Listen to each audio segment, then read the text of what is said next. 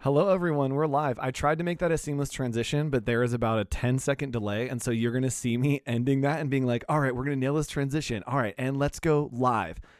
And then it's going to pretend like that's the transition that I nailed here because I really don't think that I did. But I tried, and that's what counts. Hopefully you're here on part 4. Hello, friends in chat. Let me know if you made it over, if everything's working, if everything sounds good. I'm trying to watch the stream to make sure and confirm, yes, we are still behind, but we are making it up. Dustin, if you're watching, you're coming up soon. Thanks for hanging out and chilling with us. 100, there we go, like 200-ish of you guys made it over. Hopefully the playlist as well will convert over if you are watching on part 3. Welcome to part 4. We did it. Yes, people are in. That's exciting. All right, let's bring on our next guest. How about that? How do you feel about that? How we feeling, chat? We are rolling along with CanceledCon. We're going a little over, but you know what? Who else is doing anything today?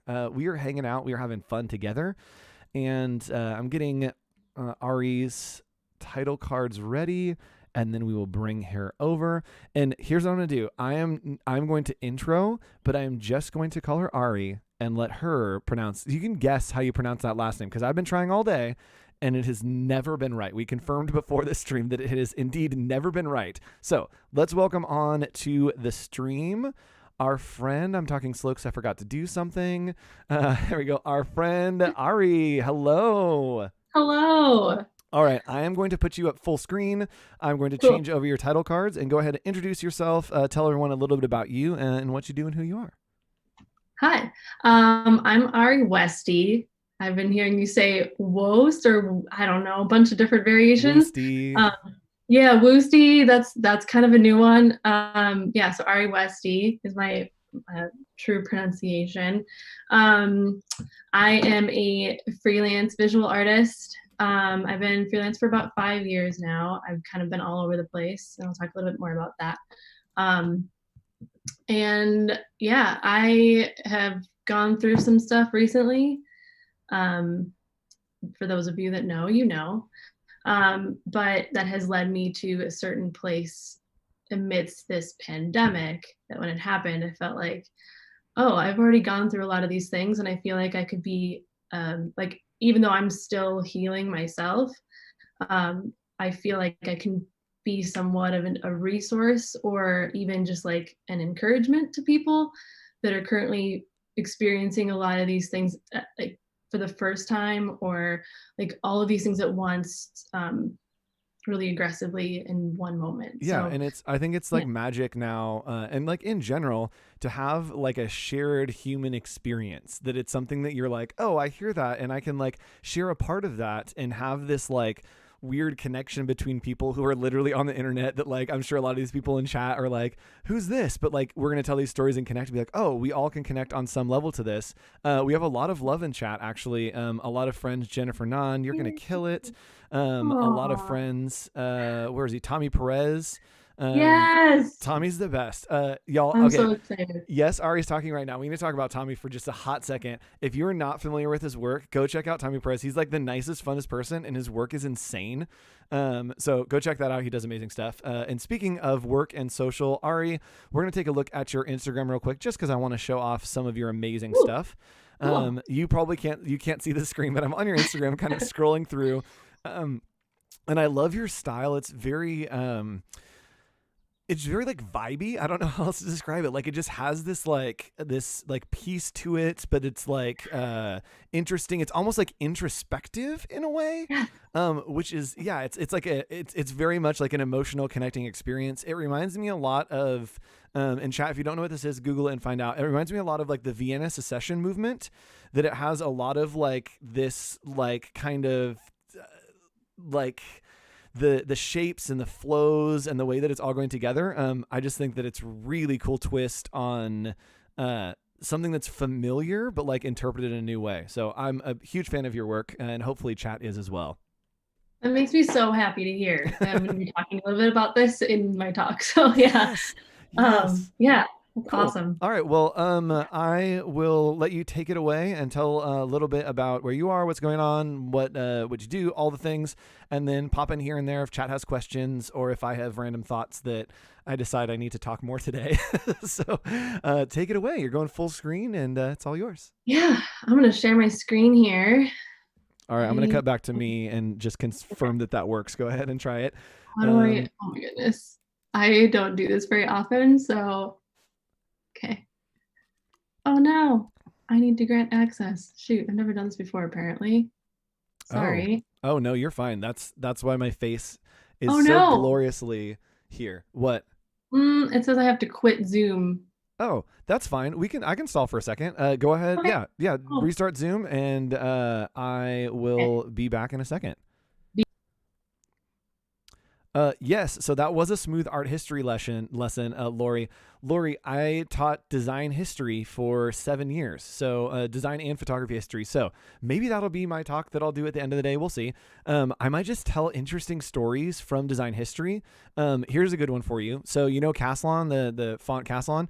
So that comes from way back, an actual guy named Caslon. But Benjamin Franklin was a huge fan of the typeface Caslon, and it's actually the Declaration of Independence is printed in Caslon, and Benjamin Franklin was a fan of Caslon, but then this guy came on the scene called Baskerville.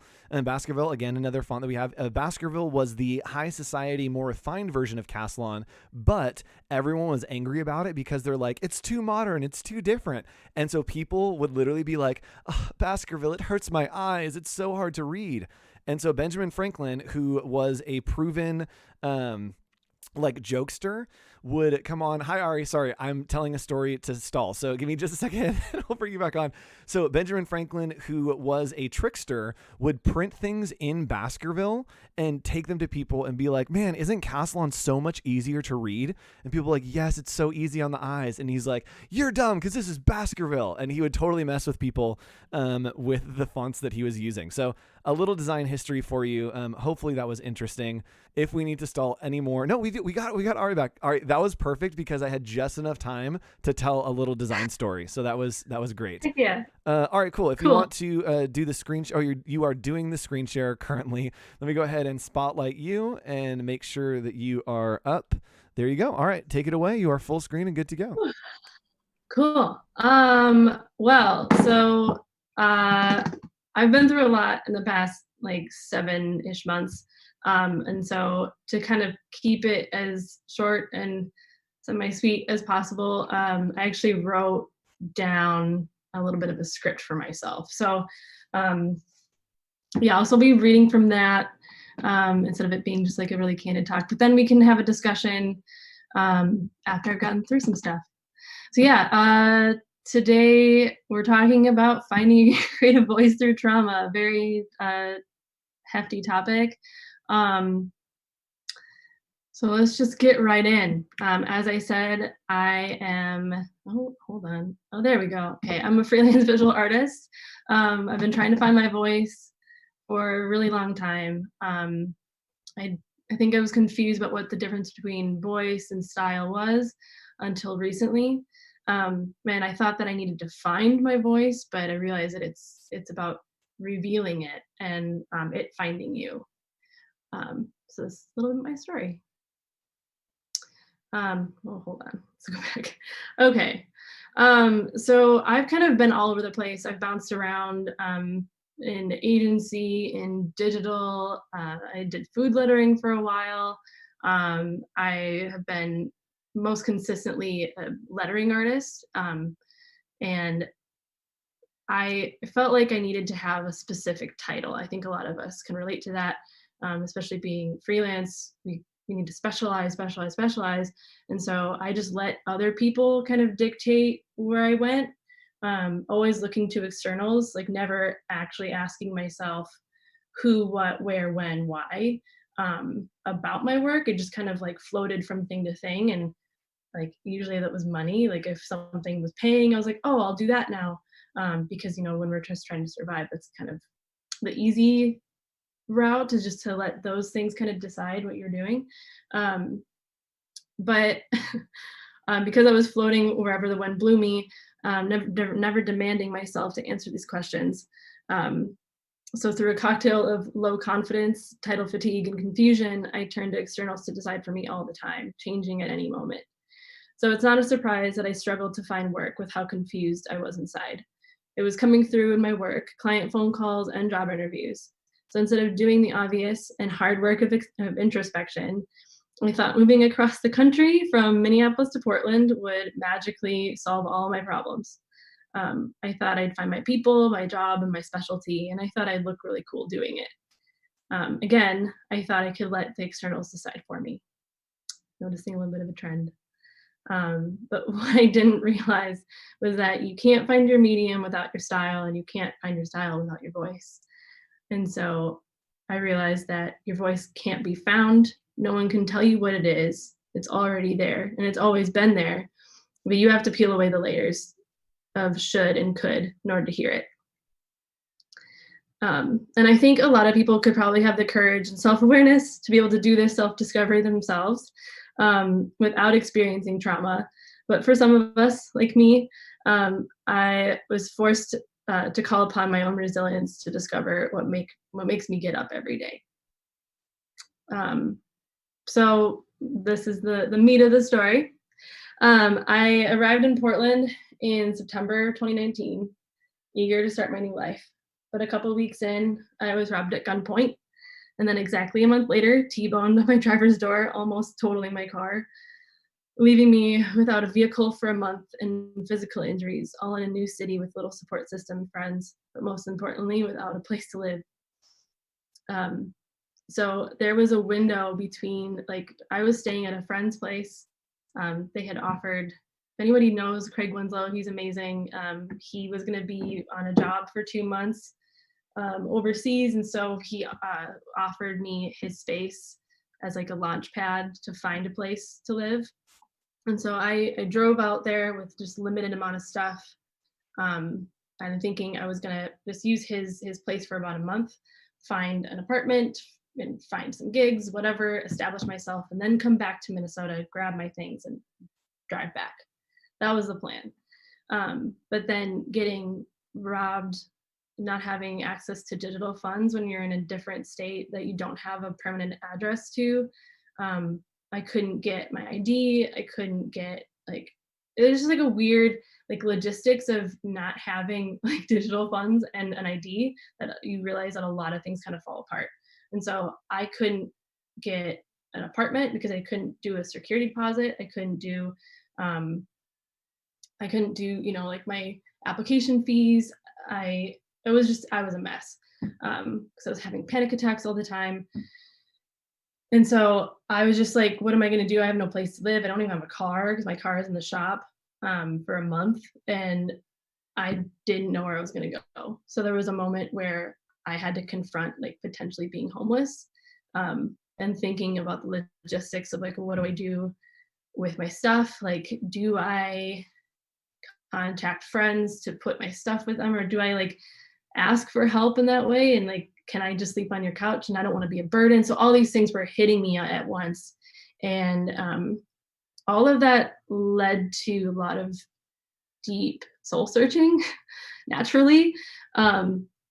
And so, yeah, I could talk about this forever, but no amount of words can describe just how long and agonizing this process was mentally, physically, and emotionally, not to mention financially.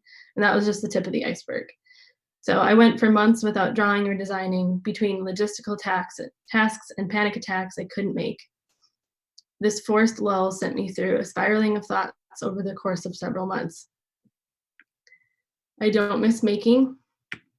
Then do I even want to make? What do I make for? If I haven't made for me in years, then why am I even making if I'm not even making money? And I should quit. I'm done. So that hit me around late November, early December, and I was seriously considering just like leaving the industry altogether and just doing something completely different and just kind of like disappearing into nothing. I don't know. I was so tired. And I felt like I had no voice to begin with. So like, there's really nothing tying me to what I make. But the macro and micro traumas I experienced in that short window depleted me. So it stripped me of all control over my safety and social and financial security. So I think that's something that we're all kind of going through right now. When you literally don't have even a couple dollars to buy gas to get you to the grocery store, and I couldn't even walk around downtown because I was so terrified after getting robbed. You feel frozen, you're stripped of your agency and then isolated. And so being stripped of your agency and like isolated the way that we are in social isolation and social distancing, it presents this huge opportunity for us to be changed. And that's what I want to talk about today, like after we're done kind of going through this. So over the course of those several months, it felt like every single mask and layer of costuming I'd put on over the years to shield me from exposing my true self had been violently ripped off. Finally, I was raw and undeniably me. I didn't have the energy, money, or time to hide anymore, to fit someone else's mold of agency titles and elevator pitches. I just had to survive. And survival requires you to make decisions quickly and instinctively. One day in January, I had this incessant desire to paint. I wouldn't consider myself a painter, so this was strange for me. I was incredibly broke, so I looked around my tiny room to see what I could use. A discarded backing to an IKEA frame and 2 old tubes of gouache. What resulted was honesty on a humble cardboard scrap, attempting to create beauty out of the very little I had, a reflection of how I felt inside. I've been stripped down to nothing, so simple shapes suddenly felt like home. Everything in my life felt like chaos, so I desired simplicity and symmetry, centeredness and peace. Shout out to Tommy for buying this piece, by the way. Tommy Perez, I was blown away that someone would even want to buy this because it was just like at a weird practice thing that I was just like trying to like work out stuff that I felt inside, and then having someone that I really look up to for years support me in that way, like brought me to tears. I'm still like, oh, so yeah. Thank you, Tommy. And so I used to be quite negative and cynical. Like my voice online was just like, I don't know, just negative and not wholly negative, but that frustration came through my work and words, and it affected the people around me. But through all of this, I learned that I no longer wanted that voice. I learned that the voice I value most is peaceful and meditative positivity in response to the very real and unavoidable chaos and pain of this world. I want to help people slow down, breathe, and allow themselves to be changed. Now, everything I make is centered around this goal. Its manifestation will develop and evolve over time in different mediums, but my value and voice will remain the same. And so I want to give you a little example of what I mean by that. So I started to just like paint like crazy because I didn't have any big client work at the time. And I just felt like I need to work out whatever this feeling is inside me. Like I just need centeredness, and I need to like a human feel to whatever I make too. Like I wanted rules and geometry because I wanted some kind of structure because everything around me was so chaotic. But then I also wanted to like throw my humanity in there. And so that dictated my style. So my voice dictated the style, which then I was just working in different mediums. And as you can see, I've been trying to establish that same style across different mediums. This is digital. I've actually been doing some animation as well. And so I'm trying to push this feeling that I have and that I want to share with others. I'm trying to exude that through, different mediums at this point.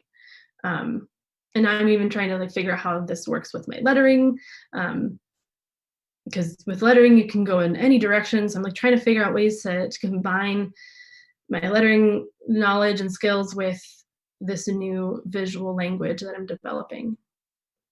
Here's another example of that. Okay, but cool for me, but what are you all supposed to do? Yeah. So I think this is a good time. Andrew, are we able to have a discussion here? We are able to discuss as much as you like. Yep. If you want to Cool. stop screen sharing, we can toss you back onto the screen with me, and then we can be two floating heads talking together. Yeah. Okay. I love and I think that we talked about this earlier today as well.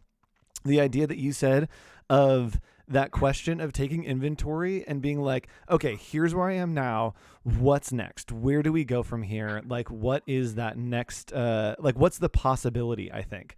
And so I always try to ask myself, and my therapist told me this, which I was like, this is the greatest advice ever, of when you get in your head and you're like, okay, oh my gosh, like everything's so overwhelming, and you like start telling yourself things, of asking yourself, like, what is true up until now?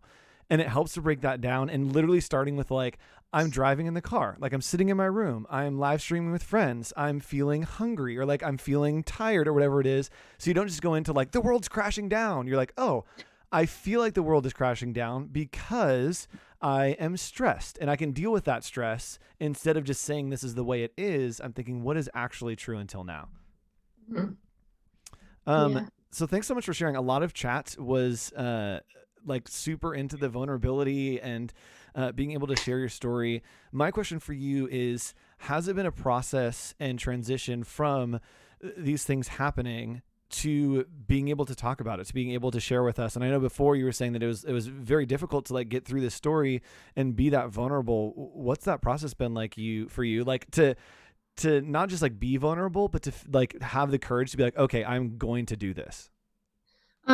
So I think I have a lot of practice because I've just been very open on my social channels for years. I think I used Instagram, I think like a lot of people did in the beginning, of just like posting random photos of your life, but I use it kind of as a journal. And so I was being very open from the get-go before I even got into design, really. Not design, but more so like lettering and getting involved in the Instagram community.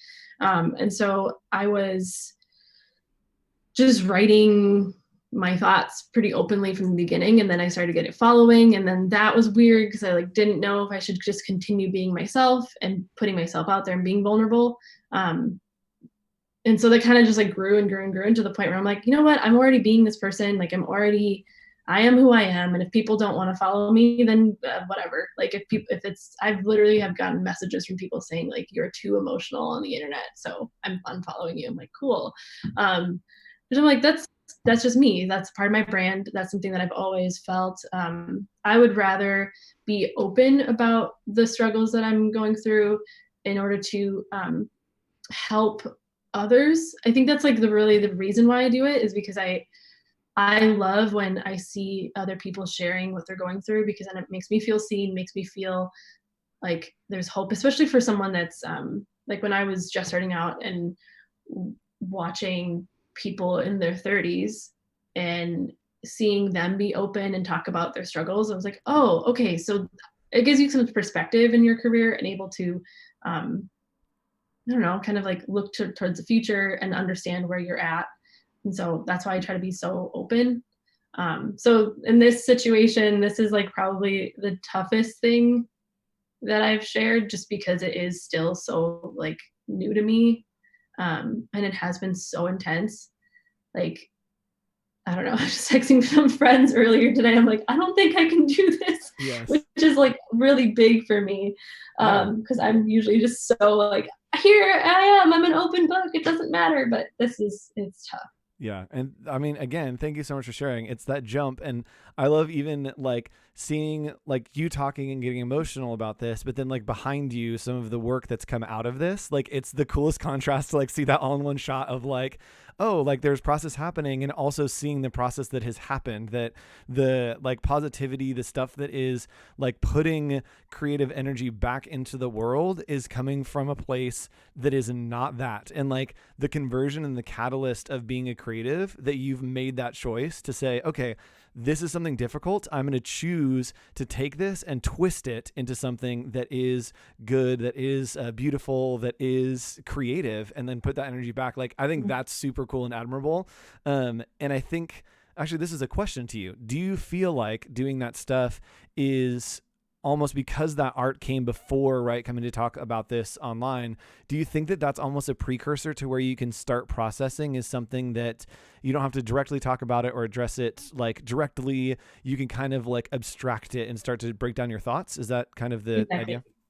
Yeah. So that's actually, so this one right here, this was my attempt to visualize decision making and choices, and realizing that one path, even though you feel like, oh God, there's this like crazy decision I have to make right here, you don't even know that it's actually going to be like, there's a whole other path that you didn't even think about. So I mean, it's not a perfect representation of that, but it doesn't have to be. It's how I was feeling, you know, I was gonna like, say, yeah, it's your feeling converted to a visual medium, which I think is so cool. Were you, and just, this is the design history nerd, are you familiar with the Vienna Secession? yes. Okay, cool. Was that like, were you going for, like, is that like a zone that you like to live in? Because it seems like a lot of your work like is in that world. Yeah, I was more so like focusing in on that was like I realized after the fact. But initially my mood boarding I was going through was more in just like mid-century modern, just like looking at design trends like currently, because I was thinking of it from a strategic standpoint. So here's like the survival thing, where I was looking at like, okay, if I want to make art and I want to have this be an additional thing that I'm putting energy into, and I need to make money because I am a broke artist, like I need to figure out ways to make money. So I was approaching it from what's it going to be a sellable visual language, and also remain true to me. And so I was looking at like what are millennials buying to fill their homes with right now, and it's a lot of mid-century modern, and it's a lot of like simplicity, like specific color palettes. And so I'm trying to stay within that world, because it, you know, and it has been pretty successful. The only painting I haven't sold is that one. And so I feel like I'm onto something. Like Chat, get on like, it. it makes sense, you know? Yeah. So yeah. That's awesome. Well, thank you so much for coming on. Do you have anything that you'd like to actually talk about? I feel like I like missed like half of my questions for everybody. I have like a whole thing. So maybe I can just like pose these questions to you and you guys can just think about them. Yeah. Like having us talk at length about it. Yeah.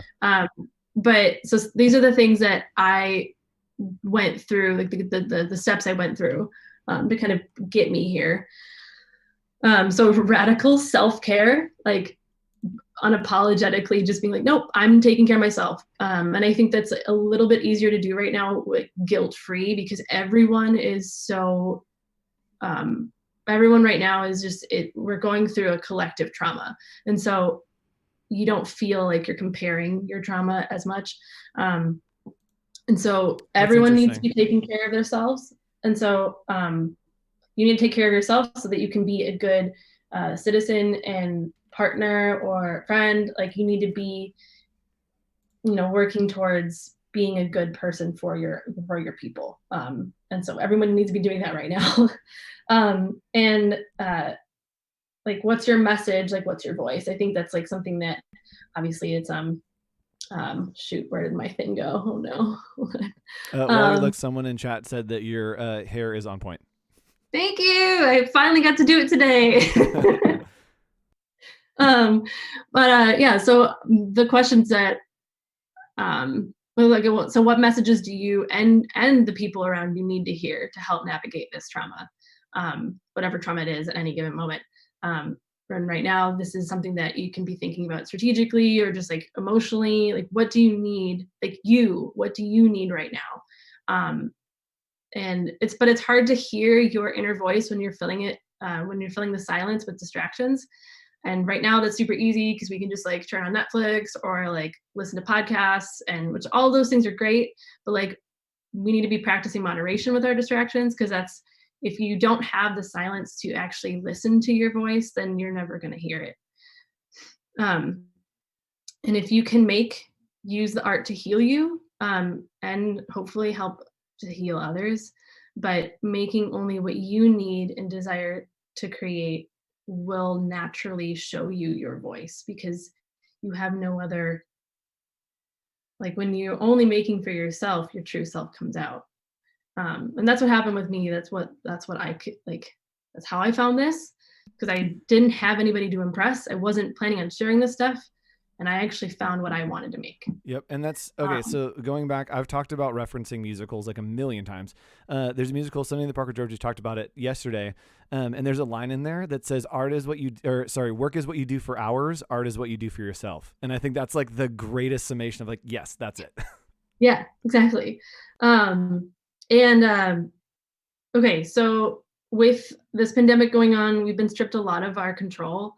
And so trying to focus in on what you can control.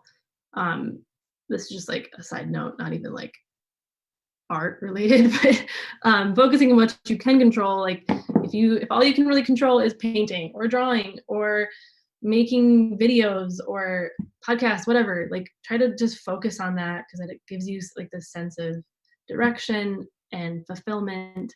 That goes a long way. And asking yourself in these moments, like, what is most important to you when all of this stuff falls aside? If you don't have a job, you don't have money, you don't have your friends like near you for brunches and cocktail hours and like, conferences, if you don't have these things, what is the thing that's most important to you, and how do you want to affect them? Like, what are the things that you can do within your power to be a positive force in their lives, or so just looking to I don't know, I have this in like a little thing here, but like the good old cliches, be the change you wish to see in the world, because we need you. Yes. Like obviously right now, like a lot of people just need to be sitting back and like letting change happen within them, and just like sitting with this weird, uncomfortable pain that we're all experiencing. But we all need each other, and we all need, like, we need your art, we need your tech skill, your passion. Like, we need all of these little things to work together to make this beautiful puzzle. Yeah. Yep. I talk to my students about it like making a gumbo. Like, everyone has an ingredient, you just throw it in, and then it ends up being delicious. Yeah, exactly. Cool. So it's easy to just like sit back and be like, oh, there's nothing I can do. Yes. So I'm just gonna watch Netflix. But it's like, no, like we need you. Like, you are important, and whatever you make is gonna affect someone. So like, even if it's just one person, go for it. Yep. Cool. Well, thank you so much for hanging out. Ari Westy. Got it. Finally. Thanks for hanging out. If you want to follow her, what is your Instagram? It's ARIWOESTE. There we go. I'll put it up on screen for just a second. Also, I just realized that my secondary camera is so disgusting. I just haven't seen it. So when I cut to the browser, I just look gross. So thanks so much for hanging out. If you want to hang out for just a second, I'm going to transition over to our next speaker. Thanks for it. Bye. Yeah. Thanks for having me. All right, chat. Our next speaker, we're trucking along. We're about 30 minutes behind, everyone. It's my fault. I keep talking too much, and I'm doing it again. So our next speaker is Dustin. We're going to get him in here. Dustin Sight Hammer. Let's see if Dustin's working. Dustin, can you hear us?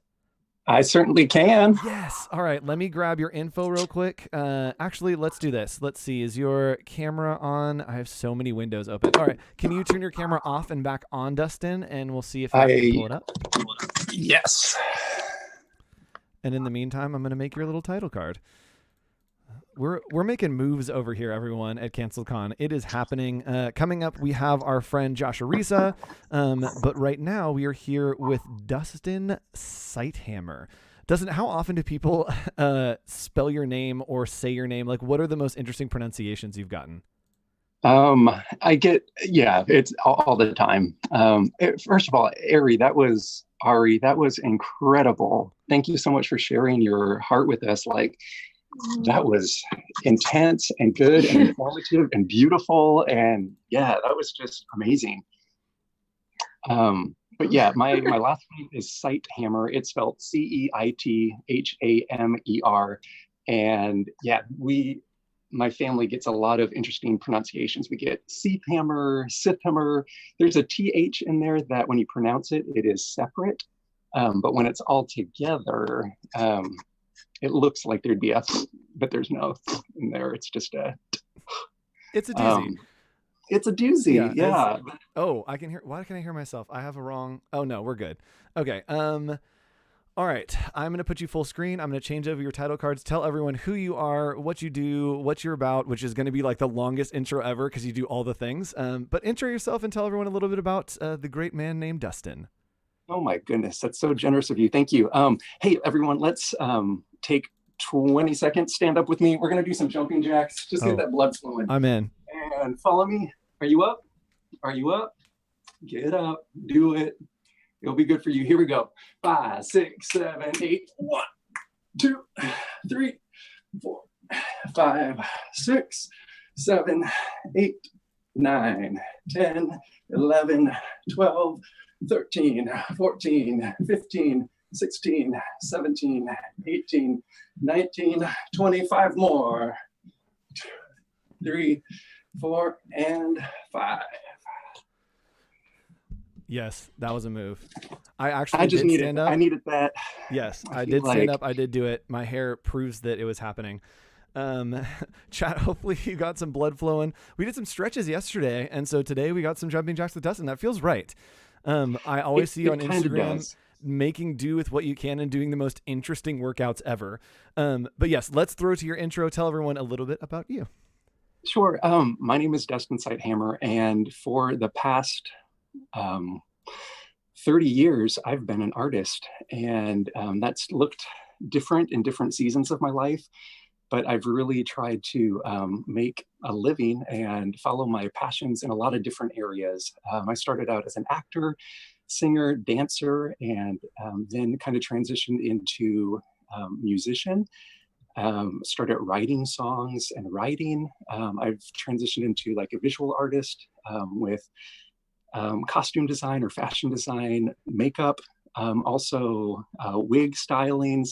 I've done just a lot of different types of art over the years. I have one of my friends, his name is Willem Belli, and he's a professional drag queen. And he has a wonderful quote that I've kind of adopted as one of my life mottos. And he just says, if you have a paycheck, I have a talent.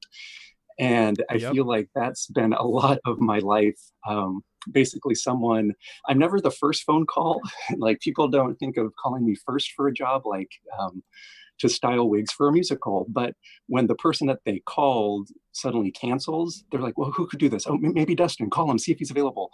And then they're like, hey, would you come and do this job? And I get on Google and I look at what they're asking me to do. And I'm like, yeah, I'd love to. 100%. I could figure that out. Yep. It's funny. People in chat are saying, you've been 30 years in the biz. How is that? You're like 27.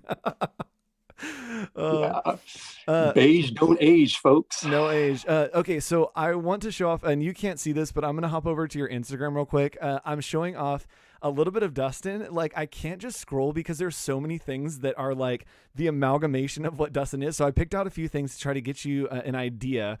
This is a costume design. Dustin, we're looking at the Mother Nature look that you had. This is design, my goodness, right? And we don't have a picture. I did not design that, yes, but sorry. I got to, yes, he did to not wear design that. But the next picture that I'm showing is Dustin. And how tall are you, Dustin? I'm 6'8". 6'8". And so Dustin does a lot of incredible work. And we scrolled to the picture of you as Mother Nature, just like in rehearsal, full on point, in the like super tightest waist I've ever seen. And so this is one thing that Dustin does. You do some modeling here and there, correct? That's correct. Cool. And then we're going over to another, and this is by Anomalous. I believe you've done some shoots. Oh yeah, Thomas Anomalous. Yes, Anomalous. And it's the orange wig, which is just the greatest. That was New Year's. Yeah, that was such a dramatic look. Yes. And then this, I think, this next shot speaks a little bit to some of your acting and film work, is the shot of you like covered in goo as like this like creature. Yes. Oh, the amazing Franz Sony. If you don't know his work, follow him on Instagram. I'm sure you're familiar with his work. but maybe you don't know that it's his. His photos are iconic. It's tagged in that picture. Yes, yeah, I just pointed it out right here. That's gorgeous. And then one more, and this is where I'd like to start the conversation, is a photo of you writing on the ground with a graphic that says Revelation next to it. What is that about? Tell us about what Revelation was. Oh my goodness. Revelation is a musical that I was kind of inspired to write about 10 years ago. And for the past 10 years, it's had various stages of development. But this past year, one of my best friends, Melissa Molnar, and I were able to, with a lot of prayer and a lot of help, produce the show off Broadway and here in New York City. Yeah, it was unlike anything that I've ever experienced before. Just the process of putting the entire production together was quite an experience, but it took like support from a lot of different people. And it was incredible just to sit there on opening night. Melissa was like looking at me, and we were looking at it like, how is this happening? We have an off-Broadway show. We have a playbill, and I want to show you. Oh yes. It was so exciting. That's the dream, is to have a playbill that you're like, this is my playbill. Like, this is my thing. But yeah, I mean, we actually got official like New York City Broadway playbills, and for the entire month, we performed for 5 weeks, and for the month of May, every Broadway show had us in advertised. So like if you were going to see Hamilton or Wicked, you could like scroll through and it was like, oh, Revelation the musical, just one of the other musicals here in New York. Just, so it was such a thrilling experience. And that's so great. And I've referenced this a million times on stream today. Some reason it keeps coming up, and you're actually the person that would relate to this. We've talked about title of show like 100 million times, and it's literally that idea of there's a song in there just called Part of It All, and it's like, one day I'll do all these things, and I'm sure that you have been living in that one day for so long, and it finally happened. Like the one day was now. Yeah, I love that. I've been listening kind of all day, and I've heard you reference, and I'm like, I love title of show. It's such a profound, simple musical. It is, and that touches on so many incredible things for an artist. Yeah, it starts out and you're kind of like, okay, this is weird and it's kind of funny, and then it takes like the weirdest turns to where you're like, okay, it's like a farce of itself, but it's also like really deep, and I'm like thinking about my life but enjoying it, and it's fun. Yeah, so go listen to title of show if you guys haven't. And Dustin, I want to talk to you a little bit about you are in this new movie, X-Men New Mutants, correct? As far as I know, I filmed the movie. As far as I don't know what happens. I'm in the trailer. I'm in the preview, so I'm hoping I'm still in it. But yes. And what was the? I know you can't talk about like specifics, but what was the part that you got to play generically? Like, what was your zone in the film? Because I know that they probably have something very specific for you from your height and your body type. What kind of zone were you playing? Yeah, so I'm considered a principal villain in the film. Cool. I play his name is the Smile Man, and he's I can't say too much about without revealing some plot points. But he's definitely a villain that he's like haunting everyone, and they're trying to figure out how to like beat him. But then he ends up leading like to an ultimate like mega villain. That's so awesome. it was a fun role. Just to sink myself into. It was very physical. He doesn't have like, I haven't seen the final renderings of what my character looks like. So I've seen the scenes with me performing in them, but I actually haven't seen what CGI is going to do. So I'm half me in the film and half CGI. And so I'm cool. really excited to see just how they interpret like what I did and what, they want it to look like. And it's going to be really cool. And so then, okay, so this is hopefully not going to twist the knife, but this is CanceledCon, and I was thinking, I love Dustin so much. I love his work. And I was like, I would love to have you on to talk about your experience and how you've processed through. And I know that you're such a positive person. And so this film, you shot X-Men New Mutants how long ago? 2017. 2017. So if you guys aren't familiar, this film has been delayed, and then it was supposed to come out last week, I believe. Mm-hmm. And because of all Friday. that's happening right now on Friday, because of all that's happening right now, it has gotten delayed again. And so I wanted to talk to you a little bit, and I think that it overlaps in all creative industries, of the anticipation of something and then having to wait for it, or having it to be something that you know is coming, and having to like keep that creative energy. What's the process been like for you to stay positive in all of that? Because I know that it can be a total roller coaster.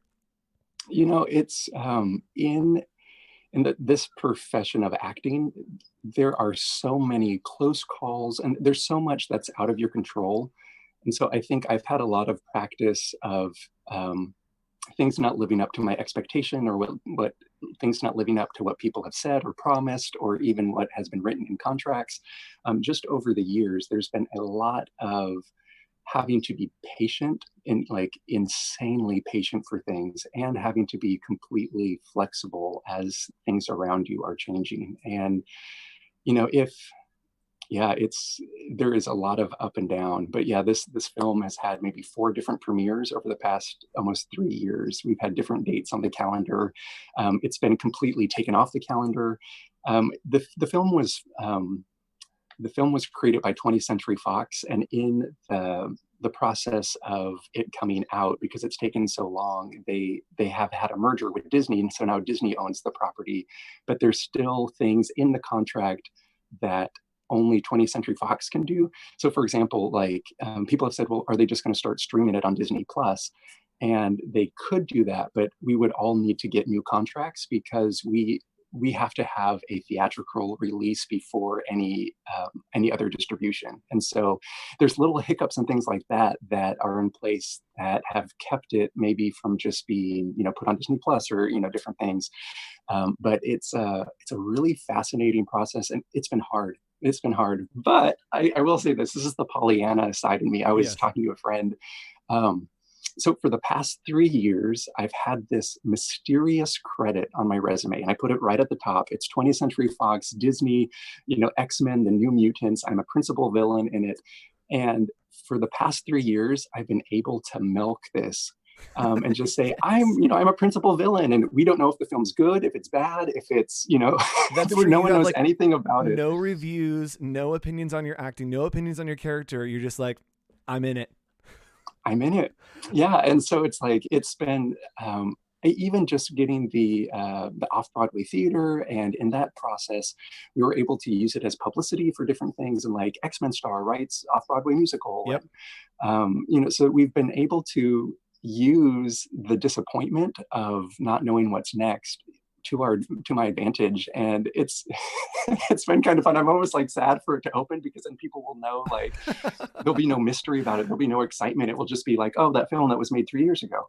But like now there's still kind of like, why hasn't it been released? Is it good? Is it bad? Are they going to do reshoots? Is Antonio Banderas really in it? Is he not in it? Like there's so much buzz around it that it's kind of been fun just to ride that wave, because at some point I won't get to ride that wave anymore. So I've just been like, that's the flip side of the coin of like the unfortunate, like, man, I just want people to know that I was in this film, and, like to be celebrated for that. But the flip side of the coin is maybe this is the best side of the coin, just generating this excitement about it.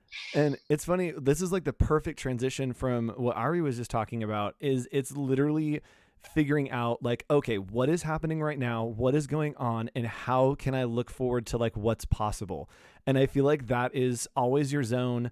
And even I remember we were talking once, and you had posted a picture that you were working with Todrick Hall on a music video that he was shooting, who I think is one of your collaborators. You guys have done stuff together for a little while. And I remember you, like, I think I saw the video, and you were talking about like painting shoes. And you were like, I spent a day painting shoes. And I want to ask a little bit about your zone, and still in this X-Men vein, and with the idea of like painting shoes, is you seem to be in the moment of whatever's happening, and then figure out how to maximize that and find the joy in it. And like, is there a process for that? Is that just something you've learned over the years to think like, okay, this sucks right now, but like this other great thing is also happening there? Like, how do you get to that mindset? Because I think as creatives, we have those moments where we're like, okay, this just sucks, and we want to throw it in the trash, when there's potential for something else. That's such a great question. Before I answer it, I Yes. just want to say thank you so much, Andrew, for doing this. Oh, I yeah. have learned so much about so many cool things, and I've just been introduced to so many cool people. And I don't know how you have the stamina for 12 hours to, be on high alert and do all the technical stuff. And I'm really impressed with you. So if everyone watching right now, if you can just put some claps in the comments and just claps, shows a little love chats. to Andrew for doing this. This is amazing. Thanks. Yeah, it's been fun. It's been a great distraction for me for the last 3 weeks to like have something big to work on. And I mean, it's like you said, you throw it into the universe and then ride the wave. Like it's been the funnest wave that I've ridden in a while. Nice. Well, I'm so glad you decided to write it, because I think we're all enjoying the like hang loose factor of it too. Yes. To answer your question, I learned a lesson. I did the Pirates of the Caribbean movies. I did the sequel, and then what do you call the third one? On Stranger Tides? The Trinity. Is it the Trinity? Yeah. The it sounds a little sacrilegious coming up to like Easter, but the trequel, yeah. The trequel. So I filmed in the second one. I was actually cast as like a really small plot point of the governor's son who escapes and tries to join Johnny Jett's ship.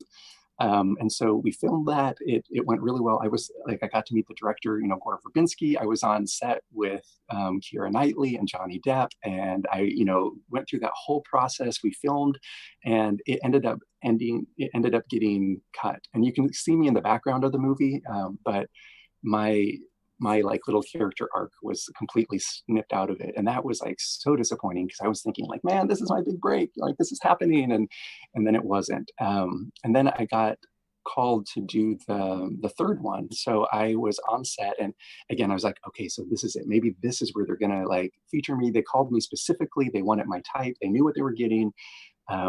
And so we had these crazy early days. We got there at like maybe 4 a.m. To get in complete makeup, costume, wig, teeth, everything. And they would set up the shot, and then the director would be like, oh, let's take Dustin, can you step out of the shot? And they would film the scene. And then it happened again where they would set up a shot, and they're like, all right, Dustin, can you step out of the scene? And they, like, all morning they kept doing that to me. And on one side I was like, this really sucks, like I hate, like this is such a terrible feeling. But on the other hand I was like, maybe they're saving me for something, they know they're going to feature me, or and I was like Pollyanna. Yep. And but the day goes on, and we were there for a couple days, and I ended up filming one thing with my like one tiny little thing where I'm in a huge group of people, and that was it. The rest of the days I still got paid, but I was basically just sitting off in the food tent, or in the green room section. And I was having this conversation with God, and I was like, what is this all about? Why tease me like this? Why give me this amazing gift of being in this film, and I'm not going to be in this film? And I was really wrestling, and it really, like, the still small voice that I really heard resounding was like, hey, I had every reason for you to be here today, but it wasn't necessarily to make a movie. And at that moment, I had to switch gears, and my eyes were open, and it was like, why am I here today? And, like, obviously it wasn't to be in a movie, but like, I'm here talking with all these other actors. I'm here with all these extras. I'm here with the cooks. I'm here with, different artists, the set people and incredible crews. And I'm having like interactions with them. And so it became like, how can you be a blessing where you are?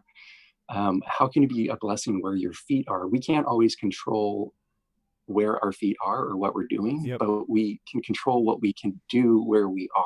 Yep. And feet are becoming very relative right now, and where they're standing becomes an ethereal, like it can be anywhere right now. Like this whole thing is like, who knows where my feet are? They're floating somewhere in cyberspace, and we're doing the best with it. Yeah. But I mean, it was really cool. I had like some incredible like gospel conversations with people. I was really able to encourage some people. There was a woman who had just suffered, I think, the loss of her son, and I was able just to be a comfort to her and like pray with her, and just really have little therapy sessions with her, throughout the couple days. And I really just saw that, like, man, my purpose more than, an artist is just to be a human. And so whether I'm painting high heels for Tatra Call, or whether I'm, sitting in the green room of a movie that I'm not going to be performing, it's like, how can I make the most of this opportunity today? And someday my feet might be on the film of an X-Men set where I'm the principal villain and I have my own trailer, and I'm going to be faithful when I'm in that situation. And but if I'm just spray painting high heels today, I want to have that same excitement and that same, like, how can I be a blessing where I am attitude. Yep. That's so cool, of like the contrast between that of like, okay, cool. One day I'm painting heels. The next day I like have a musical on Broadway that is the Book of Revelation. And then the next day I'm like this horrible villain in like the X-Men series, like being able to swing and be like, whatever the situation is, I'm going to make the most of it and I'm going to go for it. And I think as creatives, like, that's what we have to do. And I think a lot of people in chat are saying like, you're here are the goals, you're amazing, you have a great outlook. And I think that's kind of who you are. So yes, chat, go follow Dustin on social media. He's super positive. His stories are really interesting to watch because, like you said, oh yeah, let me put that full screen. There we go. That Dapper D with underscores. Like we said, he is the most diverse person I've ever seen. And watching his stories is like, all right, I'm like walking to get coffee in New York. And then suddenly it's like, my body's in a pretzel now. And I'm like, wait, what happened in the last 30 minutes that like suddenly you're like a circus performer that's like has his foot behind his head? It's a lot of fun. There's so much to be said for just having fun where you are, yep. Like to make the most of where you are. And, these are kind of strange times and there's a lot of uncertainty, but if we ask ourselves, how can we be a blessing where we are right now? How can we maximize this time? How can we be gentle with ourselves and others? I think those are some great questions to be asking. Yep. One of my comments I've ever seen that you like, this is your new Twitter bio, is someone said, Dustin's such a positive guy and I can't believe that he's making lemonade out of some kind of paperclip. I think that is like the summation of like somebody hands you a rock and then you like walk in the kitchen and come back and you're like, here's a pie that I baked you. And you're like, what happened?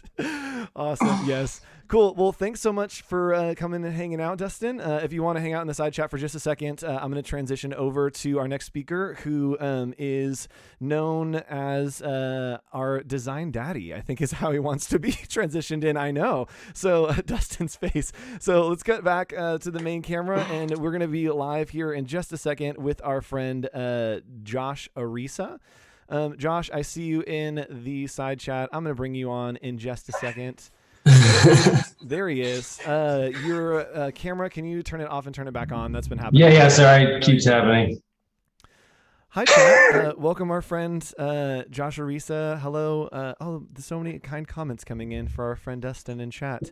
That was so much fun. All right, let me see if Josh is here. Oh boy. All right.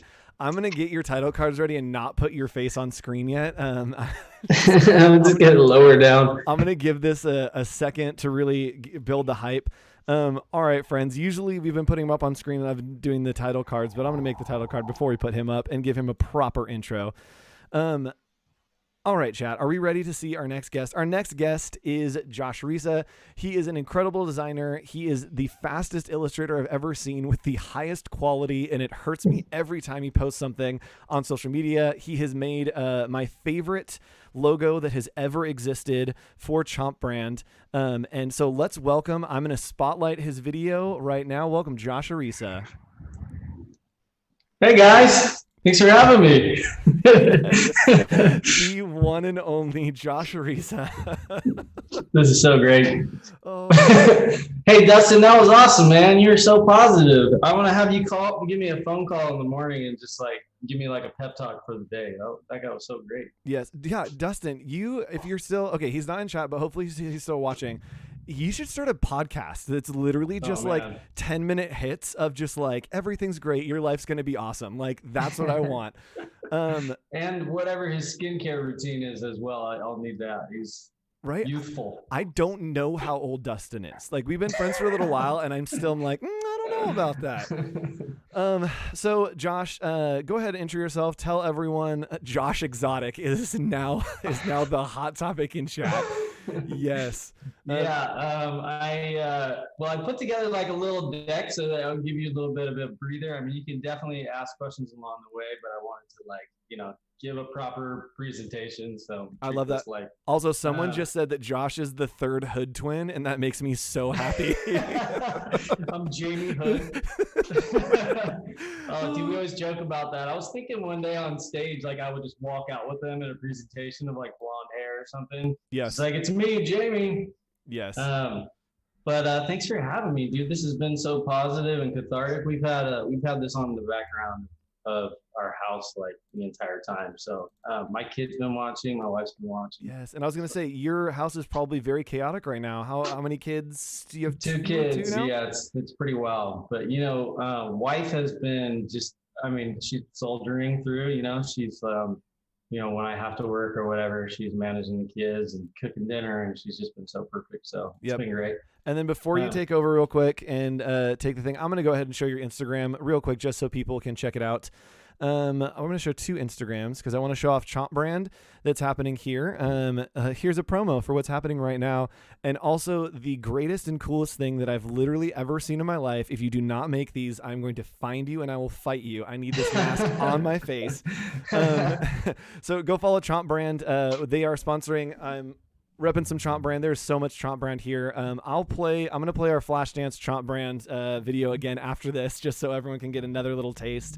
So great. And this is Josh's personal Instagram. You can go follow him. It's mostly him doing amazing, incredible illustrations that are just the craziest thing I've ever seen, Josh. The way you work is insane. So I'm going to go ahead and throw it back to you. You have full screen. I'm going to go get water and a snack, and I'll be back in a bit. So we are live full screen right now. I'm screen sharing. Full screen. I got to share right here. Here we go. All right, screen share. Let's go. Andrew, thank you, brother. Boom. Let me know where you can see it all. Okay, right? Yep, we are good to go. All right, guys, thanks for tuning in. I'm Josh Arisa, professional graphic designer and Tiger owner. So a little bit about myself. I am a commercial artist and owner of Chomp Brand.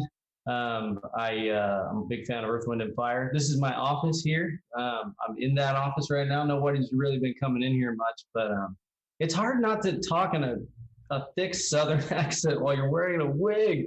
So weird. Okay, so we got, this is my office here, and I want to show you guys my portfolio a little bit. Sorry, I was in the middle of some work with tigers. For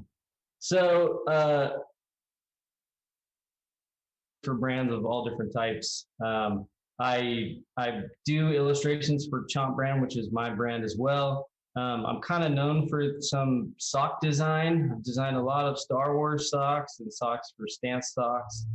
I recently did an LA Live mural where I nested a bunch of NBA memes inside there. It's pretty funny, silly stuff. This exists at LA Live in a place called Tom's Watch Bar. And there's Drake here as a photographer. There's so many stupid things in here. Kurt Rambis here back in the 90s, he's in there. There's some NWA stuff. I nested my daughter in one of the illustrations. She's there with her friend. And then, so I do a lot of stuff like that. I'll draw for whoever wants to hire me. I consider myself a bit of a cake decorator type of designer. I don't really design the objects themselves, but I design the things that go on top of the objects. So here's an illustration I did of some kind of surf rock stuff that ended up on an IPA. And even though I think IPA is total trash, I respect people who drink it, and I don't judge them. I do work for Taco Bell. Here's an event that we did. This is called Forum, so it's sort of franchisee meeting. This Art Deco stuff. Worked with Lena Yamamichi on this. And I love working with them. I love Taco Bell. They keep me greased. And oh man, I love the double decker taco. So I think I've shared kind of a lot of my work there. And then I want to get into a little bit about Chomp. So we'll get back to the screen sharing here. Chomp is the apparel brand that I started, 5 years ago. It's been going pretty strong ever since. We make all types of products. It's really tongue in cheek, and it's meant to be fun and irreverent and weird. We started a cult somehow. These are people who've been getting the tattoos of all the stuff that I illustrate. I don't know when these people are gonna do that. They just send me a text message or a DM and like, hey, look what I got on my face, and I love it so much. We do skateboards. We recently did a collaboration with Sector 9, that was printed on kind of a metallic ink right here. And those are available right now. I was going to say in store, but nobody's going to stores. But if you want to order those online, you can. We've done sunglasses collaborations. These are some of the older, kind of more popular graphics we've done. We worked with, we do a lot of stuff with Jesus doing things. We like him as a character. This is him walking on water. And then we do a lot of illustration with the rat here on the left, to keep on pushing. So he shows up in a bunch of different illustrations. Here's a more updated version of what some of that stuff looks like now. On the left is a Never Worried, Never Hurried series, which you can see on a poster form over my back shoulder. And then on the right is Jesus driving a Ferrari, aka WWJD, what would Jesus drive, aka Jesus take the wheel. The concept there was, I read a headline about Florida man, and it said, Florida man drives Ferrari into lake because Jesus told him to. So that's a real headline that I read, and it inspired that graphic right there.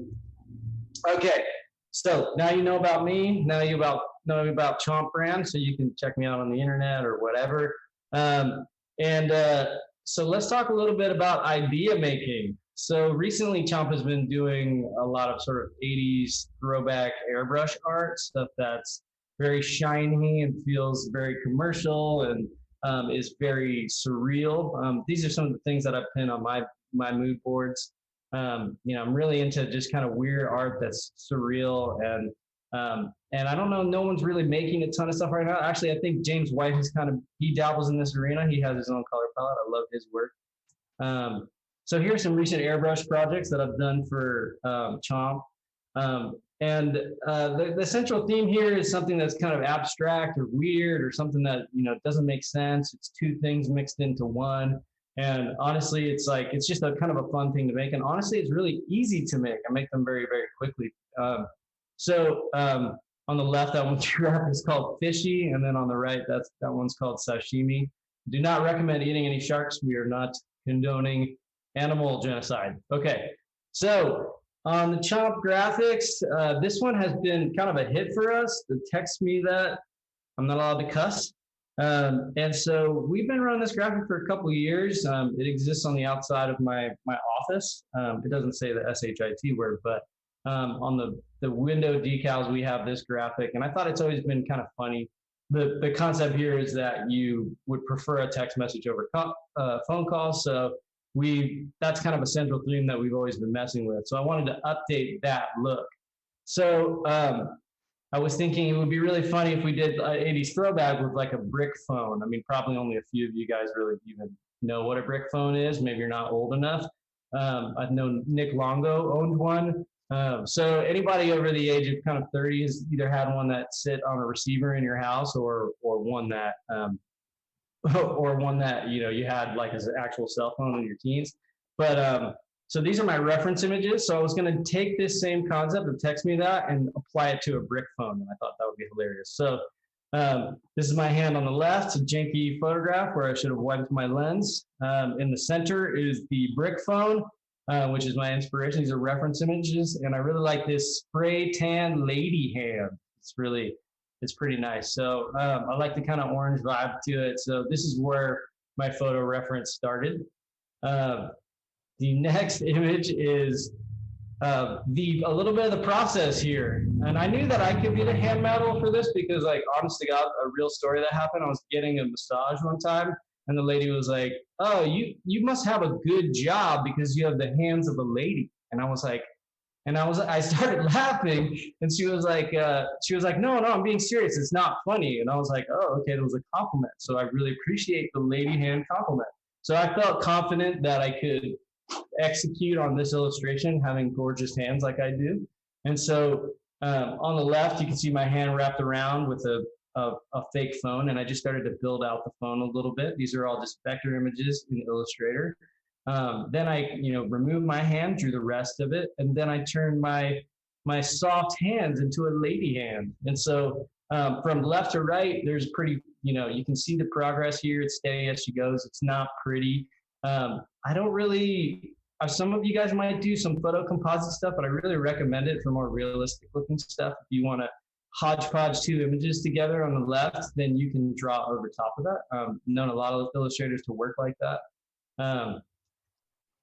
And then I got closer to like the comp. So before I airbrushed this thing, I wanted to have a nice little flat vector thing that looked really good. And on the left, I was like, oh, let me do something with, some bubbly typography. But, once I added it in there, it almost it jumped the shark in terms of looking like 80s. So it was a little too on the nose. So on the right, I really liked what composition I had there, which is just a rectangle and don't call, won't talk inside there. And I thought that was pretty funny. On the older cell phones, you can, write in some numbers inside there, or it'll send you messages on the little caption there. So my lady hand composition is looking very good. And so I wanted to show you guys a little look at the Photoshop file of, where I came from there. So just to recap, we have like this fun little project where we've started to build out step by step a photo composition with vector over top. And then once we get our composition that we think looks really nice in vector, then we'll bring it into Photoshop. And so when I get into Photoshop, I have something that kind of looks a little bit like this.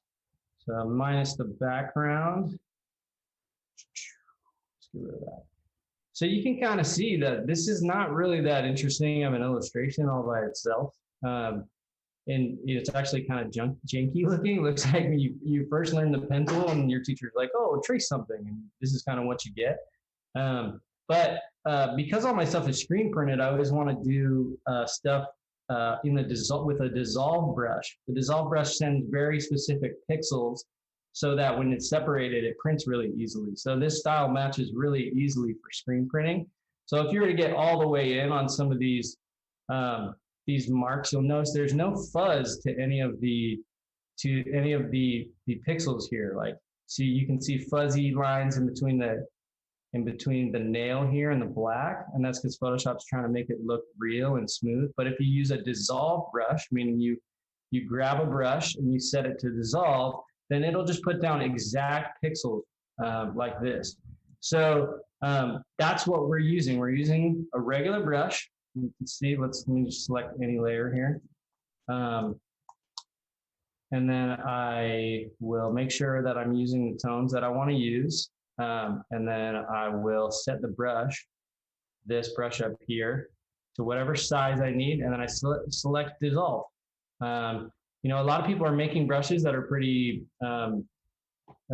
they feel like this and look like this, but a real simple way to illustrate is just set it to dissolve, and you can draw over top of your stuff. It's pretty cool. So you'll see, oh, made it way too big there. You can see what that looks like here. Let's select a different.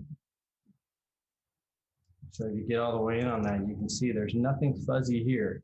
I'll save you guys from the illustration of actually doing it live, but I wanted to show you guys what it looks like when you kind of start to build it out. So I, added these extra shadows to my hands and tried to get in there and make some gritty detail, make my hands very feminine and womanly. And then, and so that was kind of our composition. And just full disclosure, it's a little unrefined, but that's okay. There probably should be an extra shadow right underneath this hand, but we're working quickly and we're working live. So, so that's the final composition, and that's what it ended up looking like. I think there's a lot of play in there, and you got to be comfortable with just starting with something that looks really ugly, like these little flat images, these flat vector images. But once you have a good base or a composition, once you add the airbrushing, it looks really good. So we looked at the Photoshop file, and here's what the details here are. You know, I started to refine it a little bit in terms of color. And, you know, there's still some other parts where the pink nails or something could have some extra detail. I just kind of stopped there because I like some of the flat color. Plus, they'll be printed on a T-shirt, so it's not always going to come through all the accuracy of that. But so that's how I came up with that concept. And the last thing I wanted to leave you with, and we can get into like some Q&A stuff, is that tomorrow on the Legion Paper Instagram, we're going to be giving away one of my airbrush style illustrations printed by Mama Sauce. So just follow along Legion Paper at Legion Paper. And this is printed on kind of a reflective paper. It's called Miri paper. So there's a reflective one that's like exactly like a mirror. And then there's the black lava, I think they call this. It looks pretty wild. I mean, they did a good job. So anyways, got all the way through that. I think that was only like 15 minutes. So hopefully you guys dig it. You did it. Also, you look completely different from when I left, and it like was jarring to me for a second. I'm like, who's this man on my stream? Well, the wig is so dusty that it's like making my eyes water, and I'm just starting to think about the health consequences of wearing that mask over long term. Yep. Oh crap! I was going to say something and I forgot. Oh yes. Shout out to Mama Sauce. They're sponsoring this event. They've actually made some great posters for this event that we are giving away as giveaways. I don't have them yet. They're getting here tomorrow. Perfect. Like that's how this con works. So they're getting here tomorrow. I don't know. Follow me on Instagram and I'll give them away to people. So for sure. They're coming here. So thanks for that. Josh, question for you. And you might have talked about this, but I'm gonna like ask questions as we go. So you have been tweeting out and you do these very quick illustrations and you kind of go for it. And it seems that those are something that's very like carefree, that's like fun for you. Mm-hmm. How do you balance like this is fun work to like, oh, this is work? Because I see a lot of your branding work too that feels like, okay, maybe this is his work, but it's fun as well. And so what's the balance for you? Yeah, for Chomp is really the return on investment is it pretty much it sustains itself, but it really doesn't make us any money. Just like, for example, if we sold $1 million in product, it would probably cost $1 million in product to produce. So it's kind of been like that. It's not going to sell $1 million. We haven't ever done that, but you know, going forward, it has been hard in terms of growth to know, you know, how do we make it profitable? So I have always kind of just value for time used it as like just a springboard for like fun illustration stuff. And I think like I dedicate maybe 10% of my time to it. It's meant for fun. Now there's on the wholesale side, it's licensed. So someone sells it for me and then they send me money when it sells in. And so, you know, it's really just kind of breaks even, but I mean, I think in terms of fun, it's more aspirational. It's meant to make like a thing that nobody's really hiring me for. And then only recently people have started to hire me for the really complex, you know, high level illustration, the weird stuff. And that's kind of been, that's been where we're at. You know, I don't really know what the future of it looks like because retail is struggling right now, but I think it's meant to be an entertainment thing. Yep. I want you guys to like just, hey, here's a weird idea. Here's a thing I think I can draw, and then try to execute on that thing. So if you follow me on Twitter, here's an idea I have. I'm going to try and draw it in this style. And I usually take maybe like 2 hours to do it and try to upload it. But sometimes it works, sometimes it doesn't. Yeah. And it makes it collaborative. Like without something that is actually collaborative, you're somehow making it collaborative, which I think is so cool. Yeah. We have a question from a user, Hudspa Design. They're asking, making tees is so hard. Do you have any tips or tricks that are best for making tees? Is it simpler is better, or like what's the secret to making tees? Yeah, so there's a lot of theory about that kind of thing. So Chomp is an unknown brand. People don't really know it. So when they shop for it at retail, the message has to resound with them. They have to find it interesting right away. Brands go about that. Smaller brands go about that two different ways. Either they're trying to create a graphic that immediately resounds with their audience, or they're trying to fit directly in with current trends so that they can by osmosis or by looking like what's in the marketplace, they can get picked up as well. We play a little bit with both, but the concept with Chomp is that, someone's going to pick it up. They're not going to be familiar with the brand. And so I'm always trying to create a concept that is instantly recognizable, or turn a phrase that would be memorable. Text me that shit has worked really well for us because people just think it's funny. And so then we'll play a little bit with trends and try to look like those things. But the way that I come up with concepts is free writing. I do mostly free writing. I write down animals or inanimate objects or circumstances or phrases that might work for a t-shirt, and then I kind of just pick the winners. And for example, Chomp is a very beachy, lifestyle-y, a little bit of streetwear type stuff. So I write down objects or ideas that are synonymous with that. A pineapple would work. A skateboarding rat would work. And it's even before I sketch anything. I want to have a bank of ideas before I draw anything. So I try to art direct myself on every project, and then execute just something I know would be fun that my audience is going to understand. But it's hard. It's not. Look, as good as I've been at my job and making things I think will sell, I'm probably about missing the bullseye at least half the time. So yeah, I make sure to be upfront with my clients about that as well. Yeah, and that idea of like, hey, sometimes this is good, but this might also suck. I'm going to do my best, and we'll see where it lands. For sure. We have a pretty open dialogue with our audience about whether they like something and we should produce it or not. And we're a little more quick turn, so we produce something in like a week or two or a couple or a month or something, Yep. Someone has also asked, how long have you been in illustration? Have you also been in the game for 30 years? I have not been in the game for 30 years, but I've been in the game for 10, and I look way more weathered than Dustin. So, I've always dabbled in illustration, and when you make t-shirts and repeating prints and that kind of thing for a living, you have to learn how to draw some things. But yeah, I have a hand in both pots, for sure. That's awesome. Well, that's just my face, and also I'm muted. Man, we're trying. Cool. Well, let's see. Do you have anything else that you'd like to plug or talk about? What was the Instagram again for the giveaway? Follow Legion Paper, and Mama Sauce and Chomp Brand are just in collaboration with them. So they're going to be giving away 5 posters of this metallic, reflective print, which I think would be really rad. And then, follow me on Chomp Brand stuff, because it's kind of a cool little experiment. I mean, the audience grows, but like it's not huge by any means.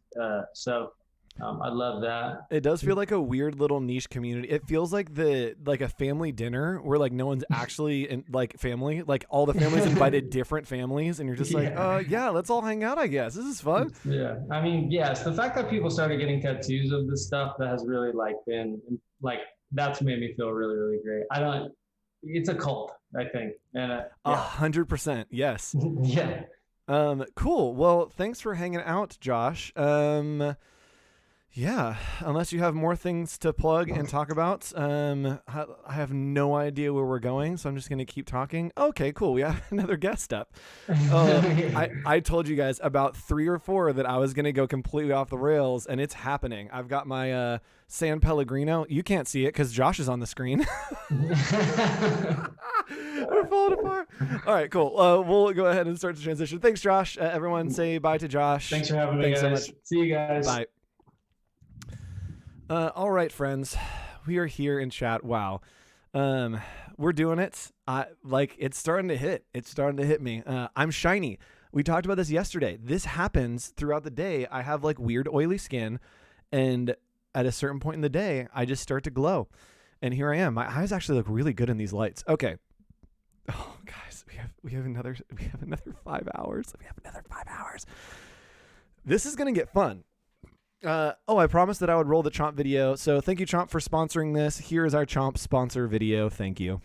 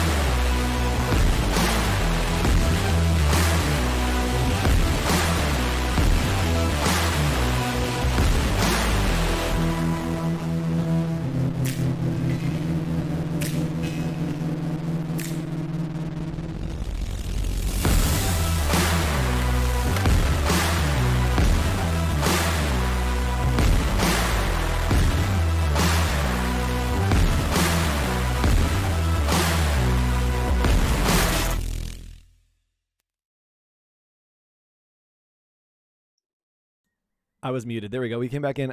Thanks, everyone. I'm glad you enjoyed that video. The confetti on the foot on the counter. Yes, that is one of my favorite things. After I watched it, I didn't realize it was there. And I posted the video and was like, oh, that is kind of the best thing. There is still, well, there's confetti now all over my house. My roommates are going to kill me. It sticks to your feet. It's metallic, and it is absolutely the worst, especially with a baby in the house. At this point, I'm just being irresponsible. All right, so I am very, very excited for our next guest. We had a conversation earlier, and while that video was playing, we were talking, and I was like, so what are you going to do on stream? And we literally talked like yesterday or the day before and like went through everything. And I'm like, oh yeah, all those things that I knew. But I'm very excited. We're going to be doing some cool stuff, looking a little bit into motion, looking a little bit into Illustrator. So let's go ahead and bring on our next guest. I'm going to keep talking slowly because I didn't push the right buttons. And here we go. Ayana, hello. Hi. Oh, I need to change over your name tags. All right, I am going to put you full screen, and all of our friends will be looking at you and paying attention. I want you to intro yourself and tell everyone a little bit about you. Sounds good. Can you guys hear me? I think the mic's working. Hi, I'm Ayana Campbell Smith. I am a UI designer, creative director, product designer, based currently in Cleveland, Ohio, but I am originally from Orlando, Florida. So shout out to everyone that's watching in Orlando. I work for a web consultancy called NB Labs, and we work to help clients build custom software to solve their unique problems. I'm looking back and forth because I have the YouTube up right here and people are saying Ayana. So yes. Hi friends, hi Clark, Victor, Jessica. So happy to see you guys. Yeah, I miss Orlando a lot. So yeah, there's a lot of UCF students I know that are hanging out in here as well. We love UCF students. They're like some of my favorite people. Mm-hmm. I'm a UCF student too, class of 2014. Victor was my teacher, so. Yes, Victor's the absolute best. Yep. Oh, go Victor.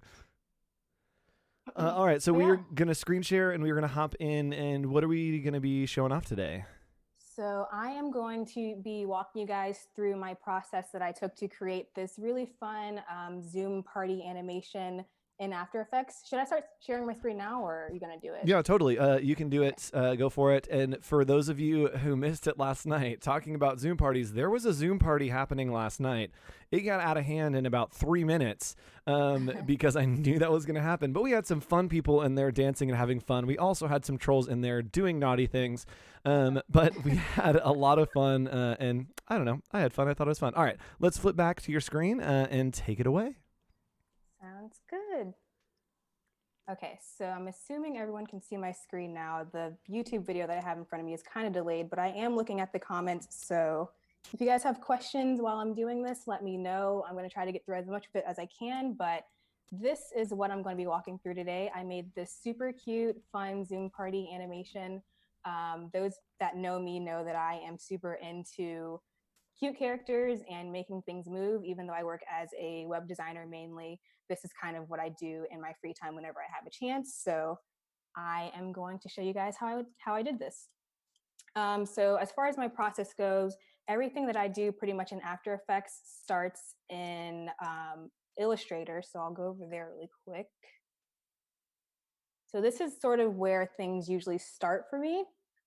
It's completely possible to do illustration in After Effects, but I'm just not good at it because I'm just so used to doing things in Illustrator. So basically I always start here. I make an artboard that is 4:3 because pretty much everything that I animate usually ends up on Dribble at some point. So I like to use that aspect ratio when I am animating. And so you guys can see over here, let me hide this video on my screen. So I have all my layers here. So that's that. And you can see I have some sort of like color inspiration on the side that I sort of grabbed off of Dribble and some other little things I was playing with as far as characters and stuff. These ones right here, I always like to point out. So this one is supposed to be me and this is my husband. I always try to sneak one of us in there whenever I'm designing stuff. So yeah, everything that I do starts in Illustrator. And then from there, I will take out the parts that I know I'm going to be animating and I will bring them into their own separate Illustrator file. So in this particular instance, I know I'm going to be animating the characters. So I have this one, and I have this other one here. And the one thing that I want to point out, because I know that After Effects can be really intimidating to some people when they're starting out or when they just don't have any experience, but starting in Illustrator and then using this method of basically separating out each of these layers onto its own layer and then importing it into After Effects is really one of the best methods that I found as far as reducing sort of clutter and stuff in your workflow. So you can see I have the top of the hair tie, the hair, like the ponytail that's hanging down at the bottom, the body, the neck, the head, the face, and then the bangs. So this is sort of like the behind the scenes process that I take when it comes to actually setting up my files. And in a second, once I pop back into After Effects, I'll show you guys how I import everything, and then we'll go from there. Okay, so I'm actually gonna hop back over to After Effects now. Take a look at the chat, see if there's any questions. Hi, Mariana, Anna. See you guys in there. Hi, Chad. Okay, so Chad's one of the best. I just wanted to pop in. I love Chad. Yeah. Okay, so going back to sort of what I was saying before about After Effects and it being intimidating, just a disclaimer, I'm someone that has never taken a course in After Effects. I've never had any formal training. Everything that I've learned has just been through watching YouTube tutorials and asking people questions that know what they're actually doing. But one thing that I found over the years since I started doing this in my free time and when I have time on projects is that you can do so much in After Effects if you learn 3 very basic transform properties, and that is position, scale, and rotation. So basically position, moving things left to right, up and down, diagonal, whichever direction. Scale is basically making things bigger and smaller, and then rotation obviously is rotating things. And I'll sort of show you guys as I'm working on these characters how those really simple transforms really, when you layer them the right way and you kind of figure out what you're doing, they really can help you do a lot when it comes to animation. Okay, so with that said, I will close this one out and we will get started on animating our first character. So I mentioned before that I separate the characters out in a different file in Illustrator, and then I import them over here. And that whole thing of separating each of the different elements that you're going to be animating onto their own separate layers really comes in handy, and I'll show you in a second here. As I import. So I'm going to do, I did Command I on my keyboard. You can also go to File, Import, and then File here. And I'm just going to select that character. That's this one right here. The one thing that you want to make sure that you do when you're importing files from Illustrator into After Effects is that you select this drop down here and do Retain Layer Sizes. That's really what's going to make sure that you're having those layers that you've named previously in Illustrator come over into After Effects when you import. So let's see. Oh, hi, Chris from Creative Works. I see you in the comments. Okay, so I just imported that character. So that's here. I'm going to double click and open it up. So you can see here in our layers panel that all those layers that I named in Illustrator have been retained once I brought them over here into After Effects. And so now what I'm going to do is I'm going to make vector shapes from these layers. So I'm going to right click after selecting all of these layers, and I'm going to do Create Shapes from Vector Layers. And what that does is it makes layers that are easier for you to manipulate in After Effects. So these are the layers that we're going to be working with, and then these ones will automatically be turned off as far as their visibility goes. There's a question in chat as you go through here. Why would someone use Photoshop to create a GIF versus After Effects? Would one or the other be a good or bad choice? I don't know the exact answer to that question. I don't know if there's actually a way to export GIFs from After Effects. Every time that I make a GIF, I always make it in After Effects first, and then I will import the video that I export from After Effects into Photoshop and then save it out as a GIF from there. Yep. I'm sure there's a better way to do it, but if I'm not familiar with it. There's no, yeah. I love that about creativity is like, there's no wrong way. Just like, as long as you get a GIF out of it, sure, do whatever you want. Exactly. And then someone's asking, sorry, your Cash App was the thing you put in the sheet, right? Not Venmo? Yes, Cash App. Okay, Cash App, cool. Yep. To go back to the GIF thing though, I did come across a plugin recently that I saw that I think you can use with After Effects to export GIFs from the program, but I haven't used it, so I can't really attest to whether it's good or not. I'm just going through a quick and renaming these layers because I don't like how it says outlines. It bothers me. So just gonna do that real quick. Okay, so the first thing that I'm gonna do is that I'm going to parent certain layers to other layers so that they sort of move together as you move them. Because right now, if I were to select any of these layers, they would move independently of each other, and that's fine. But since we're going to be animating things together, we want to sort of save ourselves some work and have these things sort of be tied, sort of like linking in Photoshop, if you guys are familiar with that. So what I'm going to do is I'm going to link the bangs to the head. I'm going to link the face to the head. And let's see, the hair also. So now you see when I select the head, it should work. Oh. Did I do something wrong? Maybe. People in chat are saying that there's a plugin called GIF Gun, and Yep. that is probably they're saying that's probably the plugin that you use, GIF Gun, for exporting in After Effects. Yeah, so if that works, let me know, because I definitely want to check it out, but I haven't had a chance to. But yeah, as you guys can see, like when I move the head now, everything stays attached to it. And if I were to scale the head up and down, it would all kind of work or move at the same time. And then the next thing that I want to show really quick before I get into the actual animation is this one trick that I learned from, I think his name is pronounced James Curran, who does I think it's called like the 30-day GIF-a-thon. He's a really good animator. I think he's based in the UK. And he taught this really awesome trick on an Adobe live stream one time about how to make eyes blink on characters and not have them look weird. So you'll notice that since these eyes currently are circles, when you scale them, they kind of look weird, you know, like if you were to try to make a character blink. So one trick that he taught on that stream is that if you actually and you add a rectangle and you round the corners of it instead, you scale it down. Let's do like 20. So let's see. I'm gonna hide this one. So now when you scale it,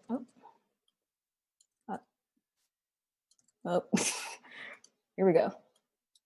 It looks much more like blinking because it's not that weird like stretched circle shape. It looks a little bit better. So I'm gonna do that again. I'm gonna copy this one. So copy or duplicate. I did Command D on my keyboard. And so now I have two of them. And I'm just going to move one of them over. Actually, maybe not. Let's try this again.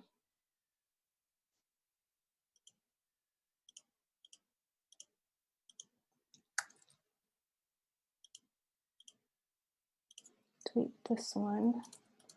So I'm going to call this eye right, and then duplicate this and move it over.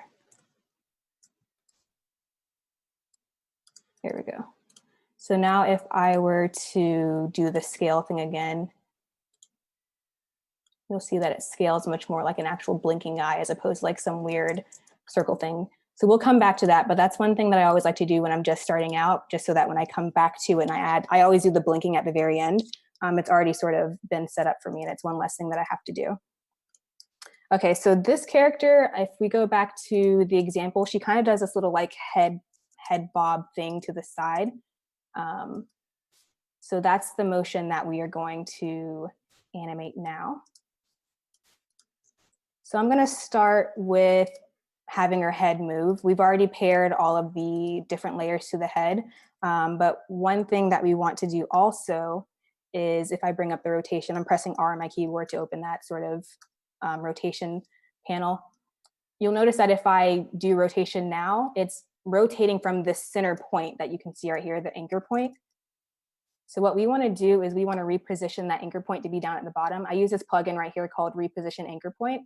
So if I were to move it here instead, see how it moved, kind of jumped down right there. Now it looks like she's actually leaning from her neck instead. So I'm gonna go ahead and set a couple of keyframes. When you're animating, here's the thing that really kind of clicked with me when I started animating stuff, is that you wanna set the starting point and the ending point, and then you go back in between, you sort of tell the program what you want to happen between those two transition points. So I know that I want the head to start sort of leaning to the left side. So I'm gonna do like, let's do negative 18 degrees maybe. So she's leaning to the side. I'm gonna set a keyframe there, and that's basically telling After Effects that I want at this point in time, at the 0-second mark, for her head to be in this position. And then I'm gonna move forward, let's see, let's do like 12 frames, set another keyframe, and now I want her head to go the opposite direction, so 18 degrees the opposite direction. So now we made our first animation. So it's kind of a weird loop, but I think I was doing that exact move last night in the Zoom dance party. I think that it looked exactly like that. Oh yeah. Was it like Night at the Roxbury? Is that what that's from? 100%. That was Night at the Roxbury, yes. Yeah. I don't think I've ever actually seen that movie, but I have seen that clip before. So this is the first move. And then from there, I don't want it to be just like the back and forth rotation. So I'm gonna do like a little head bob, then like a half up thing, and then go back. So let me set another couple of keyframes. I'm gonna do it at, let's do like 18 maybe. Set a keyframe, and she's gonna come back up a little bit. So let's do like 12, and then set another keyframe here. And then she's gonna go back to that down position. She's kind of doing like that little bob thing, if you guys can see it. Don't worry about the hair in the background. We're gonna fix that in a second. So now that she's in this position over on the side, I'm gonna do the same thing in the opposite direction, where she kind of goes back over to the left side and does a little half bob again. And then we're gonna complete the loop, and I will show you guys how to copy and paste keyframes to sort of make it last so that it's a 4-second animation. Okay, so from here, I'm going to set another couple of keyframes at here. So she's gonna come back over to negative 18. And then set another one, come back up. And then she's gonna go back down. And so at this point, I always like to keep in mind that when I'm creating any sort of looping animation, you always want, obviously, the end, like the starting position and the last position to be the same, because then when you do this, it loops more seamlessly. So that's that. Someone had a question in chat. That's the sentence that I'm going to say and stop because I lost it. There it is. Okay. Any plugins? Are there any plugins that you lean on for speeding up your personal workflow?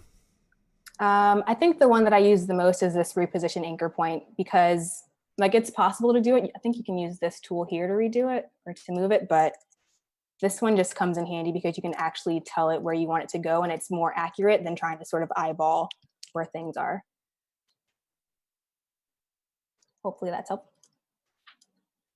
Okay, so now that loop is completed, I know that this is going to be a 4-second animation, and we're already at the halfway mark at the 2-second mark. So I'm just going to take all these keyframes that come after that first one, and I'm going to paste them here to complete the loop.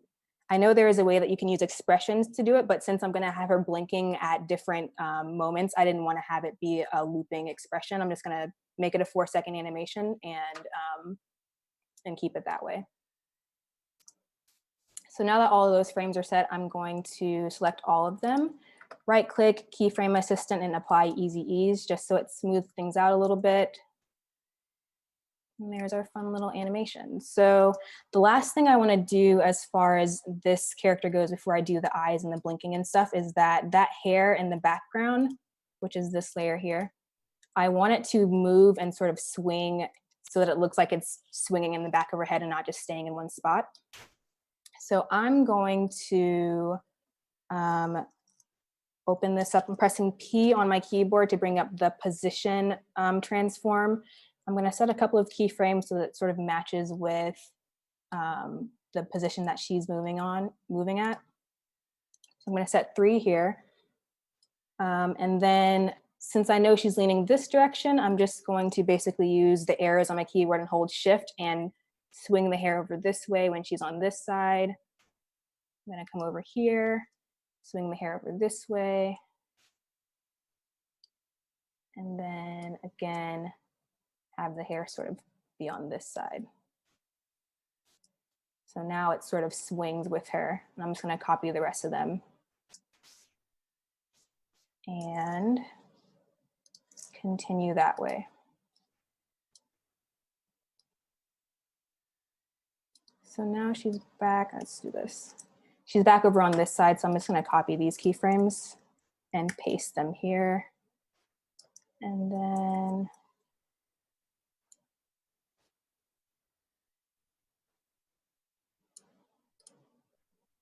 add another keyframe.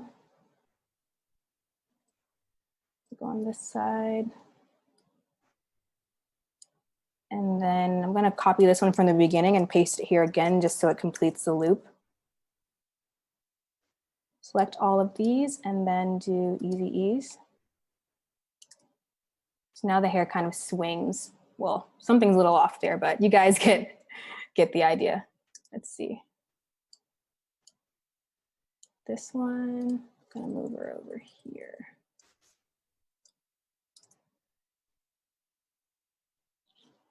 So there we go. Are there any other questions in the chat? I'm not really looking at it anymore. I am kind of looking at it as well. Let me look over. You keep going and I'll check. I see someone says my cat loves this animation. Yes. That's funny. How do you decide how each character is going to move? Or do you kind of just toss it in? Well, it's actually really funny. If my camera was showing, I would show you guys. But when I was working on this, I think it was 2 Fridays ago, I was listening to Spotify, the new Harry Styles album on there. Oh my gosh. It's so good, right? And I was literally just like bobbing my head and like trying to figure out how these different characters should move just based on how I was bobbing my head to the music. So yeah, that's pretty much how I figured it out. That's great. Little watermelon sugar.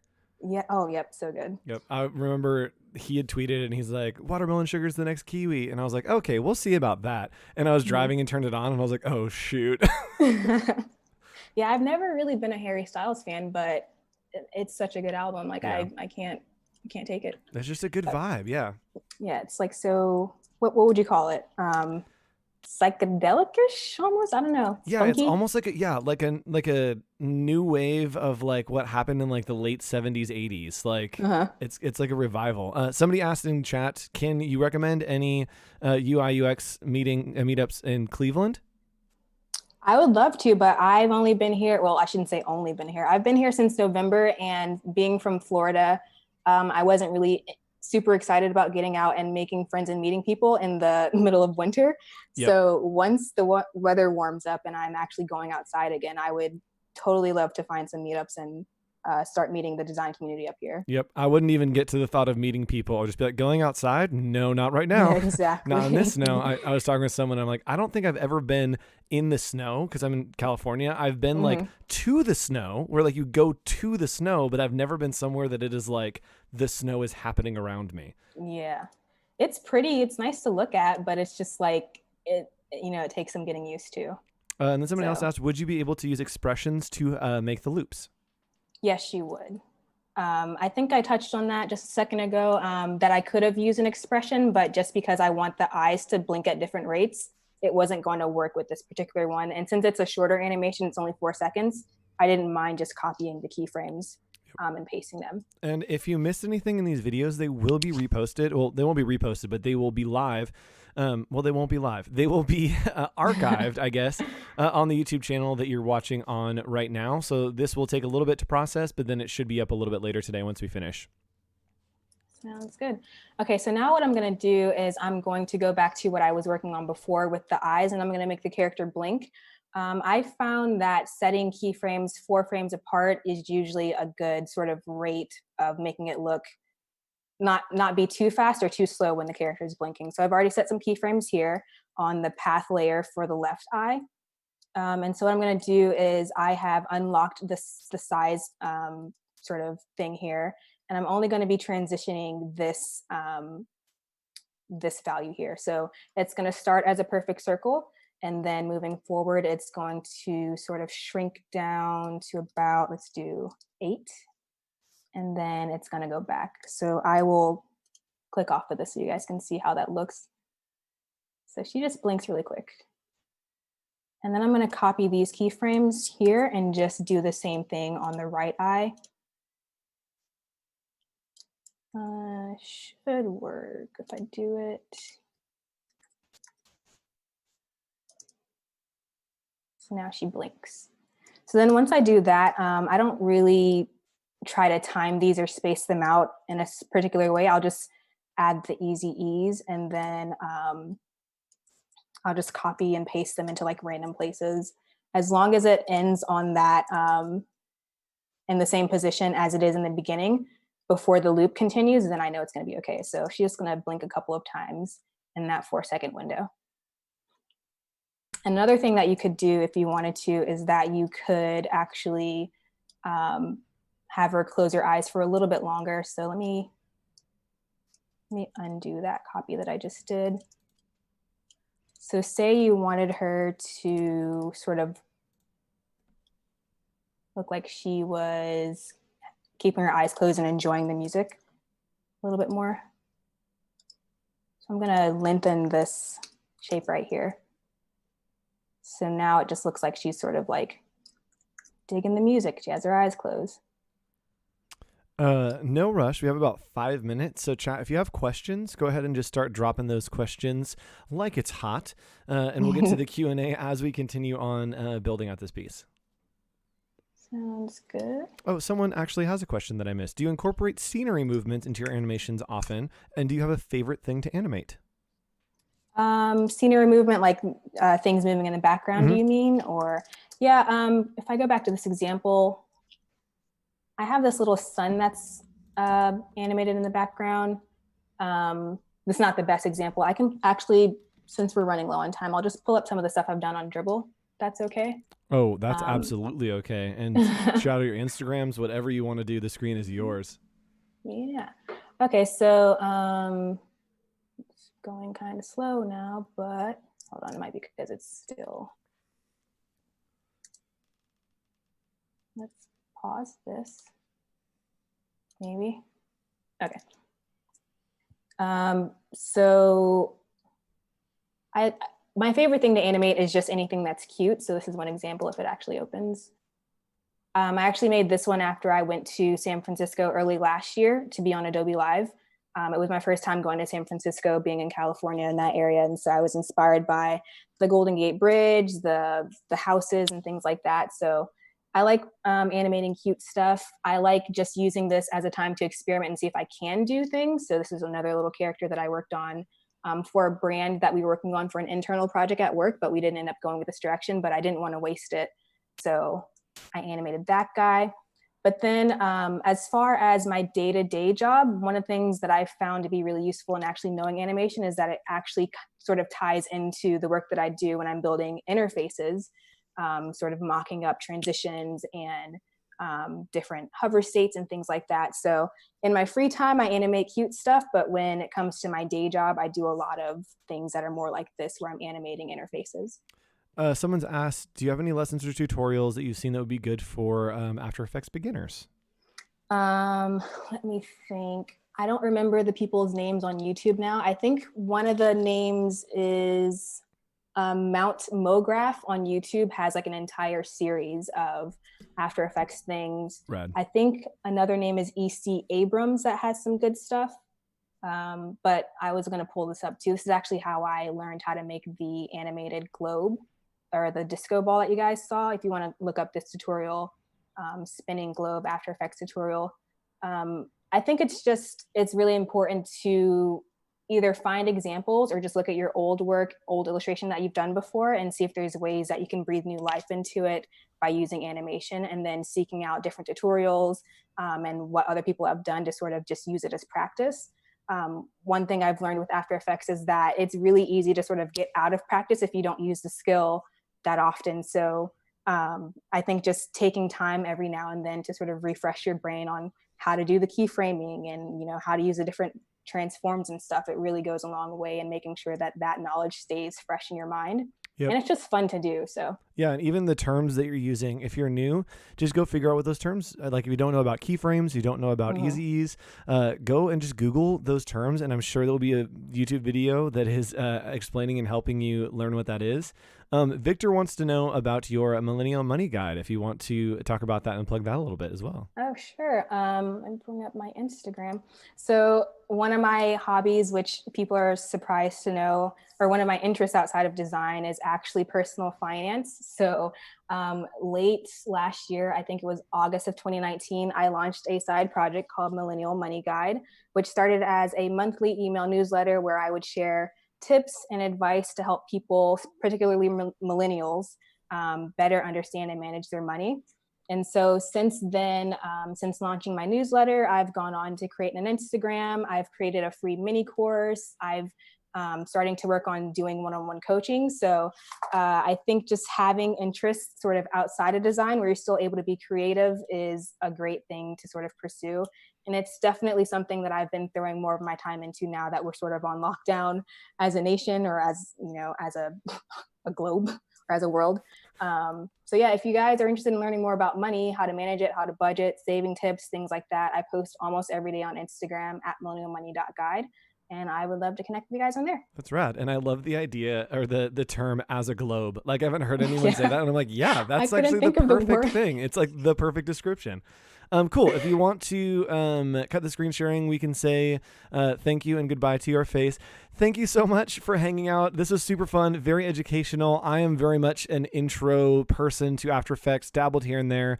But this was super interesting to see, for me, the way of like grouping the things. I lost my mind when you're like, oh yeah, like a blink is literally you just round the edges of a rectangle. And I was like, yes, of course. Yeah. Like, yeah, so that was absolutely mind-blowing. So yeah, thank you so much for your time, for hanging out. Do you have anything else you'd like to say and share with our chat before you go?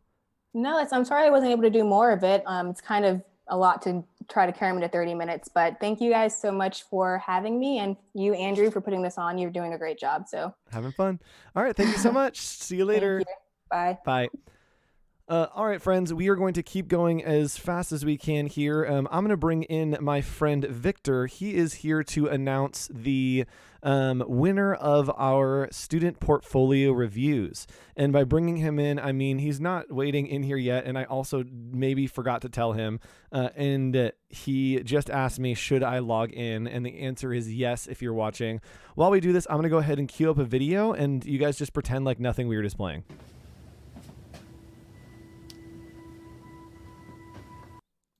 All right, weird things are happening. Everyone just pretend like nothing weird is happening.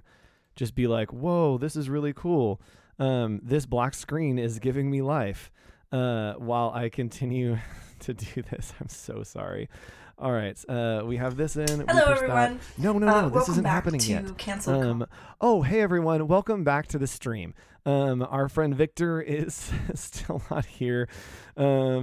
He's please holding. Chat, let's check in. How are we doing, chat? We have so many more people to talk to today. I'm having to text them all and tell them that we are a half hour behind. So if you guys can go and just like tweet out that we're a half hour behind, or somebody jumps into chat and they're like, where's this person? We're a full half hour behind. We're a full speaker slot behind. As America's MC, I pledge to you to not let this happen again, and it has happened. I am shiny again, so I'm going to go ahead and do a shine wipe. And while we wait, here we go. Thanks, Logan, for bailing me out. Gorilla eating your ice cream popsicle in my nose. Okay. This seems like a very happy picture to me. Why? Man, I hope I never have to deal with a popsicle in my nose. That you do love painful. How popsicle wood feels. Ew, I don't. It's a really big nose. You're going for a macro. Look at all that hair. He only has 3 fingers. This is a great time. Popsicle nose. This looks like, I don't know what this looks like. Almost like a house. Nice, done. Popsicle in the nose. This is pretty spot on. I'm pretty proud of this one for you. my very, very tiny hand, unless a small Hold it child up to your is... nose. Okay, keep talking. My favorite thing about those videos, one, that I just realized that 3 of them were playing at the same time, and 2, I can't hear what's happening in the videos in my headphones, and so all I see is him drawing and then holding up a thing, and I'm like, I'm sorry, what happened here? I'm always very confused. All right, Victor, I hate to do this. We're going to come back to the student portfolio reviews. We're going to go into our next speaker. Our next speaker is VooDoo Val. You can follow her on all social media. She does a lot of streaming with Adobe as well. So we're going to go ahead and watch this great video with our friend VooDoo Val. And here we go. Hopefully I pushed the right thing. Good luck, everyone.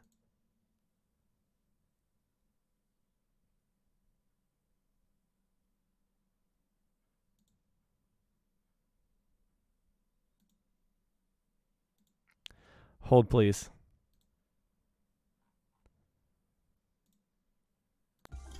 Hello, There it is. everyone. Welcome back to CanceledCon. My name is VooDoo Val. I am a freelance digital illustrator and painter, and also a sometimes instructor of Photoshop Daily Creative Challenges over on Behance. I'm very excited to be here today, and before I jump into what I'd like to discuss for the next half hour or so, I'd like to give a huge thank you to Andrew Hochradel, Sarah Stewart, and all the other wonderful creatives who are helping to sort of put this together. Andrew, this was a fabulous idea, and I'm so excited to be a part of it. Also, remember that I'm not the only person on today. There was an awesome day yesterday. There were awesome creatives on before me, and there will be amazing people on after me. So definitely stay tuned for everyone who's presenting today, because it's going to be a ball.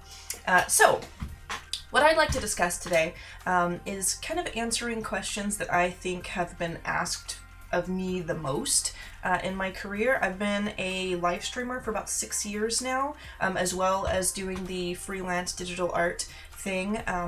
And over those 6 years, I think one of the most asked questions that I've ever gotten is people asking, how do they find their style? How do they hone their unique art voice, I suppose? And I think that that's a question that is best answered by answering a lot of smaller questions.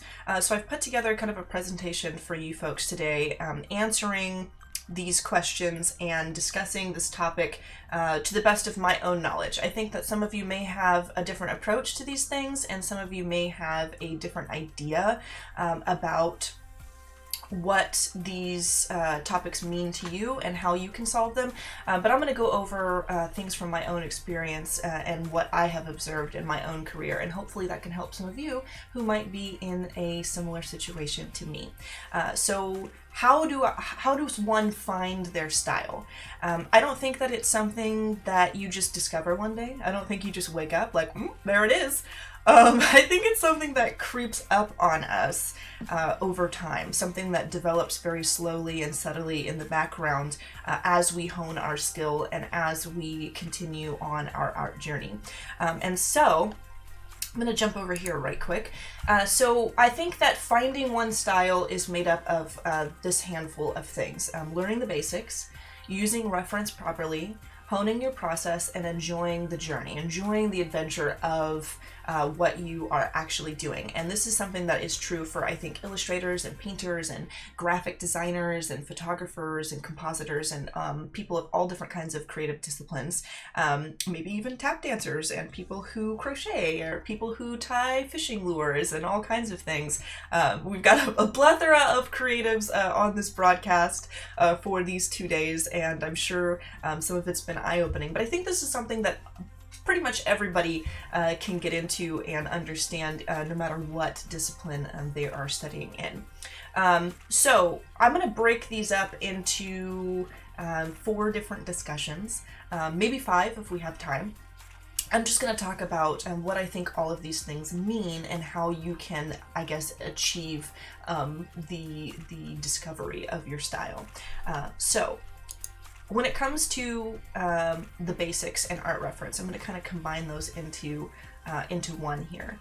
The basics are your base. Learning the basic fundamentals of your skill, of your area of study, of expertise, was very important, because if you don't have that base, then everything that you build on top of it is going to be unstable. For illustrators, this could mean studying anatomy. For compositors or photographers, this could mean studying composition and studying lighting and those sorts of things. For people who are graphic designers or people who create icons and logos and things, this could mean studying real life items and images so that the concepts that you convey for your clients and to the world are accurate and relatable.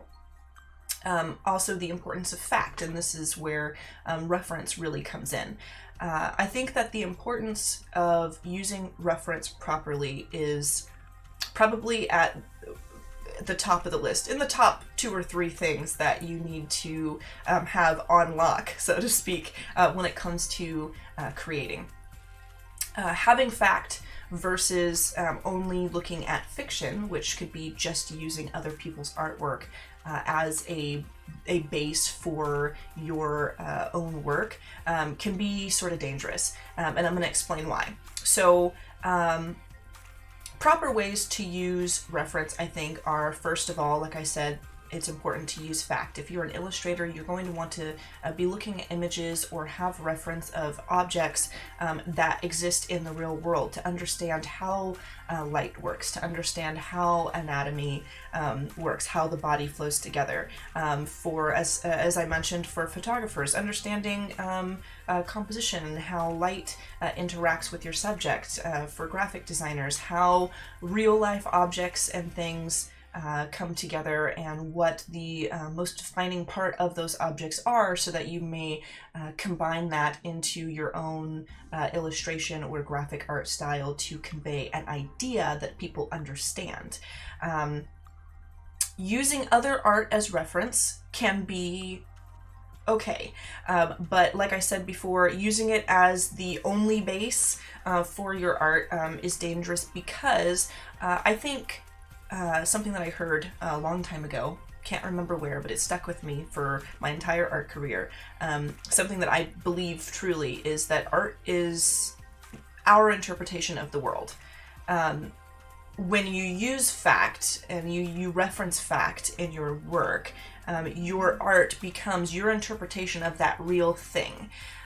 When you use other people's art as reference only, your art then becomes someone else's interpretation of the world, or your interpretation of someone else's idea of what is real, and that can be detrimental to finding your own style and your own voice. I think that using other art as reference can be all right in finding inspiration. You know, maybe you see art that you're just like, oh my gosh, those colors, I need to use these colors, or dissecting the technique of another artist. Perhaps you're a painter and you're doing studies of other people's artwork. I think that is a wonderful way to understand technique, to understand how colors and things work together, and to practice. I think you can also use other artwork as reference simply to understand what is being created and consumed in the community, in the world today, when it comes to your particular field. But to use it as a base for your artwork only, I think can become dangerous and can alter your personal voice. So that's what I have to say on the basics and art reference, is make sure that you understand what the basics of your field are and practice those things, and make sure you are utilizing reference properly. The next thing that I think is really important when it comes to finding your style is honing your process. Many of us, I think, find ourselves kind of all over the place, you know, with how we're creating our work. And for some people, that's fine. They don't mind that they have a different approach when it comes to creating their work.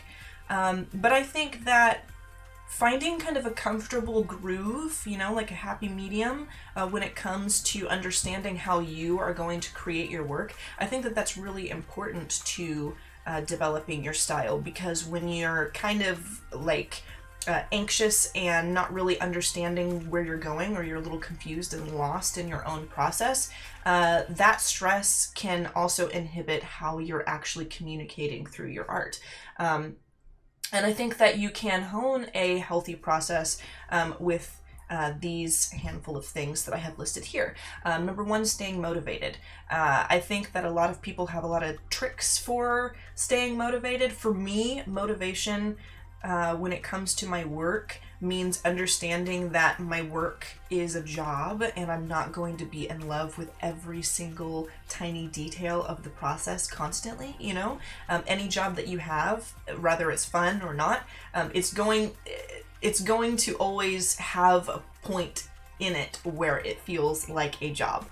So understanding that I am at work when I'm sitting down drawing and not I guess dwelling on the fact that I'm not having a blast at every point in my process has actually been really important to me and really, I guess, has really helped me grow in that aspect.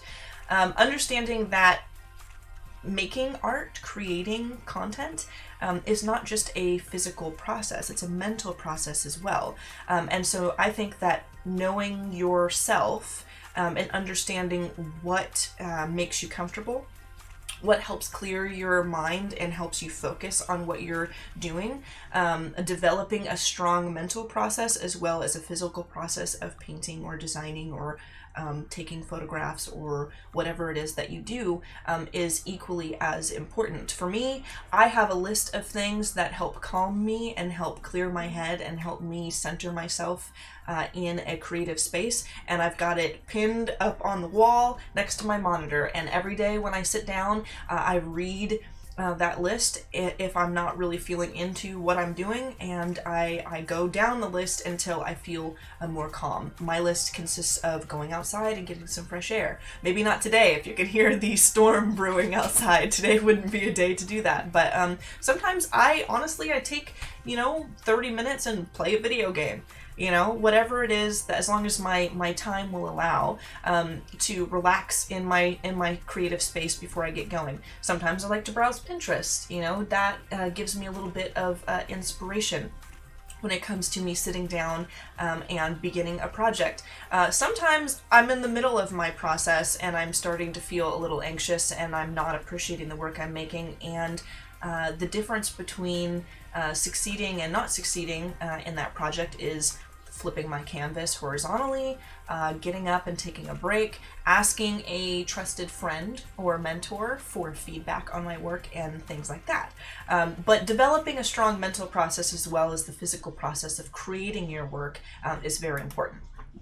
I think the last thing is recognizing a successful or unsuccessful process. I think that some of us, we start creating something and we think, well, if I just push myself and I work through it, I just keep going, then eventually it will get finished. But sometimes I think that we are pushing ourselves to work on something that is a lost cause. And so it's very important, I think, to know ourselves and to understand when we are working through, I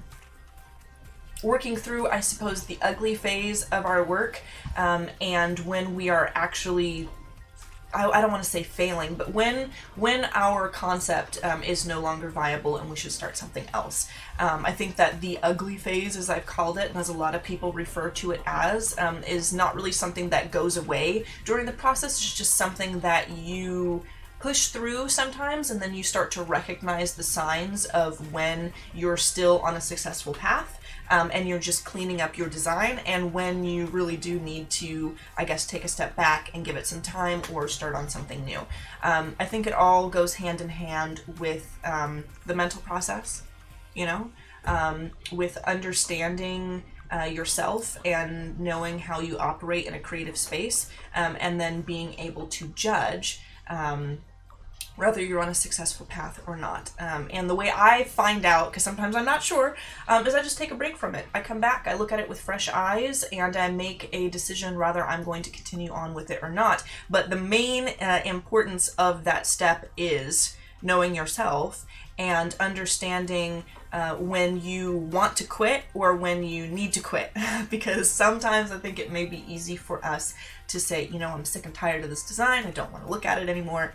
And then we put something that could have succeeded away into the junk folder. But know when it's time. Really take time to consider your design and judge what needs to happen and how to move forward. The next points that I have is enjoying the art journey. I think that a lot of us can get discouraged, especially when we hear from other designers, it's going to take a long time, to get through the art journey. It's going to take a long time to hone your skill. You have to do like 1 million sketches, in order to get 100 good paintings. All of these things that a lot of professionals say, and they're not wrong. They really are not wrong. But I think what's really important, at least to me, what I have found really keeps me going and helps me to keep moving forward, is truly enjoying the journey of getting to where I want to be. Let it not be a burden. The knowledge that the journey is long. Let it be an adventure. I think it's true as an illustrator and designer, creator, entrepreneur, creative director, whatever it is that you are. I think that it's true that you're going to have to spend a lot of time honing your skill and earning your way to success. But think about this for a moment. Many of us, I'm sure, have sat down to create something or to work on a project, and we think, gosh, if I could just do this, if I just had the knowledge I needed, if I just had the skill, that I could create everything I sit down to make, and I create that perfectly as I see it in my head. I think, ooh, we got some thunder going on. If we all had that ability to sit down and create everything from point A to point B perfectly, then there really would be nothing after that. I think the alternative to working at something is having no farther to climb and nothing more to discover. I often have moments, like I said, where I that's what I want. I just wish I could sit down and do it. But if I got what I wished for, I think the adventure would be over. And I realize that I don't really want to know it all. I think I want to try it all. I think that the art journey is a thing of beauty. It's what actually makes me feel like I have purpose. It's the thing that I strive to participate in daily. It is the thing that gives me the most joy. And yeah, I want to be able to paint all the things that I love and do all the things that I want to do. But I think the act of working at it and trying to get there and experimenting with my art is the thing that brings the most joy. And I think if you think about it, you may find the same is true for you. So enjoy that journey, and don't dwell on the fact that it is long. I think we should rejoice that it is long, because we will always be able to find new things to make and new things to create. Yeah. So if I have more time, I'm not actually sure how long this video is lasting. If I have more time, I would like to jump into one more slide. Next, what I'd like to talk about is utilizing social media. And this is, I suppose, kind of a bonus because it's not really in keeping with finding one style, but it's also something I thought was really important maybe to go over. When I first started my creative career, I thought that I had to be on every single social media platform, and for time I had a page and everything on everything that I could think of, because I thought, all these successful businesses and creative corporations and things, they have a presence everywhere. Everyone can reach them anywhere online, therefore I should too. But I think that the problem with that is that when you're starting out kind of freelancing and doing your own thing, you're just one person, and it can be very hard to keep up with that. So I actually decided that I was going to only use the social media platforms that I was comfortable using, and I was going to use them in different ways. So what I did first of all is I put clutter to professional, from cluttery and posting everything to every place, to using certain social media platforms in their own ways and in a professional manner. Personalizing your presence, I think, goes hand in hand with that. So what I did was I decided I was going to use Instagram and Twitter and Behance. And I do have other portfolio sites, and I do have a personal website that I like to use. Sometimes it is just pouring. It's coming down out there. Pray for me, guys. It sounds like a monsoon outside. What I like to do is I like to post all of my content that I feel like shows my personal personality on my Twitter account. That's where I post memes. That's where all the meme posts are. That's where all of my work in progress sketches and things are. That's where all of my ideas and polls and questions to the community are shared. And it's where I'm a lot more candid and casual, I suppose. It's a really great platform for, I suppose, interacting personally and one-on-one with people who appreciate your content. Whereas Instagram, I've chosen to use almost like a portfolio site, but not quite. When I first started using Instagram, I was posting all of my works in progress also over on Instagram. And what I found is that when you post several iterations of things onto your Instagram, people tend to not really pay any mind to most of those posts, at least in my experience. Posting a work in progress, unless it's a giant leap in the process, I don't really think it's necessary on Instagram. I think that you can post your finished works on Instagram. Every time you finish something, post it over there.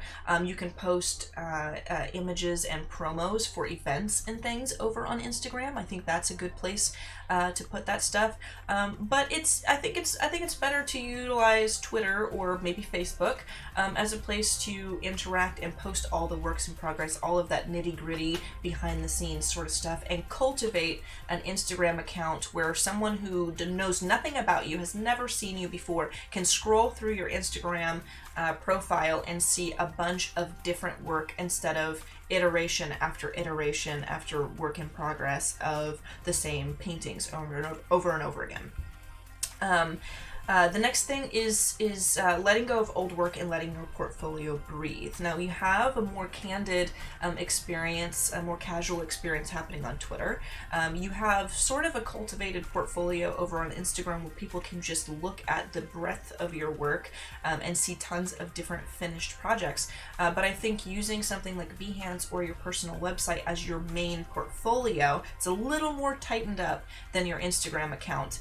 Is worth it. And that is where you can, I guess, Marie Kondo sort of the collection of your work, letting go of old work, knowing when to say goodbye to things that no longer represent your skill, and keeping a very small amount of your absolute best work for display over on your main portfolio site. That's how I use my portfolios, and I wouldn't say that I have a massive following on social media by any stretch of the word, but definitely since I've started doing this, I have seen results.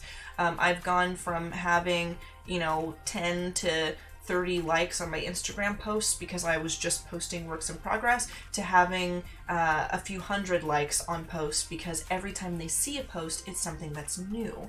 And I'm still working on it. I'm still going through, but I wanted to share that bit of knowledge because it's starting to work for me. And also, I enjoy interacting with my social media followers. And I enjoy utilizing social media platforms now, where before it was just a chore. I would create one thing and I'd have to go update it 5 different places, and now I just use what I love. Now I'm more honest in the process of having a social media presence, and it's working for me. So if you've been trying using social media and you haven't tried this particular method yet, and you'd like to, I highly recommend. And if you have any, I guess, information or opinions to the contrary of anything I have said today, I would love to hear your thoughts and opinions. I would love to check out what you folks would like to discuss about these topics. You guys can follow me on Instagram or on Twitter. I've got my little handles over there in the corner. Shoot me a message. Let me know what you're thinking about. Thank you again, everyone, for allowing me this opportunity to present for you today at CanceledCon. It has been a blast. Stay tuned for other presenters coming up after me, and happy designing, everyone.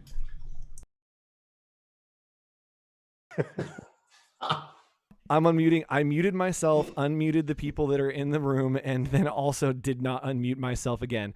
Cool. Well, thanks for that, Val. Thanks for hanging out in chat as well. We are going to go right into our next segment, and that is with our friend Victor. Actually, hold on. Yes. Okay, we're going to go into our next segment with our friend Victor. It's a hot mess, Victor. Hold on. Here we go. And there's a Victor. He's up. You guys met him yesterday. Ignore the tag. He is not Ayana, but we're going to put him full screen. Victor, I'm just going to drag this over here. Victor, why are you here? What's your deal? Hello, Andrew. How you doing? Oh, that's right. Yeah, hello. I'm here to let everybody know that the portfolio reviews day 2 went amazingly. We saw some great students, and I just want to thank Diane and Mina and Nick and Mitch for being so amazing reviewers, and for all the students that that showed their amazing work. You represented your schools really, really well. But I also want to announce something I forgot to do during the reviews is the winner of the 1-year subscription of Creative Cloud. Right? Ooh.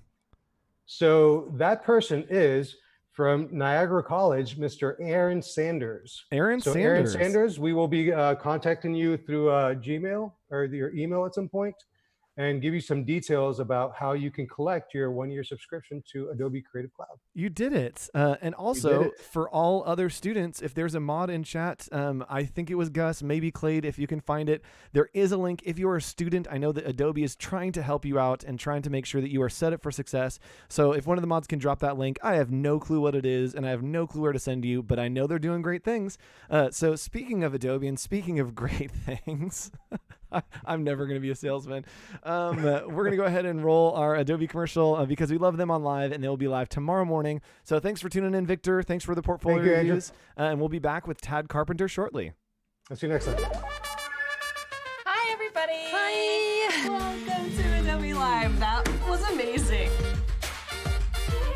Yeah, so we did this. So look at this. This added highlight, which just pling. Painted hair. This is the greatest reason to watch these streams. I have been using Illustrator for so long and have never used that. Experiment. Don't be afraid to mess up. I really like it. Could be more deep as far as the cut so that you can see it. Ooh. Right?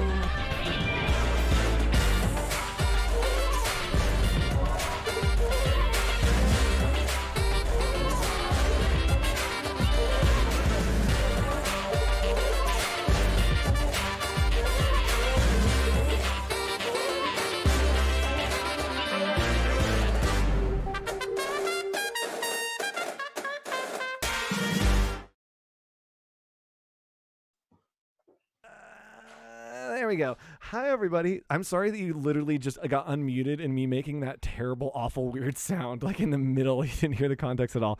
So our next guest, I'm super excited for. Been a fan for a long while. And yes, that is me.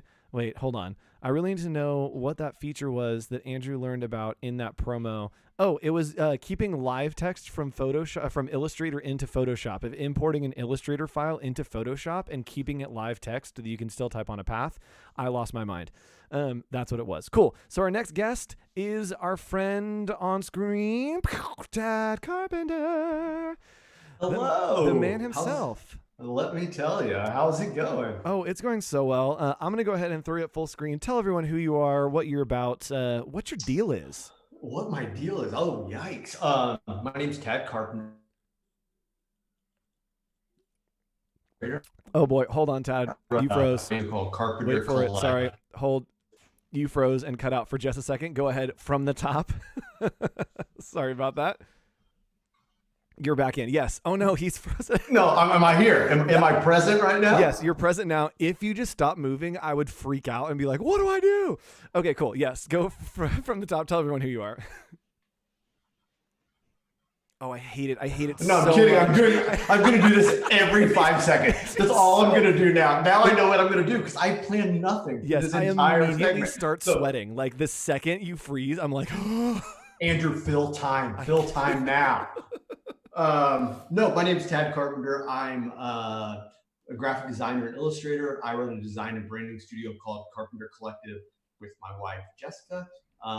We do all types of work from primarily we do a lot of brand identity and brand systems and environmental graphics. as well as illustration, publication design, book design. I don't know, stuff like that, I guess. Yeah, you make a lot of cool stuff, and I'm gonna pop over. You won't be able to see this, but everyone else will. I'm going to pop over to your website just to show you some of the stuff that Carpenter Collective makes and creates. It's a super fun, super like joyful. I feel like so much of your work like reflects your personality. And if you look at this and you're like, what's this guy going to be like who just showed up on this stream? This site, this is what it's going to be like. He is full of joy and fun and bright colors. And I think that his soul just shines like that. That's the weirdest way. I told him before that I've already said a weird thing that I'm going to also say here. And it's not that weird. It's just like weird to say about someone. I'm really bad at giving compliments because I get too specific and then it like is weird. And so hold on. I need a pen. I got to write. Okay. So okay, cool. I was talking to Victor and I said, this is what I want from Tad. I want to like be at like a barbecue and like run into you and like we got our burgers and we just like talk and then we're like, hey, let's go hang out. We like hop in the hot tub and then I just like hear stories and we like tell stories about growing up. Like that was the zone that I'm like, you know what? I think Tad's that guy. That's the Tad guy. This seems incredibly achievable. Like right? Incredibly achievable. It is right. Everyone in chat, everyone is saying yes, hello, Dad Tad. Which you are a father now, like an actual father, right? Newly, which is kind of surprising. A lot of people have always come up to me at conferences or like various events and just assumed I was a dad already. I don't know if I like have maybe I have a dad vibe. I have no idea. No, my wife and I just had our first child. He just turned 6 months old last week. And so that is an incredibly wild ride as my wife and I run our studio together. And then also now, this little life form we're in charge of, and then trying to also continue running our studio. And then now with what we're all dealing with is a very interesting situation. So yeah, it's been super, super fun. Yeah. And it's interesting and we were talking before, we have a baby in the house here as well. Of that idea of like, cool, you have to like keep your life running and like keep everyone alive. And also here's another human. Good luck. Like, seriously, okay. Seriously. And I'm like constantly panicking about everything. I'm like, oh my gosh, there's like one little red dot on his cheek today. Like, yes. What do you think that is? And I'll spend 9 hours Googling red dots. And I'm terrified 24 hours a day now. So this is very exciting and very fun. But, well, you're pulling off happy and having fun very well for being terrified on the inside. Yeah, that's kind of my vibe right there. It's like constantly panicking and anxiety and terrified on the inside, and just we're kind of put together. So it's the getting by just enough. I'm going to pull up real quick because I also want to talk about this. What is your website? And I should know this and have this ready. But again, here it is. I'm going to pretend like I had this ready. So here's this great website that Tad's been doing. We just talked about his son, and I would like to talk some more about your other sons and not the like weird, like sketchy children that are other ways. I want to talk about those. The sons that you create every Sunday. If you guys aren't familiar, he has a project called Sunday Sons. And Tad, can you tell us a little bit about that? Yeah, I started it, it's been almost 5 years ago now. It'll be 5 years, I think this May, maybe something like that. And probably like a lot of people watching and been involved with your conference, it's primarily all the work we do is client-based. And I actually really love doing client-based work. I love that. Just the aspect of working with someone else and strategizing and collaborating and seeing where we can take something is really exciting. It's obviously very taxing on us as creative people sometimes, especially when you have certain clients that maybe aren't as collaborative as you'd want, or just, things can go south in a hurry, and that happens to everybody. That's not just something that happens to a minor few of us. It happens all the time, especially when you do this as long as a lot of us are starting to have done this. And about 5 years ago, I found myself in a major kind of, just a creative slump, and just kind of just questioning everything. Like, why am I doing this? What am I doing? Why I felt like I was doing the same thing over and over again. Just a lot of different things. And I wanted to create some sort of vehicle that allowed me to do a lot of different things. I wanted to find a vehicle that would allow me to practice my craft a little better. I think that's one of those things as creators, we forget how important it is to practice the craft that we all get to participate in every day.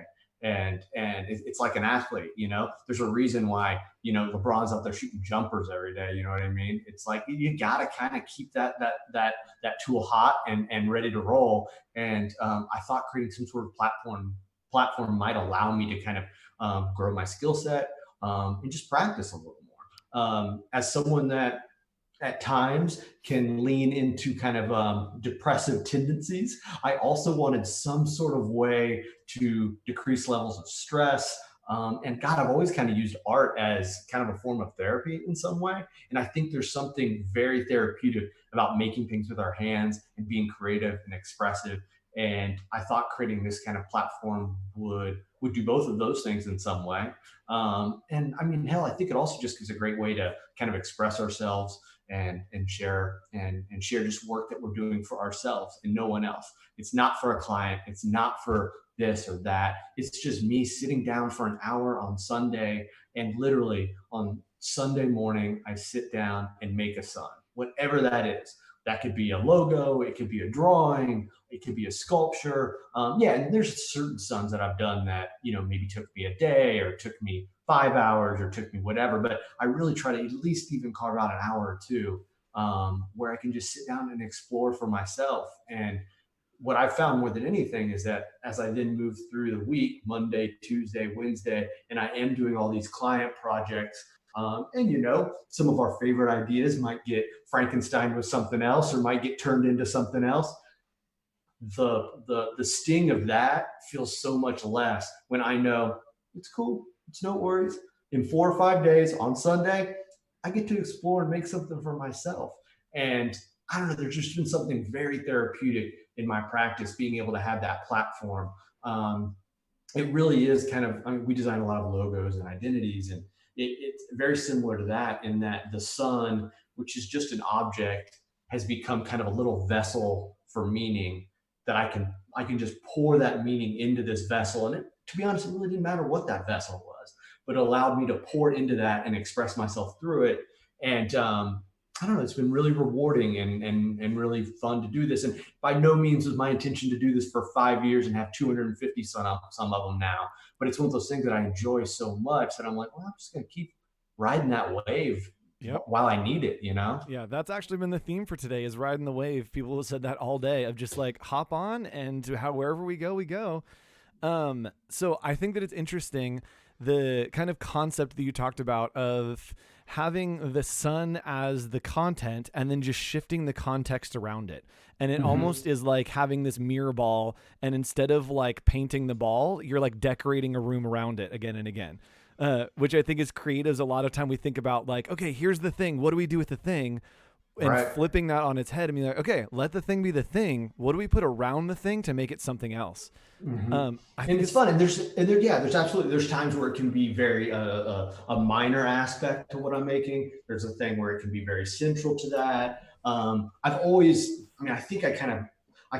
found myself into graphic design in kind of a fine art way. Like I very much wanted to be a painter and a sculptor, and I loved these kind of, I love really like making things. So this gives me a platform to say, shit, I feel like painting today. I'm going to paint something, or I feel like making. And to get overly caught up in what it is you're doing, because right off the bat you're like, oh, sun, okay, how do I feel today? What am I thinking about? What's going on in the world? What's going on in my life? What's going on at any time? And it's almost as lame as it kind of sounds, like the collection of them kind of has become like a weird little diary probably for me. You know what I mean? Like you can probably read through it and be like, whoa, I remember that 2 years ago, 4 years ago, it's kind of fun. Yeah, I was actually going to ask about that, of talking about like working through like having these depressive tendencies, like going and processing and like working through what you're working personally. I was going to ask if these suns are something that you can go back and look at and be like, oh, this like, it looks bright and happy, but it actually was the time that I was like processing through something. And to me, it's something else that is, being represented that way. There's a couple little rows in there when I go to the website that I'm like, oh shit, that was a really heavy time. Like my wife, not to get too detailed with you here, but like my wife and I had a very complicated pregnancy. And around the 20-week mark, we found ourselves in the hospital for several weeks. We were in the hospital a little over 2 weeks. And it's pretty early on in the pregnancy. And I remember I was making it while I stayed the night in the hospital every single night with my wife. And I ended up making it, laying there, so that when I scroll through those and I see those in that time block, I'm very proud of them, and it was fun to make, and everything turned out great. And our son's just a freaking prince. But like I remember there's a vibe, you get, and it's like, you guys probably are that way. Like sometimes if I hear a podcast again, or I hear a certain song I listened to while I was working on something, like it instantly takes me back to a project or a time. And these very much have started to become that in kind of my memory. Yep. And I don't think it's bad. I don't think it's good. It's just like one of those things that like, whoa, like that takes me there in a heartbeat.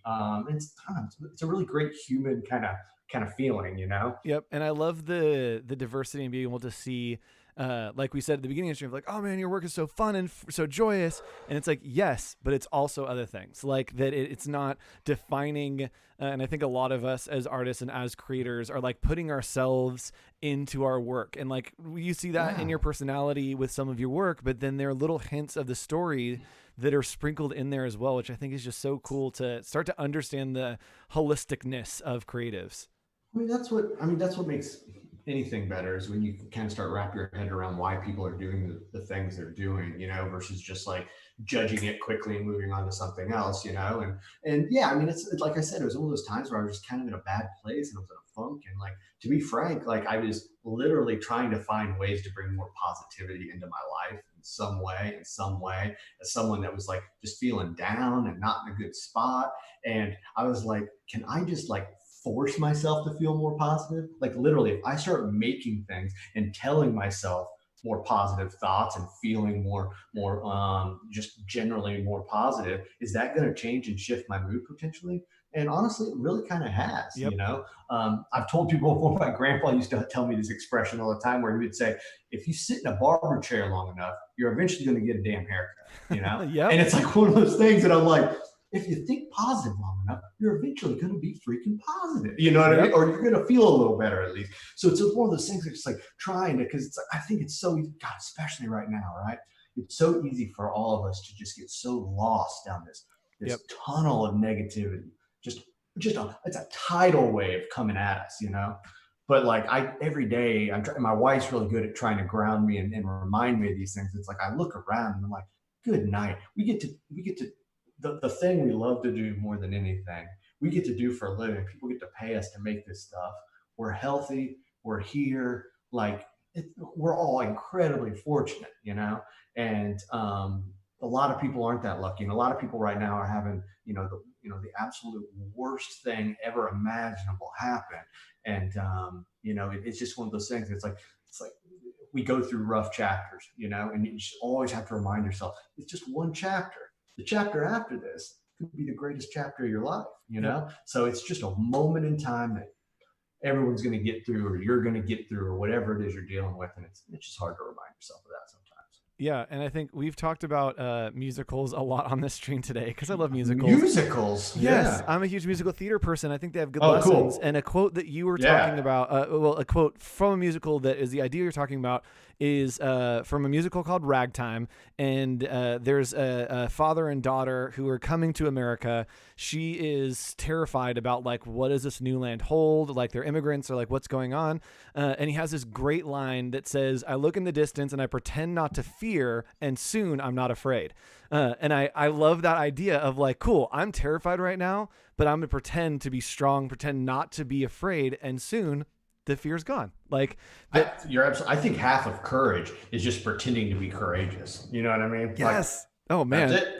Hold on. Let me open my Twitter and just nugget right there. Do you want to knit that on a pillow and sell it on Pinterest? Yeah. Like like literally, I think that's it. It's like people look at people that are brave and courageous and are heroes. And it's like, guess what? They're scared as shit too. They're standing up there and saying, what else can I do? Yep. And I think that's kind of what you have to do eventually. Fear. it's funny. It's like how awful fear is, and that feeling is so awful. But when you think about it, it's like it's not even a real thing. It's just something that you're making up internally. Just tell it to go home, and it helps a little bit, I guess. But, And that's the thing. You can feel fear, but you don't have to be afraid. It can exist without having the effect on you. Okay, so switching gears. We look at your work. We love your work. You talk about your work all the time. I want to know something sorry, that was something so dismissive. Whatever, Tad, you make stuff. We get it. Okay. Exactly. No, I'm into it. Where are we going? I'm excited. Let's talk about something else. So I want to know. Sour Patch Kids. That's what I'm sorry. I took a bite of a snack when you were talking. What is it? Ago, so I call Sour Patch Kids. Okay. It's like I have stacks of. I got SBK watermelon right now. Okay. Yes. Okay. Right, so one, you can see my snack bed. Let me move this. I have a bed of snacks. Yes. What do you got? What do you got in the Mickey D stack? What's your go-to there? Oh, so actually, here, let me just go ahead and grab the other one. Please help me. Hold on. Wait. It gets better.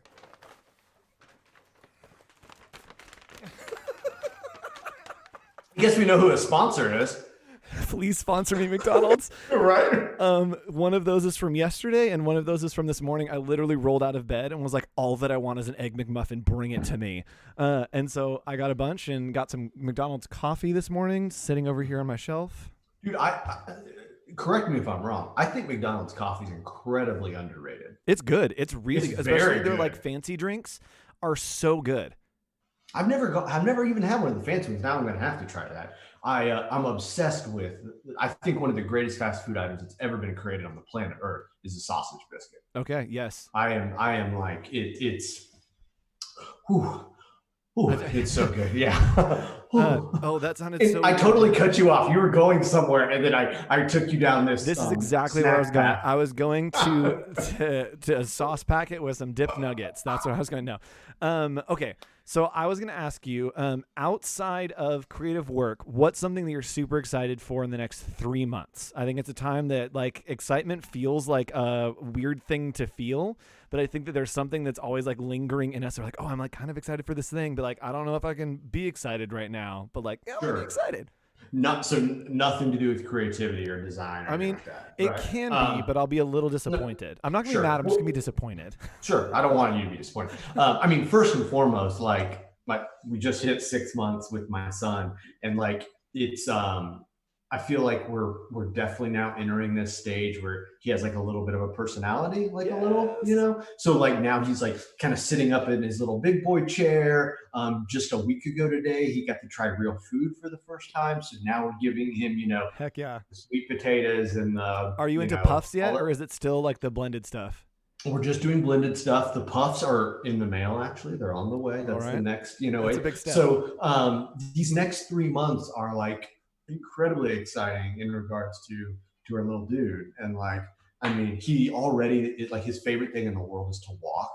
I'm like, dude, I'm in for like a nightmare. Like he doesn't walk on his own, but like he like I hold, me or my wife hold his arms, and he just is like, he's just running. Like he's just, and I'm like, it's so cool just to see like every day, just these little, these little milestones of like him figuring this out. It's like a month ago or so, I think he figured out he had a tongue, and I'm like, whoa, you had no idea you had a tongue in your mouth. And now he's like, he's like doing, yeah, exactly. Yep. I mean, so it's like, first and foremost, that's like the world I am in right now. And that's by far the thing. Just kind of exploring this whole new thing that's parenting for us. That's definitely what we're the most excited about. That's the sweetest answer of like, what are you excited about in the next 3 months? And you're like, every day. And I'm like, oh, that's so perfect. Exactly. Well, it's like, I remember like all my, like in the things I thought I would dread, like I remember being like, honestly, I had never changed a diaper in my life until 6 months ago. My son is the first diaper I've ever changed, the only diaper I've ever changed. And I remember being like incredibly worried about like what that was and how you did it, and just like, it's going to be gross. And like, I'll be totally honest, it's like one of my favorite things in the world to do is when he craps his pants and I get to change his diaper. Like, it's like this weird little intimate, like he looks at me with his big giant blue eyes and it's just like so sweet. And like, I'm like in his soul, I feel like he's like, bro, thank you, man. Yep, like I've been wanting that. Oh my God. It's just like, so yeah, I mean, this turned super sappy real quick, but that's fine. Have you gotten beat on yet? Oh, all the time. Yep. All the time. Yeah. All the time. Yeah. Dude is a peeing machine. Yep. I've told them Sammy is the baby's name here, and I've told my roommates like, if she ever spits up like near me or on me, I will vomit on that baby. Like if I am holding her and she spits up, just vomit straight on your baby. Just this is what you get. Like, yes, I like that is the one. Like I can change a diaper or whatever. That is the thing that I'm like, no, absolutely not. Yeah, it's not. That's not like one of the greatest things. And I noticed like I feel like most of the time when our son spits up on us, he's never had like the full out like, like vomit. It's always just like spit up, which still would probably get you. Yep. But I feel like literally talking about it, my body is like, oh. It's always my fault though, because it's like I feed him and then I'm like, buddy, let's play, let's hang out. Yes. Like, and then he's like, slow, dad, slow, and I'm like, that was on me. Yeah, you're like immediately tossing them, and you're like, this is my fault. Like this is 100% totally my fault. Exactly. Okay, let's what do I want to talk to you? What other hobbies do you have? Go ahead, you go. No, I felt like I still interrupted you previously about something you wanted to talk about, and I guess maybe I didn't. But a minute ago we were veering somewhere, and then I took us into fast food, and I didn't know. Or was that the? I was just veering you into like not design talk, because I think that you like, not that I'm like trying to change the conversation, but like I see you at conferences and I see you like talk about design a lot, and I'm like, you're also just a super cool person when I see you, and so I'm like, let's introduce the man Tad. I don't know, like the man, dude, for sure. I get like, I mean, something that's on my mind is with all these cancellations in our country, which they should be, and I'm like, I don't think this isn't like a great design topic at all, but I'm a big sports fan, and I'm like, man, I don't know if we're gonna have sports the rest of the year. Yes, that's a very strange feeling. Yes. So I'm like, wow, this is going to be a weird, 8 months to fill or something, for a lot of people. It's going to be the worst edition of Trivial Pursuit that's ever existed. Oh my gosh, right? I was thinking about this the other day. I'm like, okay, pop culture is stopped. There are no movies. There are no sports.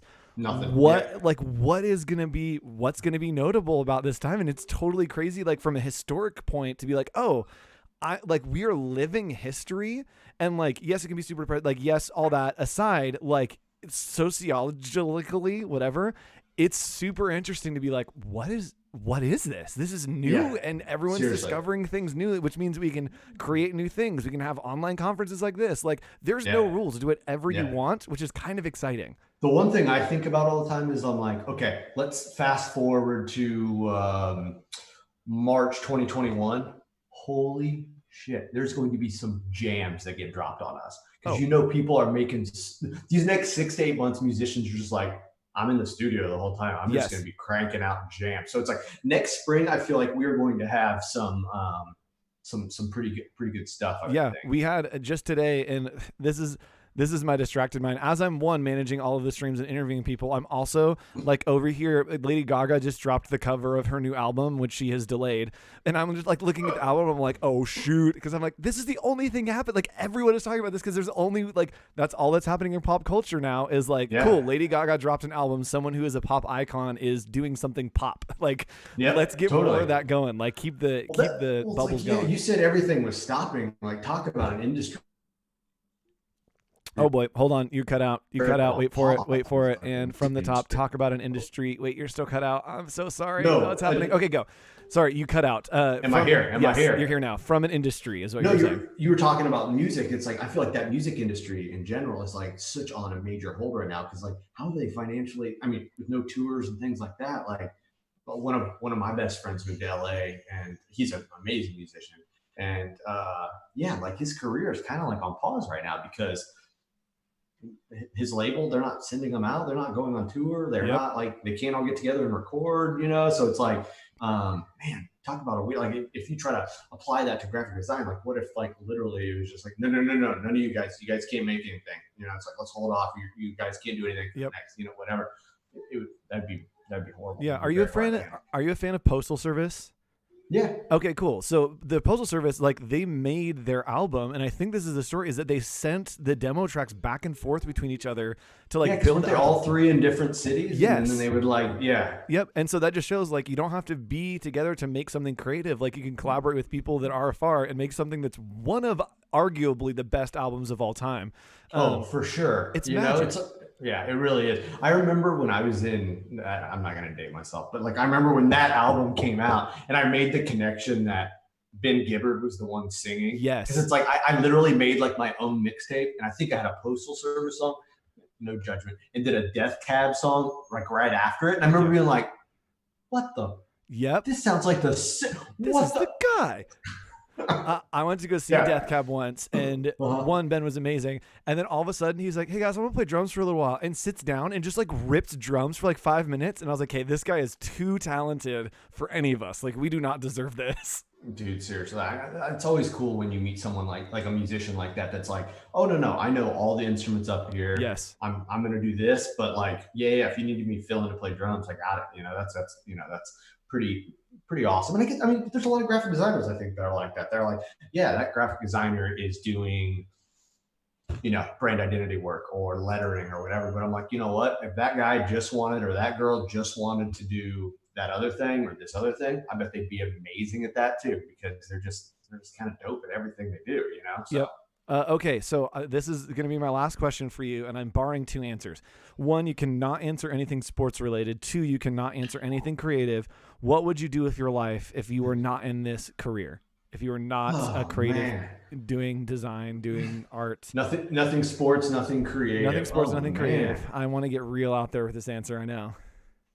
I'll give you mine as you think. So I would be a marine biologist. I love the ocean and love animals, and would just like put me on a boat, let me catch some things and study them and figure out how to like understand sharks better.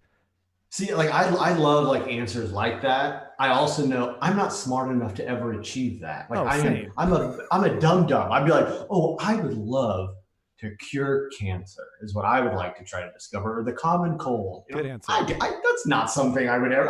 I like barely got into college. Like no way, man. Yeah. Like I would probably. I mean, like I used to teach graphic design, and again, I'm not saying it has to be graphic design, but like I really did enjoy teaching. Like I could see myself just being a teacher. Like I really enjoy just every day being in a classroom and like introducing they were designers, but introducing young designers to the thing that I love more than anything. And I think just teaching in general would be really, really cool. You said no sports related things. I could see some more athletic things that I would love to do, you know, but like, I think teaching would be really amazing. I would love to do architecture. Again, that's creative. Oh, so rad. Take that out. No, architecture counts. Architecture counts. Really? Yeah, okay. Wow. Good. Yeah, we're clear on architecture. Because I don't think about it as like the same like design that you're doing, like the kind of like, I mean, it kind of is, but it's enough of a difference that it's like, yeah, that's cool. Okay, well then done. Again, I don't think I'm smart enough. I think I like somebody would step on one of the buildings I designed and it would just collapse in on them. And so I'd be like, crap, load bearing walls. Didn't figure that one out. Yep. And so, but yeah, that's what I think I would love to get into for sure. One of your students, Sam Ritchie, says, I loved having you as a teacher. Oh my gosh. Hi, Sam. That's very nice. Yeah. All right. Well, I miss it. Yeah. Thanks for hanging out, Tad. This was super fun. This is exactly what I was hoping this would be. Okay. Was just like us hanging out and chatting, and we like nailed it. It was so refreshing for me at this point in the day. Like literally, I was like, my wife was like, so are you? Oh no, you cut out. Oh no, you did it again. Like, you cut out. I'm gonna have to do? stop you. And it's gonna be awkward because I'm gonna be talking over you, and then you're gonna come back in and be like, "Am I here again?" And then it's gonna be super weird. Okay, cool. There you are. You're back. I'm back. What happened? I don't know. Oh, I'm sorry, man. You're good. I'm sorry. No, man. Yeah, I was nervous. I was like, I have no idea what we're doing. I guess we're just gonna hang out and just talk and, you know, whatever. Exactly that. and we that did was it. great, and I loved it. We should just do this more, man. Just me and you. Let's just be Zoom buds. Yeah, 100%. And after this, after all of this settles down, eventually after July some point, I'm gonna shut down Freelance for a little while and just travel. So maybe I'll swing by and say hi. Are you really? Yeah, probably June, July, August. I'm gonna try to shut things down and travel for 3-4 months and hit it back up in January. Yeah, if you cut through Kansas City, man, please let me know. Heck yeah, we can do a sports thing. We don't have to. You're not into sports, are you? Okay, so I'm not into sports. I'm sorry, Scotty. We're gonna get to you in a second. I'm not into sports. I played basketball and soccer my whole life. And so I played a summer. Well, I got picked up by a college to play basketball, played for a summer, and realized I hate this as a job. I love playing basketball for fun, and I hated it being on scholarship and feeling like it was a job, and I just dropped it. And I was like, I'm not playing sports. And I literally have the exact same story. Okay, yep, we need to talk more. I'm gonna pin this, and we should talk more. Yes. All right. Thanks, Tad, so much. Chat, say goodbye. We love you, Tad. Everybody, have fun. And enjoy your time. See ya. Yes, we're going in with our friend Scotty Russell. I'm literally gonna bring him in right now. Joanna, I see you watching and I see you in chat. We are running about a half hour behind Joanna, so we will be on with you in just a little while. Now we are hanging out with Scotty. Hi, Scotty. Look at your face. What's up, man? Oh, yes. Oh, that's right. We talked about us having like the best mics ever. Hold on. I'm going to put you up on the screen. Everyone say hi to Scotty. And we're just going to come down real quiet here and we're just going to say hello. Intro. All right. I'm going to see if I can do this and have like, look at the YouTube comments at the same time. Maybe this is a horrible idea. Oh no, go for it. The YouTube comments are like 20 seconds behind where we are in real life. That makes sense. But all right, they'll come through. I don't know what they are on the actual thing. Oh, that's you. Did you screen share? Yeah, my screen. Can you see my screen right now? I can see your screen. Yes. Okay. Oh, this is crazy. It's us. It's us with us. Whoa, that's not what I wanted. I want to stop my share real quick. Here, I'll cut over to me. Hi, chat. Yeah. Hello, chat. It's me. It's my face. We love Scotty. We love. Oh, actually, let's do this. Okay, so we talked about like people doing weird stuff and pursuing other passions, and I saw a photographer in chat. His name is Alex Casillas, and as we transition over here and Scotty gets set up, I want to go ahead and plug Alex because his work is amazing. And I want to show you guys something weird, and hopefully this doesn't feel like it's self-serving, but if it is, then deal with it because it's my stream. No, I'm kidding. So Alex is an amazing photographer. He and I worked on a project called My Dirty 30. It's just about a year old. My birthday is in 2 weeks, and for my 30th birthday, I wanted to do something crazy, so we did 30 portraits with 30 confessions. And I got to art direct and style the shoot, and Alex did all the photography for me. If you want to look at that later today after Scotty, go to mydirty30.com and you can see all that amazing stuff by Alex, and I just dropped his Instagram in there. All right, Scotty. There we go. Are you screen sharing? Yeah, now let me know if that's finally showing up. Yes, it is showing up, and it looks great. Word. So we ready to go? Yep, we're ready to go. I'm going to throw you full screen because you have a full talk to go to. So I am going to throw you full screen. You can just take it away, sir. Yeah, are people going to be able to see my face pop up in there too? I'm about to put your face up. Give me like 10 seconds and I'll put your face up there. Word. Well, let's just get started. So welcome. What's going on, everyone?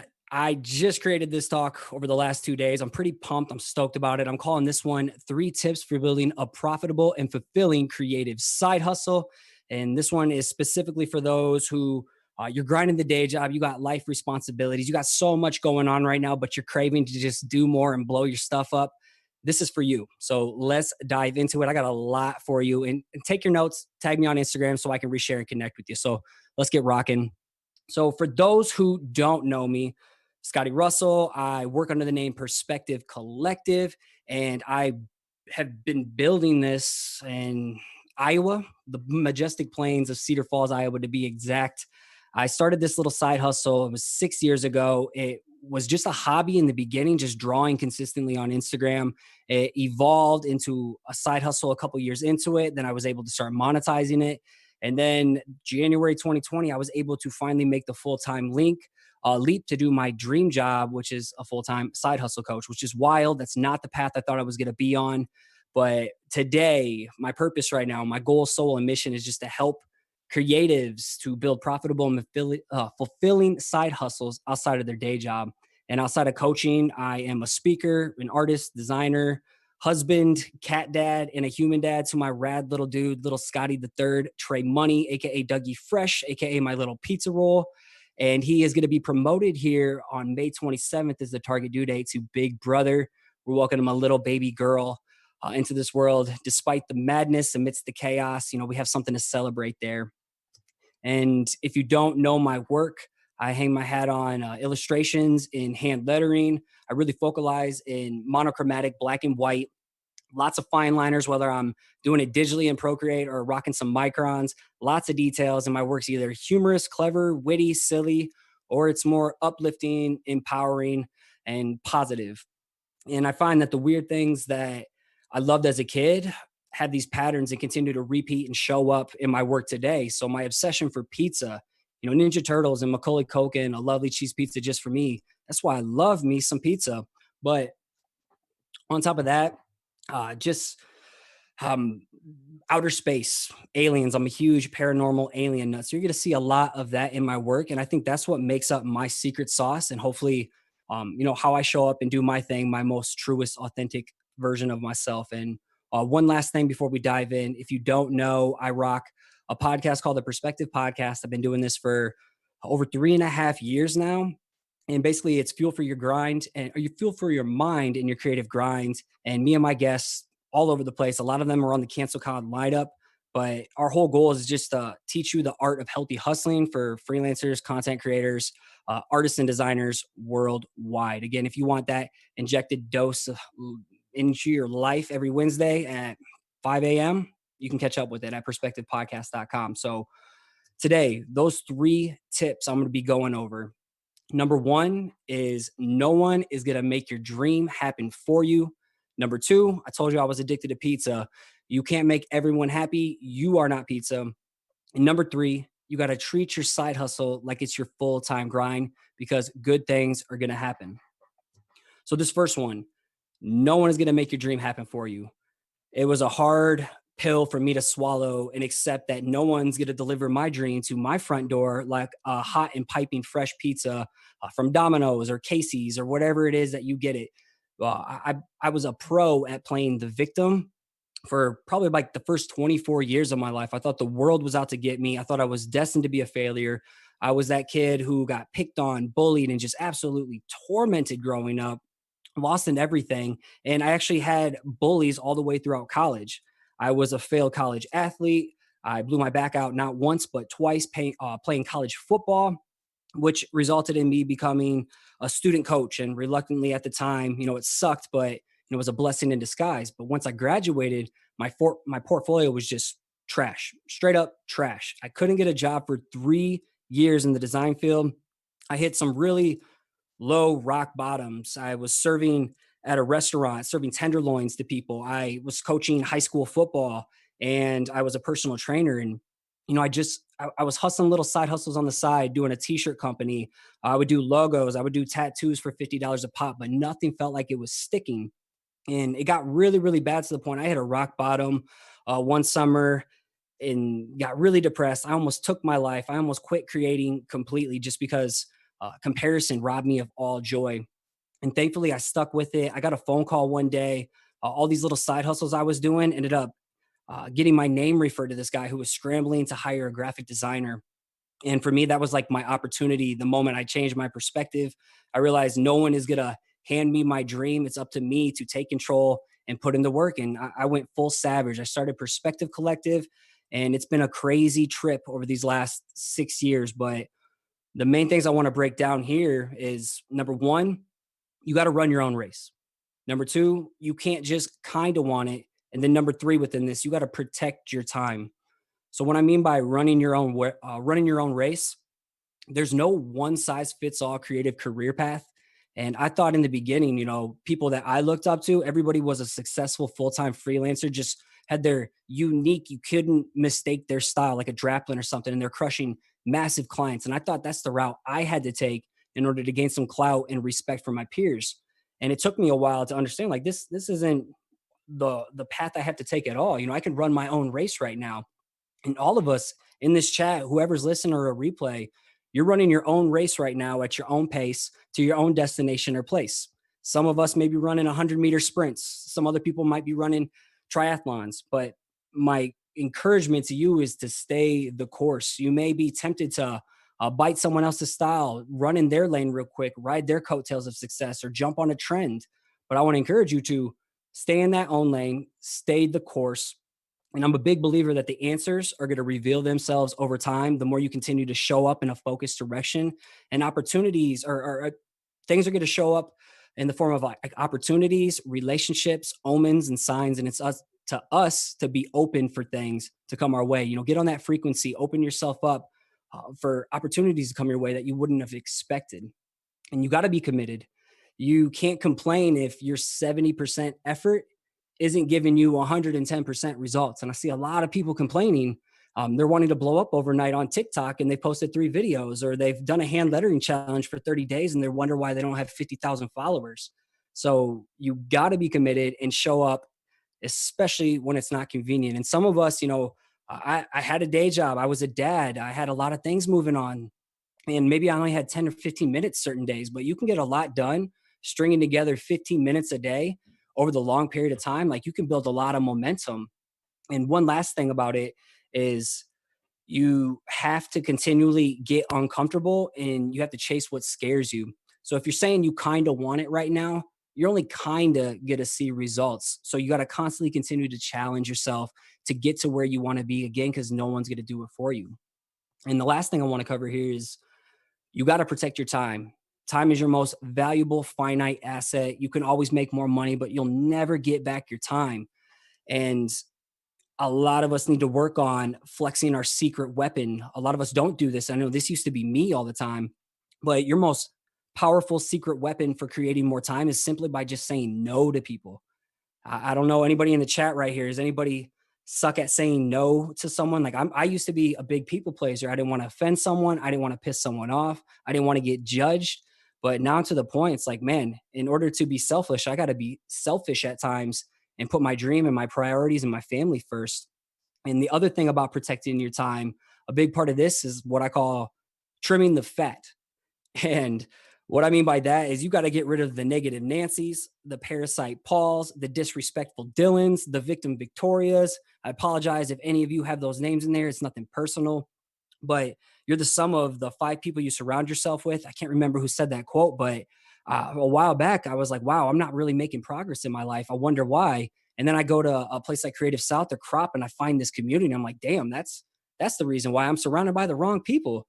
And when I went home, I had to start trimming the fat. And it can especially be hard when it's like your family or a close group circle of friends who just aren't aligned with the same trajectory that you're going. And you got to protect your time. You're going to piss off some people, but you got to piss off the right people.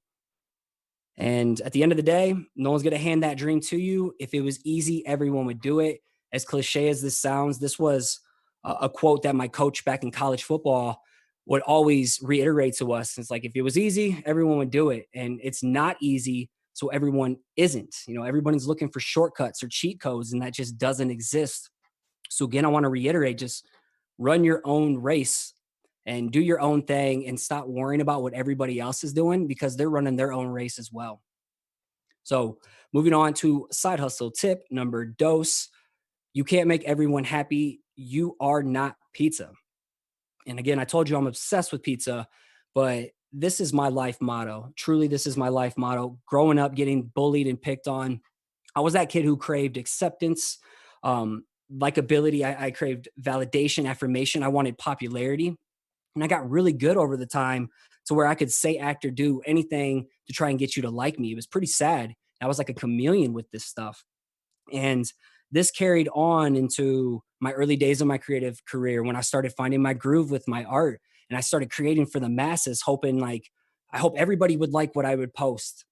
And it took me a long time to realize that, my work isn't meant for everyone. It's meant for the right people, which I'll get to here in a second. But it got to the point, I was so filtered trying to be pizza, having everybody like me, that I wasn't my true self. Anytime I showed up, I gave a talk at Creative South, my first big talk in 2016, and on stage, I didn't swear. I kept my hardcore opinions to myself. I just played it so safe, as James Victoria would call it. Stop being oatmeal. Don't be vanilla. And I played vanilla for the first 2 years. And once I broke away from that, that talk, that was was a hard talk to give. I'm like, who is that imposter on the stage? And now I've saw it as a learning opportunity. I'm like, okay, if I'm going to be myself, I'm going to be myself unforgivably. Like I'm just going to show up in the same person as I am in person, as well as online. And this motto has taught me over the years that these three things: that one, your work isn't for everyone, haters are good, and you got to wave your freak flag.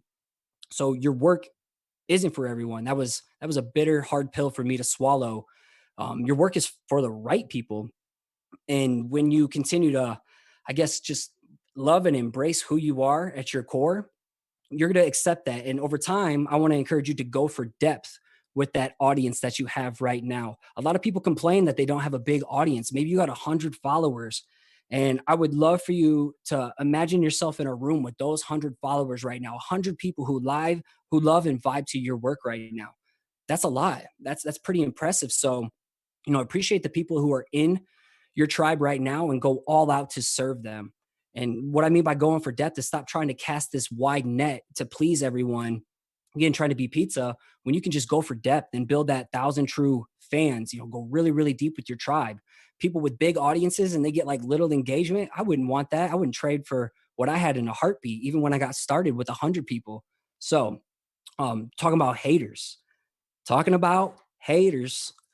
when you have some haters, that means you're doing something right. And me being a people pleaser, getting that first hateful comment or first hateful review. I had an anonymous email one time. I hope they're listening. This was like 2 years in, and they're like, wow, I can see that you mean well, but man, you're just trying so hard and you're not cut out for this. And to this day, I still remember that. And, that hurt. But now to the point, like, I realize having haters is good. That means I'm doing something right. I have an interesting opinion. I'm not scared to show up and be seen and be my truest, most vulnerable, honest self. And this is what a hater is. Hopefully you can screenshot this one, but someone who's a hater, they're simply just a person who has anger toward everyone reaching success. And I'm going to say it again.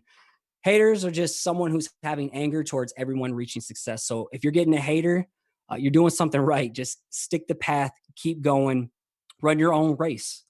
And the reason why you're probably getting a hater is because you're waving your freak flag over there. You're getting freaky. And a fun fact about this, E.T. absolutely terrified me. This was my biggest nightmare growing up. This dude petrified me, even though I'd eat the crap out of some Reese's Pieces, but E.T. terrified me. But now E.T.'s my homeboy. That's like my top 5 favorite movie. But E.T. says you got to embrace your weird in order to attract your tribe. And he also says, ouch. But what I'm trying to say here is embrace your weird. Everybody's talking about be authentic, be authentic. Well, I say the weirder, the better. The more you show up as your truest, weirdest self, that's how you discover your secret sauce. And your secret sauce is the key to standing out. And if you want more details on this secret sauce, I have an episode 161, all about finding your secret sauce in order to stand out. A lot of action steps packed into that. But when you're just showing up, you're waving your freak flag unapologetically, what that does is it sends out a signal to the universe in order to attract your like-minded tribe of these other weirdos who vibe to the flavor of uniqueness that you're kicking out and injecting into the world. So the weirder, the better. Do not be afraid to hold back and cut that filter off right now. Nobody wants someone who's trying to be pizza. It's hard to respect that person, trying to make your work appeal to everyone. You're going to find a hard time appealing to someone. And in order to really tap into your weirdness, I want to encourage you to get all Lauren Hamish and just dive into some passion projects to really find your groove. All right. Number 3, the last one here is you got to treat your side hustle like it's your full-time grind. Good things will happen. I promise you. I'm going to take a swig because I'm parched.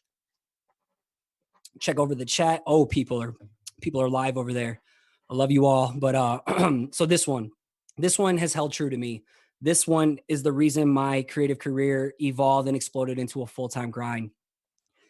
Last year was a big year. My side hustle exploded with the help of 2 coaches, 2 people who popped into my life that I didn't expect, and they radically changed the trajectory of things for me. But things went really, really well. I made more money than ever last year. And, it would have been the end of September. I launched my first coaching program. Shout out to the Side Hustlers coaching program students that are in here. And within that week too, I went and gave my first talk, a live podcast at Creative Works. Well, right before that though, the weekend before I took off to do all that, my wife dropped a big old bomb on us and said that baby number 2 was on the way. I'm like, oh crap. Okay. Well, we've been on this whole pay off debt mode, this mindset of just tackling our debt.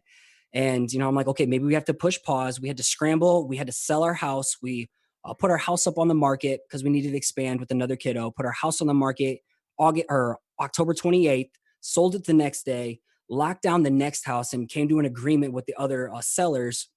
And we're just like, wow, things are moving so perfect, so smooth. What could possibly go wrong?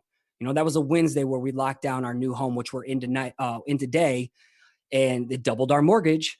But a week later, I'm not even joking, I'm sitting in my little corporate cubicle because I was a senior UI UX designer at this large corporate day job.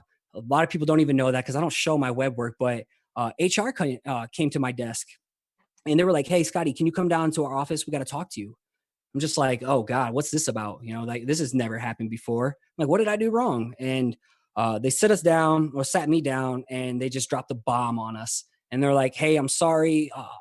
Corporate, they just eliminated your entire marketing department. We need you to go back to your desk, pick up all your stuff. You'll get a severance package. Woohoo. And you're not an employee as of the end of the day. And that just rocked me. Absolutely rocked me. So for the first hour, I was like this. I was panicking. I was freaking out. I almost cried in this meeting because I'm like, wow, couldn't have been worse timing. We just closed on a new house, double mortgage. I'm freaking out. I'm sweating bullets. My heart's racing. About had a panic attack in their office. And while I'm packing stuff up, like another HR person had to assist me. It was just embarrassing. And then the second hour, once I got home, I was about to just rage and punch a hole through a wall, throw my computer outside. I'm like, how could they do this to me? And I just felt like a failure. Like I was about to lose this house. I just failed my wife. I failed my kid and my daughter that's going to be born in May. But from there, after that second hour, I settled in. I just went to work because the more I complained and whined, the more that window of opportunity was closing on me. So I started pulling calls and like hitting up anybody I knew that had a similar situation that could help me. Someone like Peter Del Tondo. I talked to Adam Vickerell, lots of different friends. Stay Gray Pony Boy, Matt Dawson was one of them too, that helped me talk through this. And so many people said the same thing, a pattern of, you haven't been doing this for 5 years for no reason, over 5.5 years. You haven't been pursuing your side hustle. Maybe this is the time to take that leap, before you knew it. And for me, in my mind, I'm like, well, I'm 2 years away with a new mortgage, kiddo, just a new life. I'm probably 2 years away from paying off this consumer debt before I'm able to comfortably take that leap. But the universe had different plans and, shoved me into it before I was ready. And that's the thing I'll talk about here in the beginning or here in a little bit is like, you're probably never going to be ready. And what I really learned over this last 5.5 years of, side hustling my little biscuits off that I think can help you too. This is what got me to where I am today. Number one, I want to ask you something. Be real with yourself. Are you a hobbyist? Are you a professional? How do you show up right now? This is more of a mindset and a mentality. And I want to challenge you and let you know that the more you take yourself seriously, the more the world will slowly align to what you believe. So start taking yourself seriously and treat yourself like you're a pro. And you got to start sacrifice and be intentional. You got limited time right now, 168 hours in a week. You got a day job, 40 hours. You got family time. You got to sleep someone in there, groom yourself, whatever. So your time is scarce and limited. So you got to show up and be intentional. Sacrifice in the short term to get what you want in the long term. And that's delayed gratification. And in my scenario, you're rarely ever going to be ready. But this approach of treating this side hustle like it's your full-time grind, it's going to prepare you for when that opportunity does come and your name is called to the big leagues. So here's some stuff just condensed right now that I've learned. I want to just condense it. I sat here. I'm like, what are like 5 things that really, really help me elevate, get rapid growth and get my breakthrough? So one was waking up early and putting my dream first. Waking up before I'm a night owl by default, but so when I started waking up before the world could push its distractions on me and, put my dream first before I clocked in, like that changed things for me. That turned me into a pro. And then I started carving out time and executing. I pinpointed those pockets of time in my day where I could grind and knock stuff out. So in the mornings was one, my 2 10-minute breaks, my 10 a.m., my 3 p.m. at my day job. I would grind over my lunch breaks. I would go to the gym to get my mind right. I would come home, play husband and dad mode. And then if my wife and I weren't kicking it that night, I would put my son down for bed and then spend another hour and just grind. And here we go. Cut back and eliminate distractions. I'm not a fun hater over here, but again, you're 70%. You can't complain if you're not getting 110% results. So, you know, where's your time going? Are you on Instagram too much? Look at your app data and track that. You know, how much time do you invest in this? Are you going on binges on TikTok or YouTube or Netflix or Hulu? Whatever, just cut back or eliminate distractions to get what you want. If you want to be a professional, you want to do this full time, or you want to make good money from it. Number 4, grind when no one's watching. For me, this is when things really took off. This is where I got lost in the sauce behind the closed door, and I'd really hone in on my craft, and I would fall in love with the process. It wasn't about the destination. It was about the process. And number 5 kind of builds off that is you got to keep your targets in front of you, whether that's a flexible, I would say a cemented or a moving target, a short-term goal or a long-term goal, whatever it is, you cannot guess what it is you're going to work on each day or what it is you're working towards. And that's what I really work with my students. Like, I don't ever want you to guess when you wake up in the morning. Like, I want you to know what you're going to work on and what's the direction you're staying. What's that race you're running? Super important. So as I wrap things up, just to recap, and I have a free gift for you here in a second too. Those 3 tips for building a profitable and fulfilling side hustle are: 1, no one's going to make your dream happen for you. It's on you. Take control, take initiative, own it. Again, no one's going to make your dream manifest or deliver it to your front door like a hot, piping hot pizza from wherever it is, Casey's General Store from me. Number 2, you can't make everyone happy. You are not pizza. Your work is not for everyone. Go for depth, not width, and wave that freak flag. And number 3, treat your side hustle like it's your full-time grind. Good things will happen.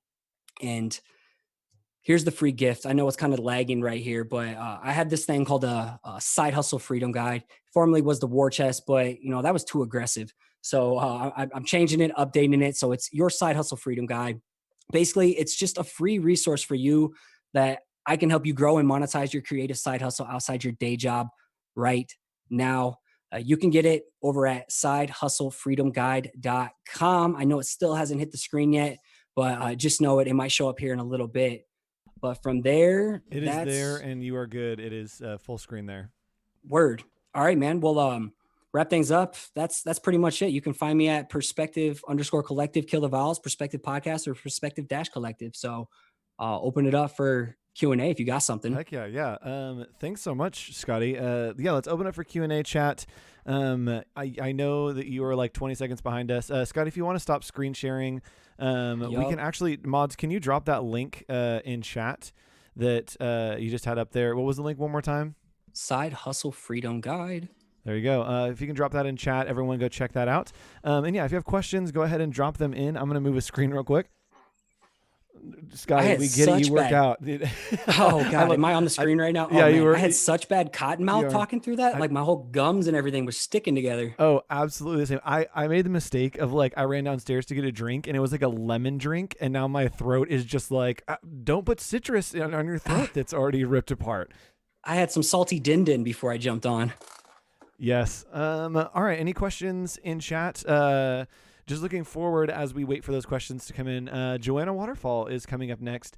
Joanna, I love Joanna. We actually went to school together, which is crazy. And now she like does all this stuff. Like I didn't really follow her for a little while. And then all of a sudden she's like, oh yeah, I like do all these things now. I'm like, what the heck? That's awesome.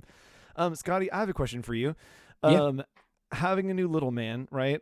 I'm sure that has been incredibly inspiring and like put you in a whole new space. Is there anything that you can pinpoint? Like, I don't think that this would have happened or I would have been inspired to do this if there wasn't like a tiny human in my life right now. Is there anything that's just been like, oh crap, like this baby gave me this inspiration? I know that's great. I've talked about it before, but like when my son, we found out on Christmas Day, 2017 that we were, my wife was pregnant, I was like scared. Holy crap. I don't make enough money. And like, am I going to have to give up my dream now? I was so scared. I was going to have to like quit Perspective Collective for some reason, but him being born only made me like take myself more serious, hobbyist first pro. Like I took things to the next level of, being super intentional with my time. Now with the kid, now I extra need to like double down and focus what it is I want. How do I make a plan to get there? And like, I just gotta know what's possible. So his birth really made me step my game up, and now that my daughter's going to be born, it's like, okay, let's take this to the next level. Now, every day my back is against the wall since I got laid off. And I love that pressure knowing it's on me if I fail right now. It's not on a corporation at the moment. So, I like that pressure. Get that hustle. Sweet, dude. Well, thanks for hanging out. If you guys have or want to consume any more content from Scotty, there are a million places. The mods have been dropping links in chat. Go check it out. Go hanging out. People want to know about your workout schedule. Oh my God. I'm working out from home right now and it sucks. It sucks. I've been working out from home, which consists of me either going on a walk or a run because I'm just like, please take me outside. Which I'm going to do tonight after this stream in about 4 hours. We're almost done. Dude, you're crazy, man. You need to go like take a nap for 5 days. I know. But if anybody else has follow-up questions, just DM me on the side. I love connecting with everyone. Yeah, for sure. Cool. Thanks so much, Scotty. We will see you later. Bye. Yes, somebody noticed in chat and just said, it's amazing how your hair has grown over the day. Yes, I definitely want to go back and take screenshots of my hair growing. So I've done very little to my hair. This is what happens when it's wet and I just let it dry. I have now graduated to the level of Karen hair. Like, this is the hair that wants to see your manager. And this happens. And I walk in and people are like, oh, Karen's here. And I'm like, no, I promise. I'm literally just Andrew. And then it goes back into being like Kramer. So we're just gonna own it. We're gonna lift it. This is what I call the troll doll. And again, we're behind schedule because I keep doing stuff like this, but this is a look. This is an LEWK. This is a look. So we're going to hop in with our next person right here. I'm going to make sure that they are hanging out. I talked about it a little bit. Our friend Joanna, let's see if we can get her mic and her video working. Oh, let's sing musicals while this happens. I feel you, Joanna. Oh, can you hear us, Joanna? Hi. Oh, there she is. Hello. Hi. All right, and video is happening. Okay, cool. Okay. So I'm going to grab your name tags real quick, and you are not quite live yet, but I will bring you on in just a second. Let me grab your name. When are you on the schedule? There we go. We're so behind that I have no idea where you're supposed to be. I'm like looking at the sheet, and I'm like, close enough. All right, cool. Let's go ahead, and we're going to bring you up. There's our friend, Joanna. Oh, it's me. Dang it. I did it again. I've done this so many times. Yes, now it's you. So we're live right now? Yes, we are live now. Oh, hey. I'm sorry. I just went like completely live on you out of nowhere. I apologize. I've usually been prepping people, but at this point in the day, I forgot that was a thing that's been happening. I do not know how you're doing this and how you're standing up right now. And I'm very much doing this. I just... It's well, you're time. up, you're breathing, you're talking. Yes, it's amazing. On the way. Question for you. Do you have a hashtag or a Venmo that people could drop tips to if they like to? Joanna Waterfall. Just full name altogether? Mm-hmm. All right, cool. So I'm going to go ahead and put you full screen. And when I do that, I'm just going to have you explain who you are, what you do, what you're all about, and introduce you to our audience. Okay, cool. Here you go. Go for it. All right. Hey guys, how's it going? My name is Joanna Waterfall, and before I talk about myself, I just feel like, Andrew, you need a virtual round of applause. Oh, thank you. Because this whole thing is amazing. Like the graphics, the idea itself, the marketing, you have just gone all in and rallying everyone together for this, and I am so impressed. And you are like my favorite person on the internet and doing all this. Somebody said this once about me, and I was like, that's the best way ever to describe it. Is they're like, you just live your life with like reckless abandon, and like it's either really good for you or really bad for you. And I was like, yes, that is 100% what the zone is. You do everything. I was so impressed. Even your email photo was CanceledCon. I was like taking notes from all the things you did. You're awesome. So thank you. Virtual round of applause. Yes. Oh, look at all the hands in chat. Thank you, chat. Andrew Hochradel, you are amazing. All right, now let's talk about you. So all right, hello. Yes, go ahead and intro yourself. Hi, my name is Joanna Waterfall, and yes, that is my real last name. Thank you to my husband. I am it's funny, well, we'll talk about it later. I run a community for women who are creating meaningful work in the world called Yellow Co. And we have conferences, we do events, we have a digital membership platform, and we believe that women can change the world when they lean into who they were created to be. Heck yeah. That's awesome. Heck yeah. So Joanna, we go back a little bit, and I think I talked about this a little bit earlier today. We went to school together, correct? We did. Oh, so crazy. Oh yeah, CBU Design Represent. I saw that they posted about it yesterday. Yeah. Oh, yeah. Oh, that's awesome. Hold Mike on. Berger, shout out to you. I was gonna say, I'm gonna do the thing where I take a picture of us hanging out so that I can post it and tag our friends at CBU Design. Yes. Yes. Cool. So this is the thing that I want to ask you about, and this has been the thing that I'm like, we need to have her on the stream because we went to school together.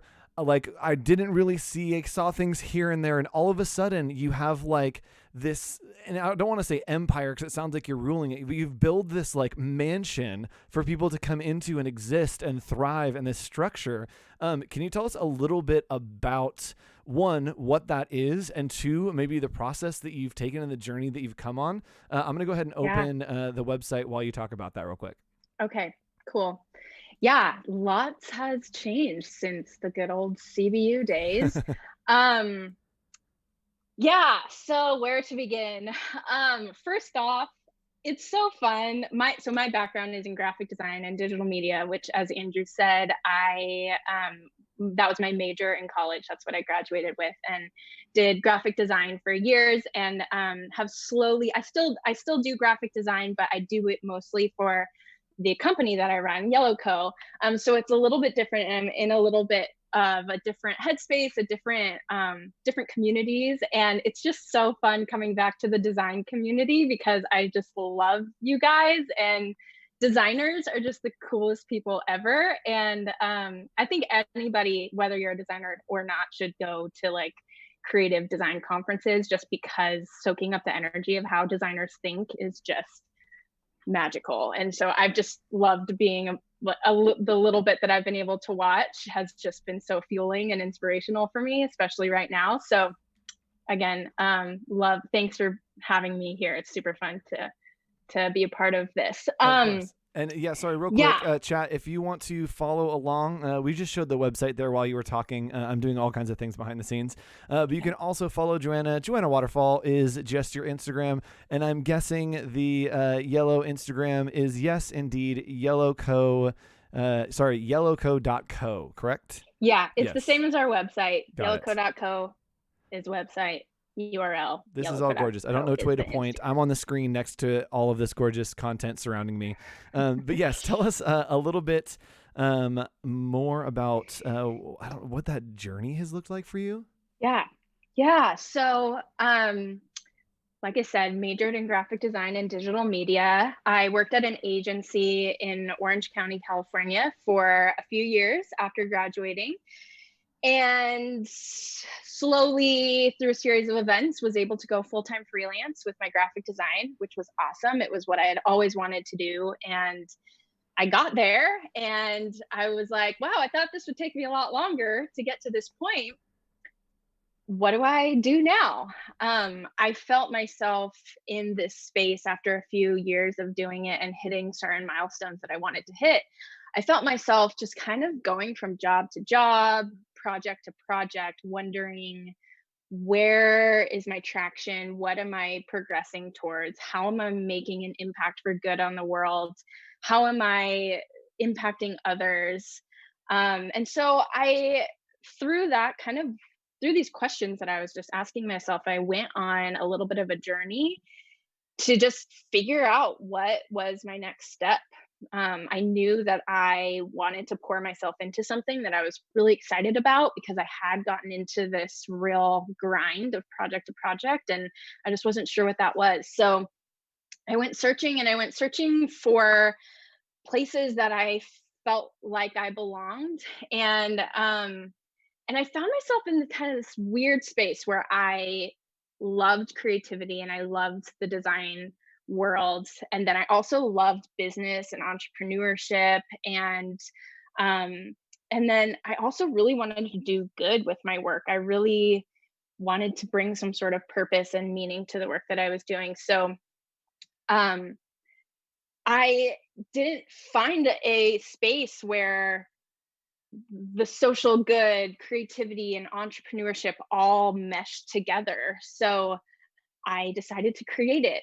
And through a series of events, I met some women specifically who were working in the social good space, running social enterprises. And I was so inspired by them because I thought, wow, how cool is it that these women get to be creative, they get to run these businesses and think business, they get to be business minded, and they also get to know that their business is making an impact for good because the business is designed around that. And that was a form of design that I hadn't really ever seen before.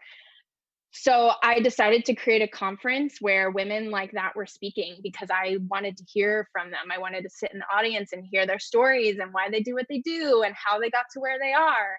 And that first conference was about 150 people, and it was in 2014. And slowly, it's just grown from there. And it wasn't until 2017 that I was able to go full time with Yellow Co. in the midst of growing Yellow and building it into more than a conference and really figuring out what that looked like for me. I was freelance designing throughout that whole time. And I will still sometimes take on a freelance job here and there. But yeah, that's kind of the journey in a nutshell. And here we are today. I'm muted. I love the thing that you said of like, I wanted this thing, but it didn't exist. And so I just made it.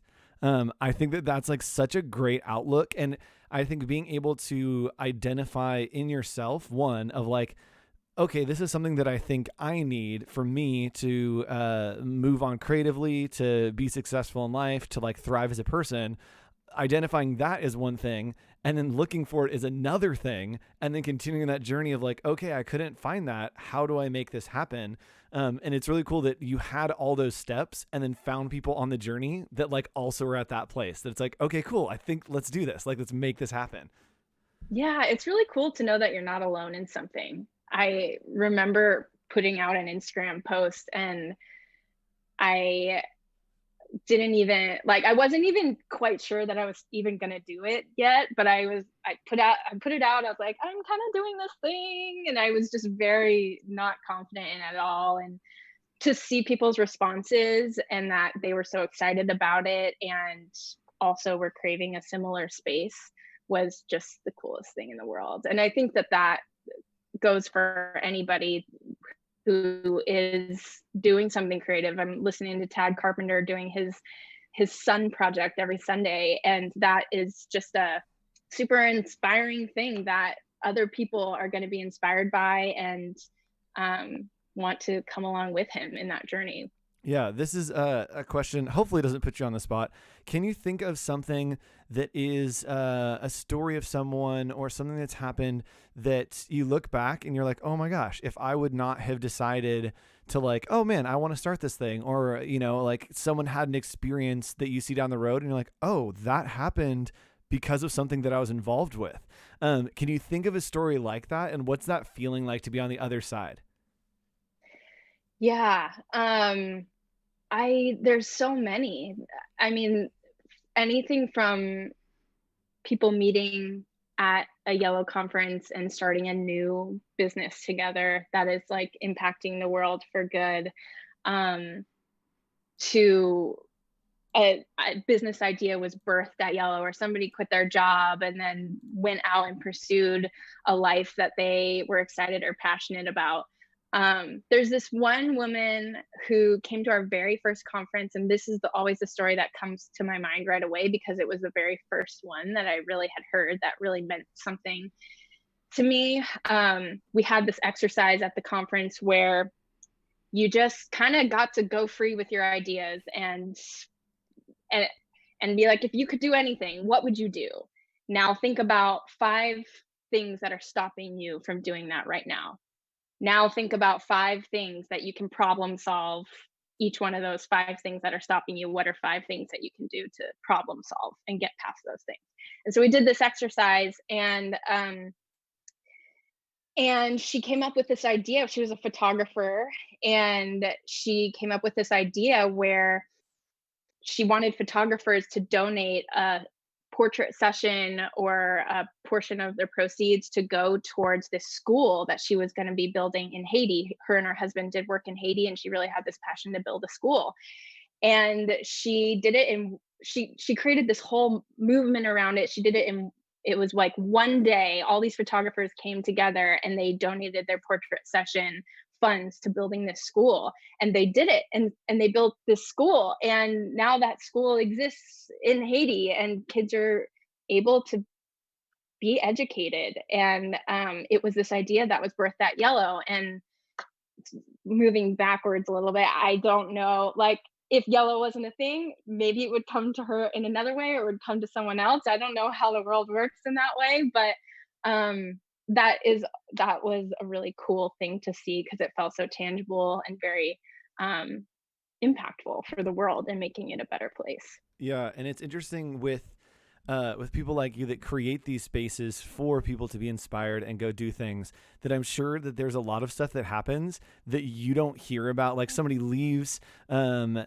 event, and then 5 years down the road, you see like this great thing's happening. Like, oh yeah, I actually had this idea because I connected with somebody back in the day. And you're like, what? Like all of this happened because of like something that I wanted to put on for some weekend. And then all of the like little things that you probably were thinking about for that event just like disappear, right? That your memories become things from the future, that it's not like, oh man, I remember that day, like we were having an event and it was like rainy, so we had to move it inside. It's like, oh my gosh, like the future was changed because we moved a table from being outside to inside. Like those small little details matter and make a huge change, and you never know. Yeah, it can be a little overwhelming when you start to think about how we impact each other, like butterfly effect stuff. It's like, I can trip out on that. It's just very interesting and super exciting and cool at the same time. I was talking with James White earlier today, and he's like the reason that I got into design. He's like I think the coolest person ever.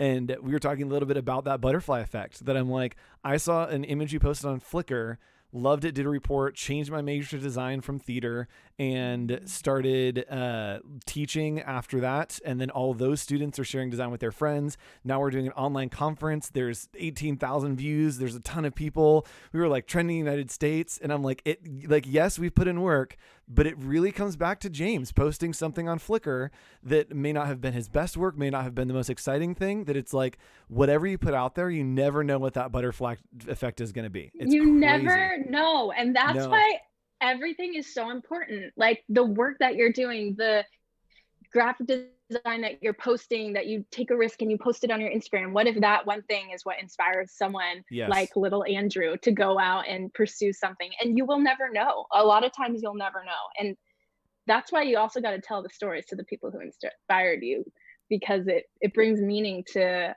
these little things that we do. Every interaction we have can be so powerful, whether it's, an Instagram thing or like a personal project you're diving into. It all is impactful. Yeah, and I think that it is that almost shotgun approach of like, as creatives, like I have this feeling, I have this thought, I think someone else might have it. I'm not just going to keep it to myself. Let's throw it in the world. And if it resonates with somebody, then it might resonate a ton and like be life-changing, or it might just be a casual like or a look or a scroll past it on Instagram. You're like, like I got to share it. Like it has to open that possibility, because if you don't put it out there, who knows, like it's not going to grow at all. So our friend Ella London is in the chat saying hello. And she says, I remember my first Yellow Co conference in 2017 and realizing that I'd finally found a place that gave me the support and freedom to go after my passion. So that's a little cool word to you. And I see Sarah here is talking about a virtual conference. Can you tell us a little bit about that? Yeah. So we're going to be doing a conference in New York in June, but due to circumstances, have changed it to a virtual conference that's happening on the same day, June 26th. But I'm really, really excited about it. We are talking to some really awesome women who are going to be a part of it. And yeah, just excited to dive into the virtual conference world. And this, you know, everything's going virtual right now. This is the first virtual conference I've been a part of in this capacity. So thank you for this. Yeah, it's literally been the craziest. And I've been like trying to take screenshots of things like as we go. And I literally have like initially I was like, I think that we should do this. This could be super fun. And I think postponedcon.com. And I was like telling some friends like, I kind of want to do this thing. And I was like, what if you just call it CancelCon? And I was like, let me see if I can get the .com. And I got it. And I was like, all right, let's roll it. And it's literally just been like not even falling down the stairs, like actively throwing myself down the stairs for like 3 weeks. And we landed and it's like, cool. We're almost through and it's been super fun. And hopefully people are being inspired. And it's one of those things that like, I think that community is an investment, right? That you keep investing into community and community keeps investing into you. And like a bank, at some time, you have to make that withdrawal. And I think that it's so interesting to see in something like this of like, okay, like you've been investing in me, I've been investing in you. I'm about to take out my withdrawal. Are we going to is this going to pay off with interest? Like what interest has grown here? And it's been cool to see, all right, when I try to take that withdrawal, like the interest that has happened is like, oh my gosh, like it's grown so much more than we could imagine by just investing in community. Wow. That is so good and so true. Investing in community is so huge. And those people are coming around and rallying around you and supporting you. And that is awesome. Isn't that the best? It's crazy. Erica Lester's asking about there is some kind of help that you are offering for the conference as well because of circumstances. Yeah, so we had actually, unfortunately, we had an even steeper discount that ended on the 31st, but we still have a BOGO. It's a buy one, give one. And so we're trying to encourage people who have the means to purchase a ticket, and it's at a highly discounted rate, and then give a ticket to somebody who might be in need right now and might be not having the funds to purchase a ticket. So you can do the buy one. Yeah, let's do this in chat because there's a couple of people talking about it. If you're in chat and you're talking about it, find one of the other people that are in chat and DM them on Instagram, and you guys can split a BOGO. So yeah, find friends. If there's someone that is in chat that is in need that needs to get some help, if you're going to the conference, maybe you can throw a BOGO. So in chat, let us know where that is. And I think that chat is dropping the links there as well. All right, Joanna. Yeah, I saw someone post them. Yes, I want to ask you. I'm barring answers again. It cannot be about the conference. It cannot be about Yellow Co. What's something you're excited about in the next 3 months? Yeah, I heard you ask Tad this, and I was like, this is my favorite question to ask people. About it, so I was like, oh, what if he asks me that? Oh yeah. Yeah, it's a good one. And I think what I'm most excited about, which kind of also goes hand in hand with what I'm most nervous about, which excitement and nervous and fear are all very you never close know together. Which one is which. Yeah. Yeah, it's like I'm excited, but I'm also super scared and nervous. I'm excited about the mystery and the uncertainty and the creativity that I feel like is going to be coming from me, and to see it, what other people are doing as well, and being a part of this and hearing what creatives are doing right now and pouring themselves into. I think just when we're all shaken up like this, it's forcing us to dive into what growth looks like for us and what our real priorities are, and to get creative. The coolest things always come out of times where you have to problem solve and change and move. And I'm really excited to personally dive into some creativity. I was telling someone the other day that it almost feels like I'm starting over in a sense, because things just feel very different right now. And with that, it was really cool because I started diving into my mission and values and why I'm doing what I'm doing. And what I always say to myself, and I try to say this to our community, is that your why will stay the same and your how will change often. So you keep that why, and I feel like when the how is changing for so many of us right now, maybe you got laid off, maybe a bunch of clients, you know, are leaving, and life and work is looking different for you right now. What is your why? And going back to that, why am I doing what I'm doing? What is my mission to complete here in this world? And how then is that going to come to life in this new way in this season? So I've been really diving into that personally. What is my why? And then what's the best way to bring that to the world in this season and in these next 3 months? So I'm excited to continue to dive into that. Yeah, absolutely. And I think that applies too to like actual visual design of the how can shift and change, like how you're making something, like who cares, like make it however you want, but the why that's behind it is the thing that's really important that people end up resonating with, is like, oh, why are you making this? What's the message you're trying to say? People go, yes, I love that message, I connect to that message. It could have been anything of how you did it, but the why is the thing that we connect to. So yeah, thanks so much, Joanna. This was super fun to catch up. And I know this is like the first time we've like hung out and caught up. I know. I like want to hear about your life. I are know. you even living? Where are you in the world? I don't know anything. I'm in Riverside still. Oh, you are? Hanging Great. out. Yes, next to the river. My parents are still there. Yeah, right behind Mount Rubidoux. So. Okay. Yes. Nice. And for those of you that in chat that aren't familiar, it's not an actual mountain. It's like a big hill, and there's like a paved pathway to the top, but we call it like Mount Rubidoux. But it's literally it's a big hill. Cool. Thanks for hanging out, Joanna. Go ahead and stick around just for a second, and I'm going to transition some stuff so you can just hang in that side room real quick. All right. And bye. Cool.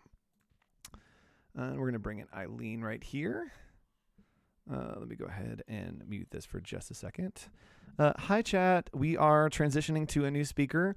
Her name is Eileen, and she is just about to come in. Hi, Eileen. You're not live yet, so don't worry. You're on now. No, I am awkwardly talking into the ethereal void of the chat. There you go. We have video and we have audio. Cool. We are going to go live in a second. Are you ready to go live? All right. Give me just a minute. I'm going to spotlight you. Thanks, Joanna. You can actually piece out of this and head back into the chat. Sorry, I saw Joanna making like hand signals as I muted her. I'm sorry. All right, Eileen. 1, 2, 3. Oh, that was almost the worst timing. That was almost like when... It's very true. All right, here we go. 1, 2, 3. Boom, we're live. That was the equivalent of when your waiter comes up and is like, "Hey, can I get you anything?" And it's just complete, like you just took a bite of like the biggest bite you've ever taken. You're like, okay, sorry. Let's do this. Let's go ahead and intro you to our great creative friends. If you can turn off screen share, or you can leave on screen share. I don't really care what you do. Cool. I'm going to put you full screen and go ahead, intro yourself. Tell everyone about you.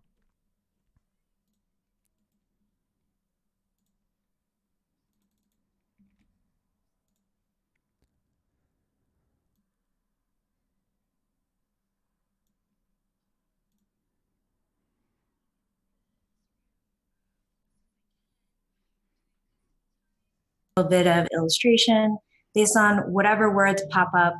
Some of them have been pre-loaded from friends. So we'll see how it goes.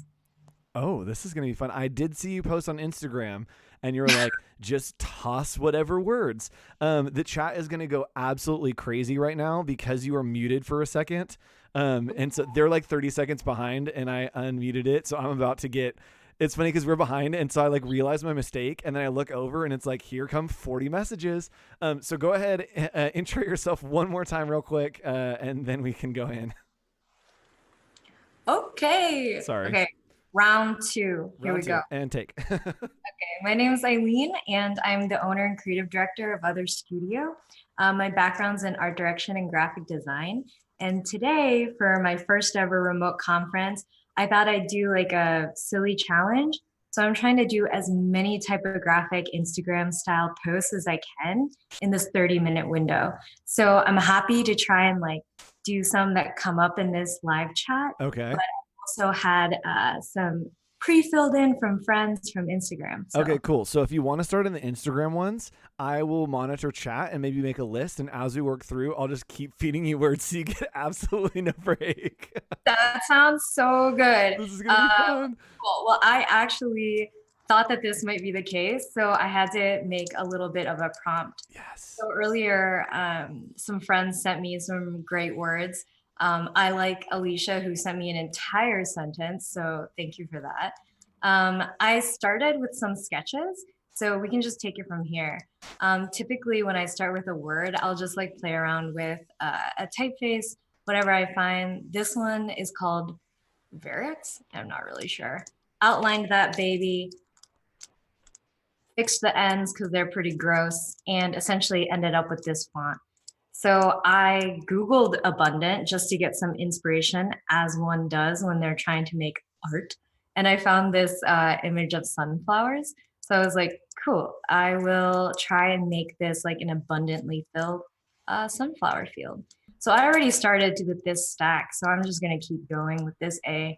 Yes, and I'll try to give live thoughts and commentary as we go, as well as you. I love the design process, and like the way you describe that, I think is perfect for like how design works in people's brains. Is like, so I typed this out, I got this cool typeface, I hated the pointies, so they're gone, and then we just kept moving. Love like that it literally is a stream of consciousness. Like when you're under deadline like this, you don't have time to think about the nitty gritty details. You think what is feeling right, and you just end up going on your emotion, which I think is really cool. Yeah, I thought like I saw sunflowers and I thought, oh, that's really adorable. I want to do something very sweet. And so my brain was like, what is the Dunkin' Donuts font? And then I saw someone ask, what is the Baskin Robbins font? And I'm not even sure if that's truly what that is, but I found it and I liked it. Yeah. For these little sunflower guys, does anyone use the blob brush? Oh, no. Okay. Can you tell us about the blob brush? Because people like have talked about it, but I've never seen it like in use. I honestly don't know what it is other than it's like the brush and it creates like a shape instead of a stroke. Oh, okay. So yeah, you can like build onto your shape. And so it'll like intersect and create that. This is what I do when I just need to make like quick organic blobs pretty much. Yes. So that's how I make I like, again, love like the terminology of this, that there's a lot of times that we hear designers talk about design and it's like the most refined. Well, I took like the perspectives of whatever. And like in reality at its core, it's like I made some blobs. Like I'm making blobs right now and they're going to kind of look like a sunflower. And then like, I don't like the pointies on these ends and we're going to keep going. I'm just going to smooth it out. Yeah. This is the vibe that we need at this point in the stream. This is perfect. I'm super jealous of all of my friends who do like tutorials because they're like just so eloquent and like able to articulate the tools. And I'm like, I found this one once, not really sure what it's actually for, but we're gonna roll with it anyways. These particular sunflowers, since I want them to be like organic and goofy, I'm totally just like smashing the petals, which is probably poor form, but look at this cute little guy. Yeah, but if it's what you want and it conveys the emotion you want, like there's no rules. All the wrong things can be right if you want them to. Yes. So wrong it's right. And then I was thinking, I don't know, maybe I'll post these on my Instagram. Heck yeah. And what is your Instagram? Well, let me tell you. Other studio. But my personal is Eileen Song. But I can put these on both Other Studios Instagram as well as my personal so that people can pick up whatever they suggested. Sweet. And I'm going to hop over to your website real quick. I'll just take control. Y'all, okay, so I was researching for like figuring things out. Your website has, I think, the coolest like header I've ever seen in my life. So y'all, we're looking at this together and you're like, cool, here's some like copy that's like introing, like, cool, okay, like studio practice. And you start to scroll over it and these change to different symbols and characters as you scroll over them, and it's literally probably my favorite thing I've ever seen. I love work that is just so unabashedly whatever it is, and this is the ultimate like form of that. So yeah, bravo. shout out to Garrett DeRosa and Ian. Yeah, Ian, who coded that for me. So the whole idea was like, you know, trying to make something that was very typographic. That kind of speaks to the amount of editorial work I was doing at the time. Yeah. Okay, so that looks pretty good. I'm feeling abundant. Gonna call that one done. Yep. Okay, so for Brave, pretty sure I want this to be like super strong. So I want this to take over the whole page. There's a couple of ways I've done this in the past, which is like maybe this thing will take up the whole canvas. Yes. But if I'm really being nasty, maybe I'll just boop. Yep, that's like the patron saint, and I don't understand why people get so mad about it. And I'm a type designer. I've made typefaces, and I'm like, yes, if you need to stretch it, stretch it. Like, make it weird if you want to make it weird.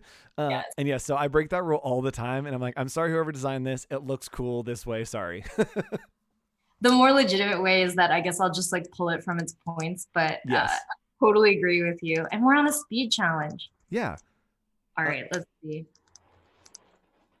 I do like too that this is almost a exercise in like emotional to visual connection of like, what does the word brave make me feel? How do I translate that visually go?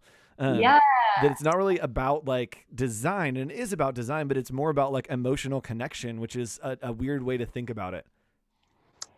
So yeah, it's kind of like when you're in school and you're doing the little like composition studies and you're trying to figure out how to like master the canvas with like just a circle and a rectangle.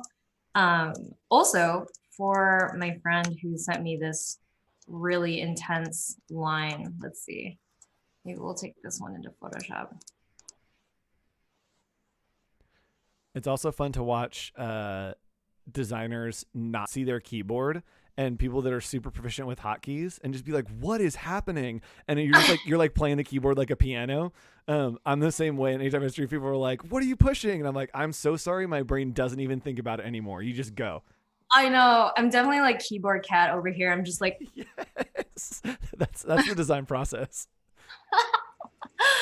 yeah, this thing's pretty intense. I feel like we need to do something a little distressed. So maybe we can try and give this like a glow.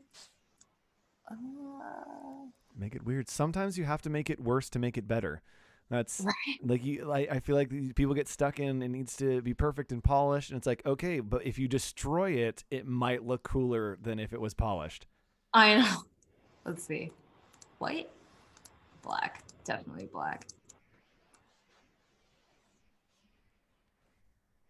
Okay, cheated. All right, this one, someone wrote infuriating. Oh. So I started to do a little bit of type. Custom type on this deadline? She's out of her mind. I don't even know if I can. Let's see. What do we want to do here? Something that you're doing here too that I think is interesting to think about letters as shapes and not as letters. That it's like, cool, like an R is really like rectangular, but then it has a little bit of triangle in it. Like an A is definitely a triangle, and N is definitely a rectangle. But like, okay, an O is like kind of a circle, but could be a rectangle. How do we work with those together? And it's interesting to see like that actually living in reality. Yeah, and especially since I had already drawn this U, which is pretty much going to be this A. And I saved all the easy letters. Let's see, for last. Yep. And being able to take and think, okay, cool. Like this is actually just this other letter with the thing added. And they're like, cool. It was hard to build 6 of these letters, and then the rest just fell into place. It really is cheating. I'm like, oh man, did I just forget how to spell? This is like my greatest fear is that like I'm on live camera and I'm like, can't spell something. Infuriating. Yeah, you got it. Yeah. Uh-oh, G. G is going to be hard. Oh, G is going to be hard. It's not any, it's like a kind of the R, but like it's none of those letters. It's definitely not.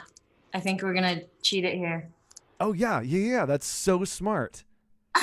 I was gonna say, yeah, it's totally the R lowercase g. Yeah, who cares? Okay, this T is like kind of funky though. What do we got going on here?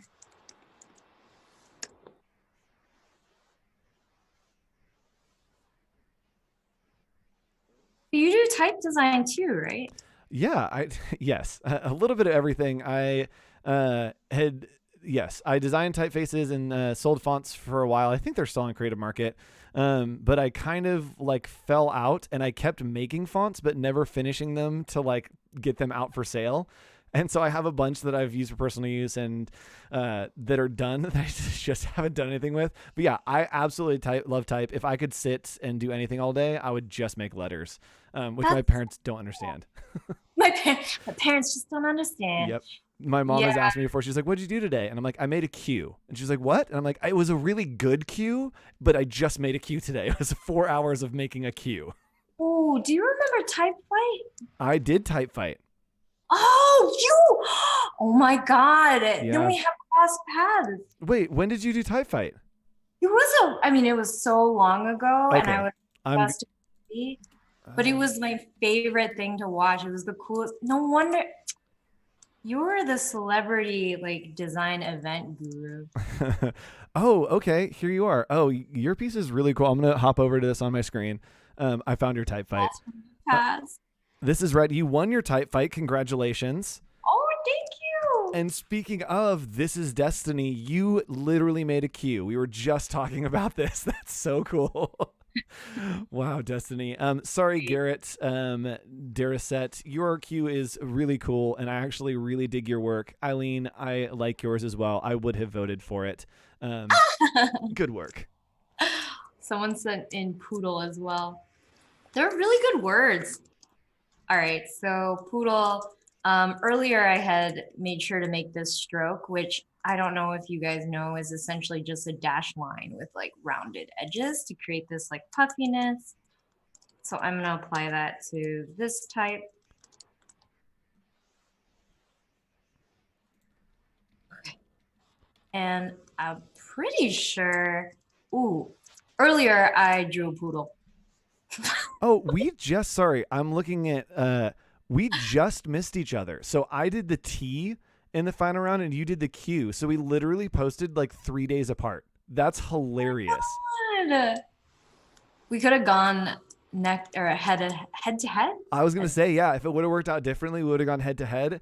And I probably wouldn't have even remembered. And we would have been on and be like, I did type fight. I'm like, me too. And I would have pulled it up and we would have just like absolutely exploded.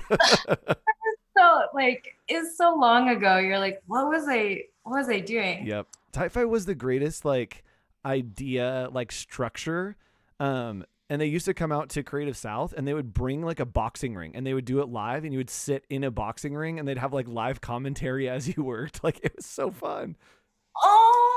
I think it's really hard to make designing like look very interesting. I remember when I used to work at like for another studio, they would try and come in all the time and like do work in progress at the studio, and it's pretty much just people like pushing papers around or like pointing. It's like bad stock photo. They like get out the swatch book, but it's so cool to actually watch people design and like see their brains going, I think. Yeah. All right, we got blurg. Blurg was the word? Yeah. I love that. Is this the major field right now? I feel like for everybody. Blurg. Oh yes, layer tennis, noble folk. Layer tennis was great as well. Oh yeah. Okay. I also did shameless plugs. I also did layer tennis as well. If you want to go find that, anyone. I never did that, but it looked so fun. Yeah, it was. Again, it's just a great concept that it's like the goal here is to be creative. Good luck. Do whatever you want. Like here are the confinements. Good luck. Can you explain it a little bit? So like, start? Yeah, so Type Fight, I believe that it was like an Adobe thing that they did way back in the day. Also, thanks for sponsoring Adobe. They did a thing, and it basically was one designer would start and make a file, and we would be working in like a collaborative folder. And so then I would open that file that they had made and make a piece with that like core design. I could change anything I wanted. I could add anything I wanted, but it had to be based on the piece that they had made. And then I would take that PSD and send it back to them, and then they would build on top of that. And so there would be 5 rounds back and forth of like building and adapting this PSD between 2 people. And it was so fun. And there were a lot of like big designers that went through and did it. And it was so cool to see like the distinct styles shine through and then like flip to the complete other side and like the next round and then get pulled back. But it was all the same kind of vibe and pieces just moving around. So it's like, what is it called? Like an exquisite corpse kind of? Sort of. Yep. And I think you only had a half hour, I think, for each round. And so you'd get it and you weren't allowed to like watch, or I don't think you got to see, there wasn't live streamed at all. I don't think live streaming was a thing. So you would just get an email that was like, cool, you have 30 minutes, go. And you're like, all right, let's see what they did. And so it was like completely blind. That's so dope. That's so fun. Just panic brain, like same thing. Yes, it's exactly like what you're doing now. And it's, just complete panic brain of like, all right, here are the confines, go. What is this? Is this typeface that you're using here? It's very pretty. Yeah, with this one. Okay. So I found this script on my computer, which is just called Aja. I'm sure like a lot of people feel this way too, where they've been kind of like collecting fonts through the years, don't know where they got them. That's totally what happened here. I don't know where that font came from, but I really like it and it's super funky. And so I know that this typeface came out not too long ago called Beatrice. It's a trial, but it's got the same kind of like funk to me in my eyes. Like this script has that thick and thin and it's very like whimsy, funky. And this being so much more refined, but it has the same vibe to me. And so I like to replace like key letters sometimes just to create like a really unusual rhythm. Yeah. And so it gives this like very unique, whimsical feel. Earlier, I also drew a picture for this as well. So we'll just go ahead. Yes.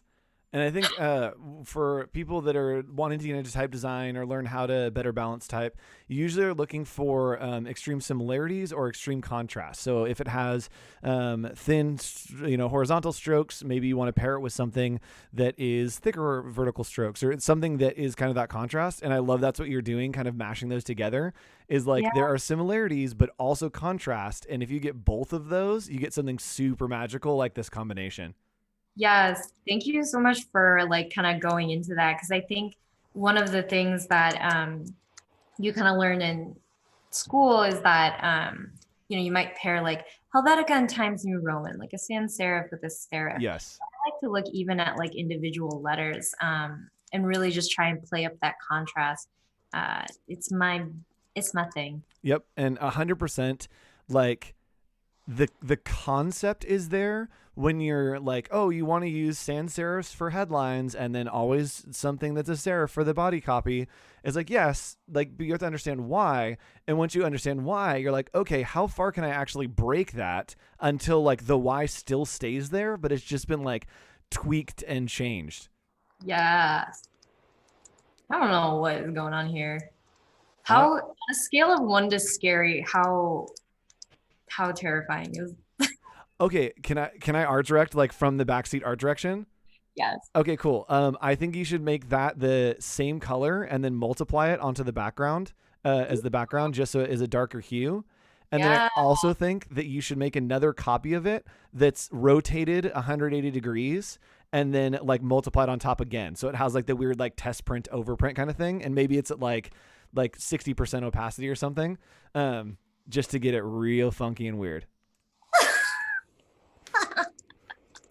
This should be a show. And like, if I make this show, you will 100% be on it. Is a designer that has no idea what they're doing. 1, 2 is not allowed to make their own decisions, and 3 has an art director like this that is literally just telling them what to do.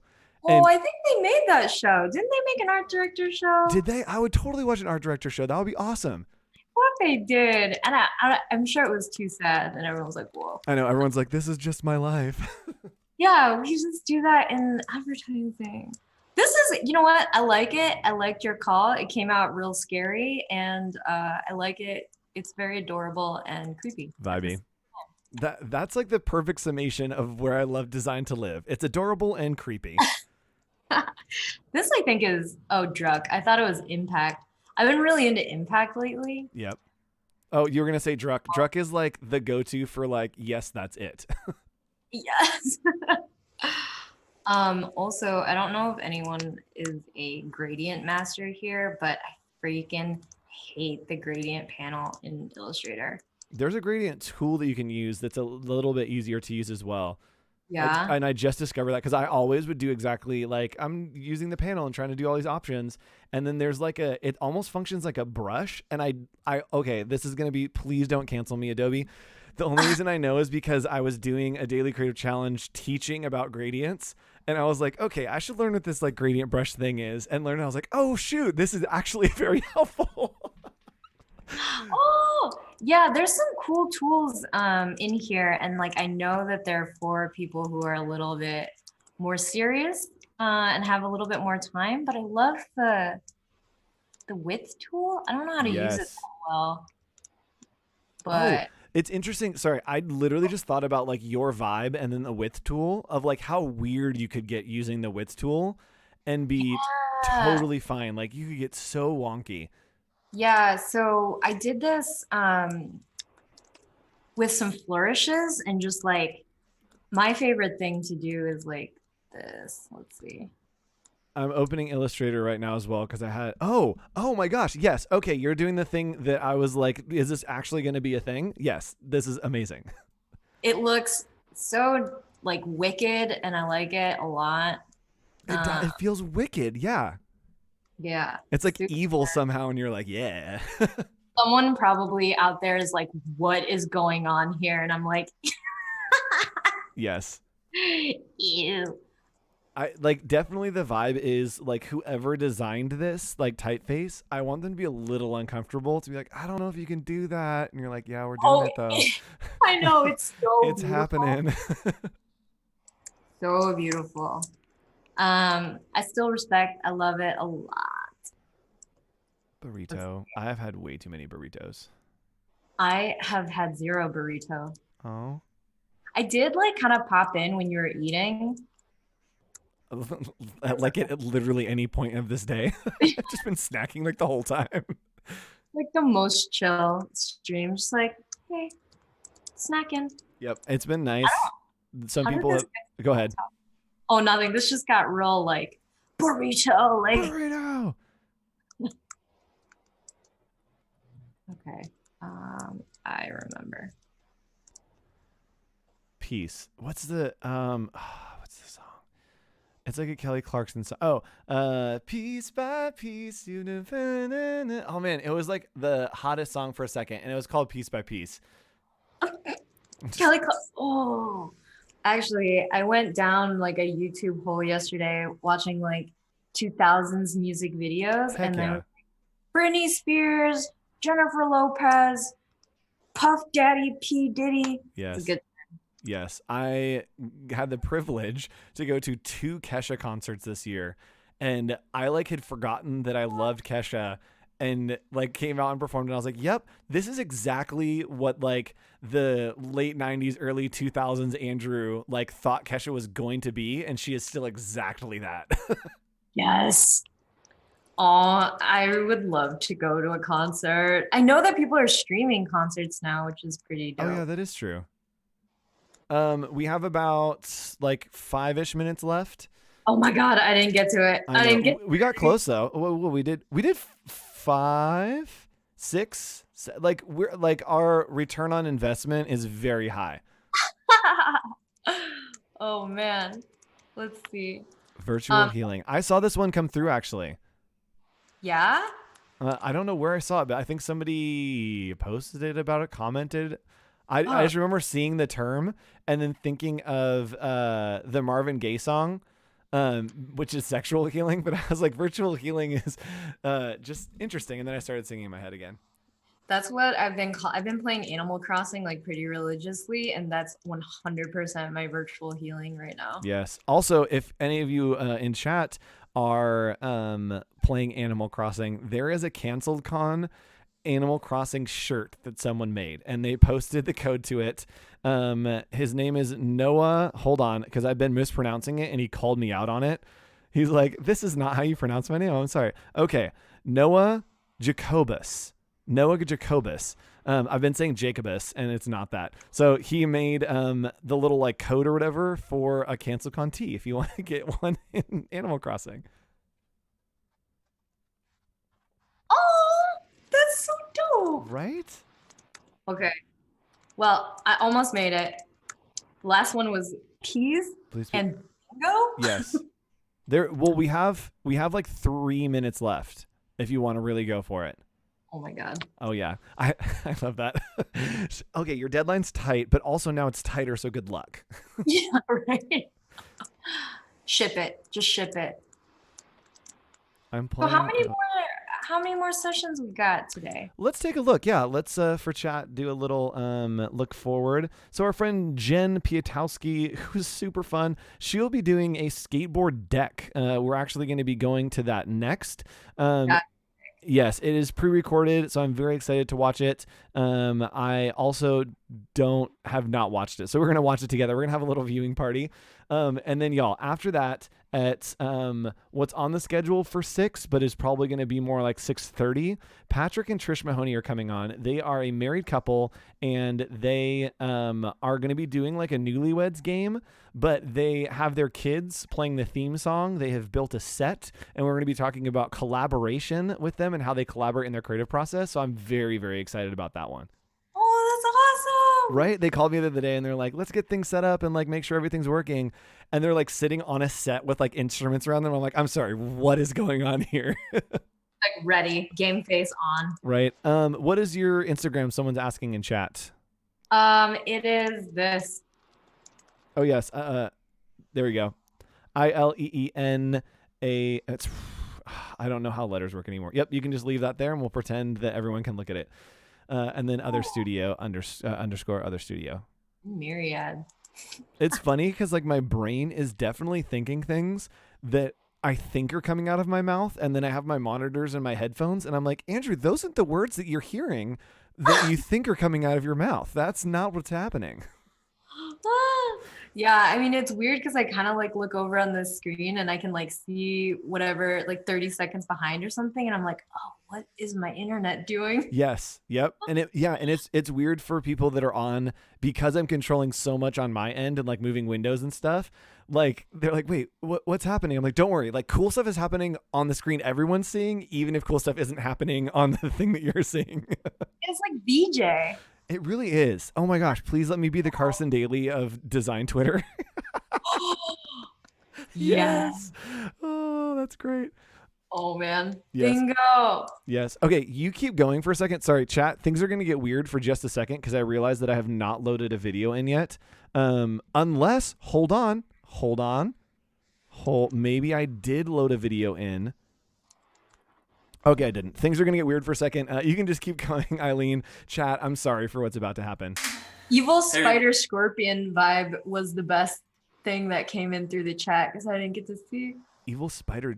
No, why are you playing this? Don't play this. That's so funny. Why? Okay. By the eyes over the O's. Aw. I wish I could see the chats while doing this. Lord. All right, so chat, you're having the black screen of death. Just pretend like it's so cool and so much fun. There's a video that's gonna play for a second. Now we're gonna go then down. I'm gonna turn it off, and then I'm gonna turn it back on, and then we're gonna go back. All right, we're here back with Eileen. There's stuff that like I should have done to like keep this professional. That then like halfway through, I'm like, well, I haven't loaded in this video that's next. That is 100% gonna need to be on screen and in everyone's face for a second. All right, we're back. So bingo. Okay, you're like, I've got 3 in a row. Bingo. That's so funny. One of we talked about and maybe it was at the beginning of the segment, maybe it wasn't. You would probably like this project because you like weird stuff. I worked with a photographer. His name's Alex Casillas. He's an incredible photographer.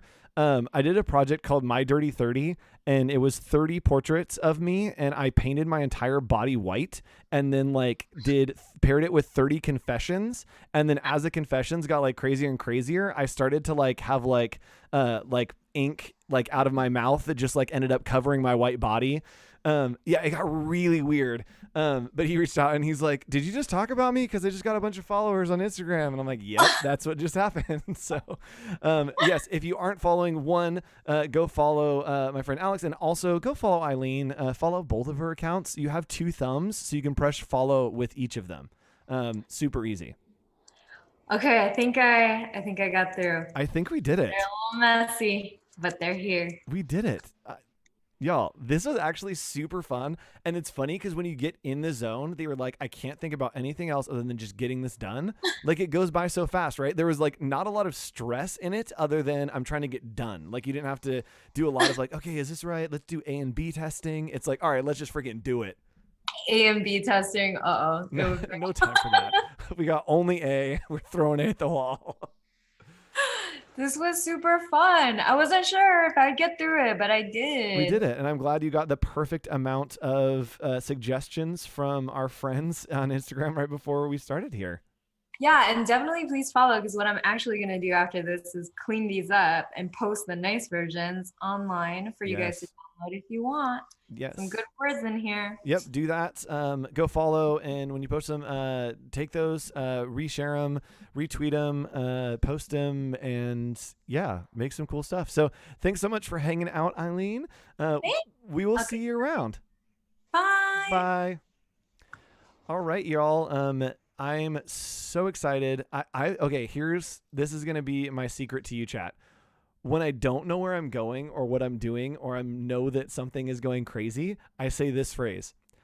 Hey everyone, I'm so excited because I have no idea what's coming. I say that phrase and I'm like, whatever is about to come, if I'm excited about it, hopefully you're excited about it. So I don't know where my transition was going, but I am very excited about whatever comes next. And I believe that it is a video from our friend Jenn Piatkowski. She has labeled her video Skateboard Deck Video, Live Chat, and Falling on My Butt, which is going to be a fun time that I think we all are going to very much enjoy. Her video is loud, I'm hearing, and so I have not heard her video, but our mods are saying that her video is loud. We're going to bring her in actually real quick. Jenn, you're not live yet, so don't freak out. Okay. Hi, hello. Sorry, Hi. Chat. Jenn is hiding in a secret window, and I'm going to ask her if she's ready to come on to stream to say hello. Do you want to come on? Yeah, let's do it. All right, let's do it. Hello, Jenn. Let's make sure that my face came up again. Dang it. Okay, that's one of these times I'm going to get it. All right, Jenn, I'm going to put you full screen and go ahead and intro yourself and tell everyone a little bit about you. Yeah. Hi, guys. Or Ohayo gozaimasu. I'm in Tokyo now. It's morning time here. I am a graphic designer, expat, texpat. I'm originally from Texas. I do branding, illustration work. What else? Attempt to skateboard. I don't know. That's about it. I've been living in Japan now for about 2 years. I'm originally from San Antonio, Texas. So I'm representing Texas in the house. I'm excited for that. Not a lot of credit gets to San Antonio for its design. So here we are, and here I am. Yes, welcome. And I think this officially makes us a worldwide conference. I think we did it. We spanned the oceans. It's like when freelancers have in their Twitter bio like a multidisciplinary creative studio. Like, I think that's what CanceledCon is, like a worldwide creative movement. You've helped us step up the game. Can you tell us a little bit about what we'll be seeing in the video that you've made, and then we'll go ahead and jump right into that. Yeah, I'll give you a little bit of like breakdown of like why I did the video in the first place and kind of my thoughts behind it. So for this video, I was like, you know, I've been stuck inside. My husband got sick a couple weeks ago, so we've been just kind of chilling out at home. And I was like, oh, I'm so bored. I want to do something. I've never skateboarded before, so let's try that. And I like joined a group here. In case you guys ever move to a different city or something, this is a great time to try something new. And there's a group here of women who, you know, want to learn how to skateboard or skateboard together. And I was like, okay, let's do that. And then Corona happened. And so now we're not meeting up. But I was thinking like, I still want to do this. So why not buy a skateboard, a really crappy skateboard on Amazon, and make something cool out of it. Like a lot of designers make a lot of decks. And I was like, well, I'll do that too. Why not? Heck yeah. So that's a little bit of, that's a little bit of the background. Do something new, do something fun, and kind of paint. I like painting. I used to do it in high school and I haven't done it in a while. So I was like, well, let's do that. See how we go. I love that. And we talked earlier about you're kind of in this zone where you're like, yeah, let's like see what the new things are and get excited about this and get excited about that. And I love hearing that you're like, I don't know, I kind of wanted to skateboard. So like I'm skateboarding now and like, I kind of like painting. So like I just painted like a skateboard, but like it just starts to stack the things you're interested in. Yeah. Like I was talking to my partner yesterday about like, what are the positives that have come out of this? And I was like, oh, you know, like he's started D&D, which he's never done before. So he's in a campaign now. And then I'm like skateboarding. I also picked up Animal Crossing because why not? So I'm trying all these new things. Yep. So yeah, that's a little bit of background. I'm going to try to walk through the video if we can. If not, that's okay. Like we can talk after. A little bit of side note, it might be a little bit too loud, so you can like crank it down. That's what someone said. Yes. So I'm going to, it's probably going to be loud for a second until I can try to bring it down. So chat, if you're listening, go ahead and turn your headphones down just a little bit while I start to roll this. And then I'll actually keep it a little bit lower because you said you want to talk through it as we go through. Yeah, I did. Just so that way we can kind of like see the process and everything. Cool. I think that's possible. I'm about 30% sure. So let's give it a shot and see what happens. All right. And here we go rolling. Okay. Now we're going to go down. All right, it seems that we are still live. Yes. Cool, and I think that we are able to talk over. I think that it's working. Okay. Chat, let us know if our voices are not coming through. Yeah, I don't see it, but... Oh, let me actually share my screen. Hold on. All right, chat. I'm pretending we are going to start this over because we tried and alas, it did not work right now. So we're going to start this one more time. And here we go. Can you see the screen now, Jennifer? I can. Okay, cool. Here we go. And 1, 2, 3. Here we go. Okay. Now we're going to go down. Okay, yeah. So, yeah, let's go ahead and do it. I wanted to start this project. It's me. I also am giving you guys a little bit of Hanami action since we can't really do Hanami. And as you can see, I can't skateboard at all. So like I said, I bought this really crappy skateboard from Amazon. It's really crappy, guys. Like it is not good at all. But I wanted to push myself, try something new, clean this crappy image off of it. It's real crappy, man. So in this kind of process too, I wanted to like look at some inspiration. I'm inspired by a lot of different designers and a lot of different people. And, you know, kind of get a feel. I kind of like look at research first and then go into it. Cause like, you know, sometimes I get inspired by their works and then move forward. I don't know, my process is all over the place. Side note, there's no right or wrong way to do a process. Just do it however you want to do it. But these are some of the designers that I was really attracted to while I was going through this, and that kind of, you know, get some color inspiration and some other stuff. You know, there's a lot of really great people out there with that style. You can see my Pinterest as well. So kind of I'm looking for colors and, you know, bright outlines, really weird imagery and stuff. Yeah. Question, sorry, real eyeballs. Quick. Oh yeah. Is there talking in your video that you need to have as well, or is it just the music? No. It's just the background music. Okay, I pulled it because it was too echoing. So loud. just, yeah, we're good. Okay, cool. Keep going. Okay, cool. Yeah. So I tried to give you guys, you know, as slow as possible, this like video breakdown of my Procreate board. So as I'm going through this, and I don't know if you guys work this way, I have to like write words out in order to get ideas and different things that just pop into my brain. And so I'm thinking high five, because, you know, we're not allowed to touch. And I'm like all for like hand motions and high fives and stuff like that. So I'm thinking in my brain, like, I miss petting my dogs. I don't know if you guys have a dog or a cat or something, but like here, my dog is back in Texas. She's a baby. Her name's Sammy, and I miss her a bunch. So I was thinking that type of stuff too. But I ended up going with this like TV thing, like watching and seeing, and like, because that's what I've been doing a lot of lately, is looking, and eyes, like the Illuminati and stuff. And I know yesterday in the chat we were talking a little bit about how everyone's like really crappy about drawing hands. I am too, but I love to draw hands. I don't know, something about it like is really awesome. And a lot of my work has hands or like body parts or some crap. So yeah, I just measured out the board too. So you can see here, I'm trying to template where the trucks are and making sure that like the main image doesn't overlay on that.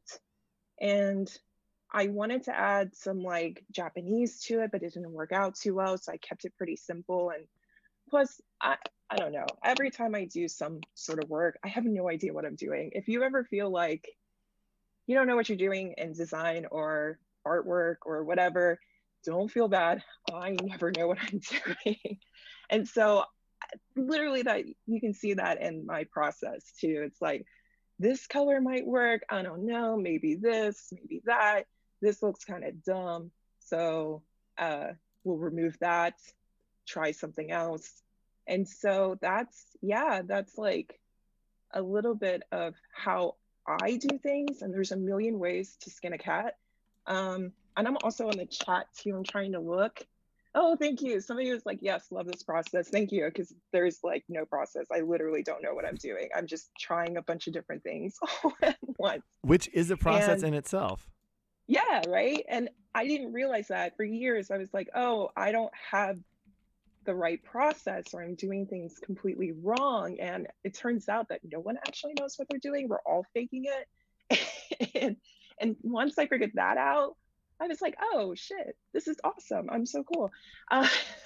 And from there, it's like, you can kind of like be yourself and go into it and just really try new things or try things that you weren't so sure about before. So yeah, you can see here, like I'm just drawing a bunch of stuff and going through it. And like I said, I tried to slow this down as much as possible so that way you guys could really see the detail and just kind of walk through it.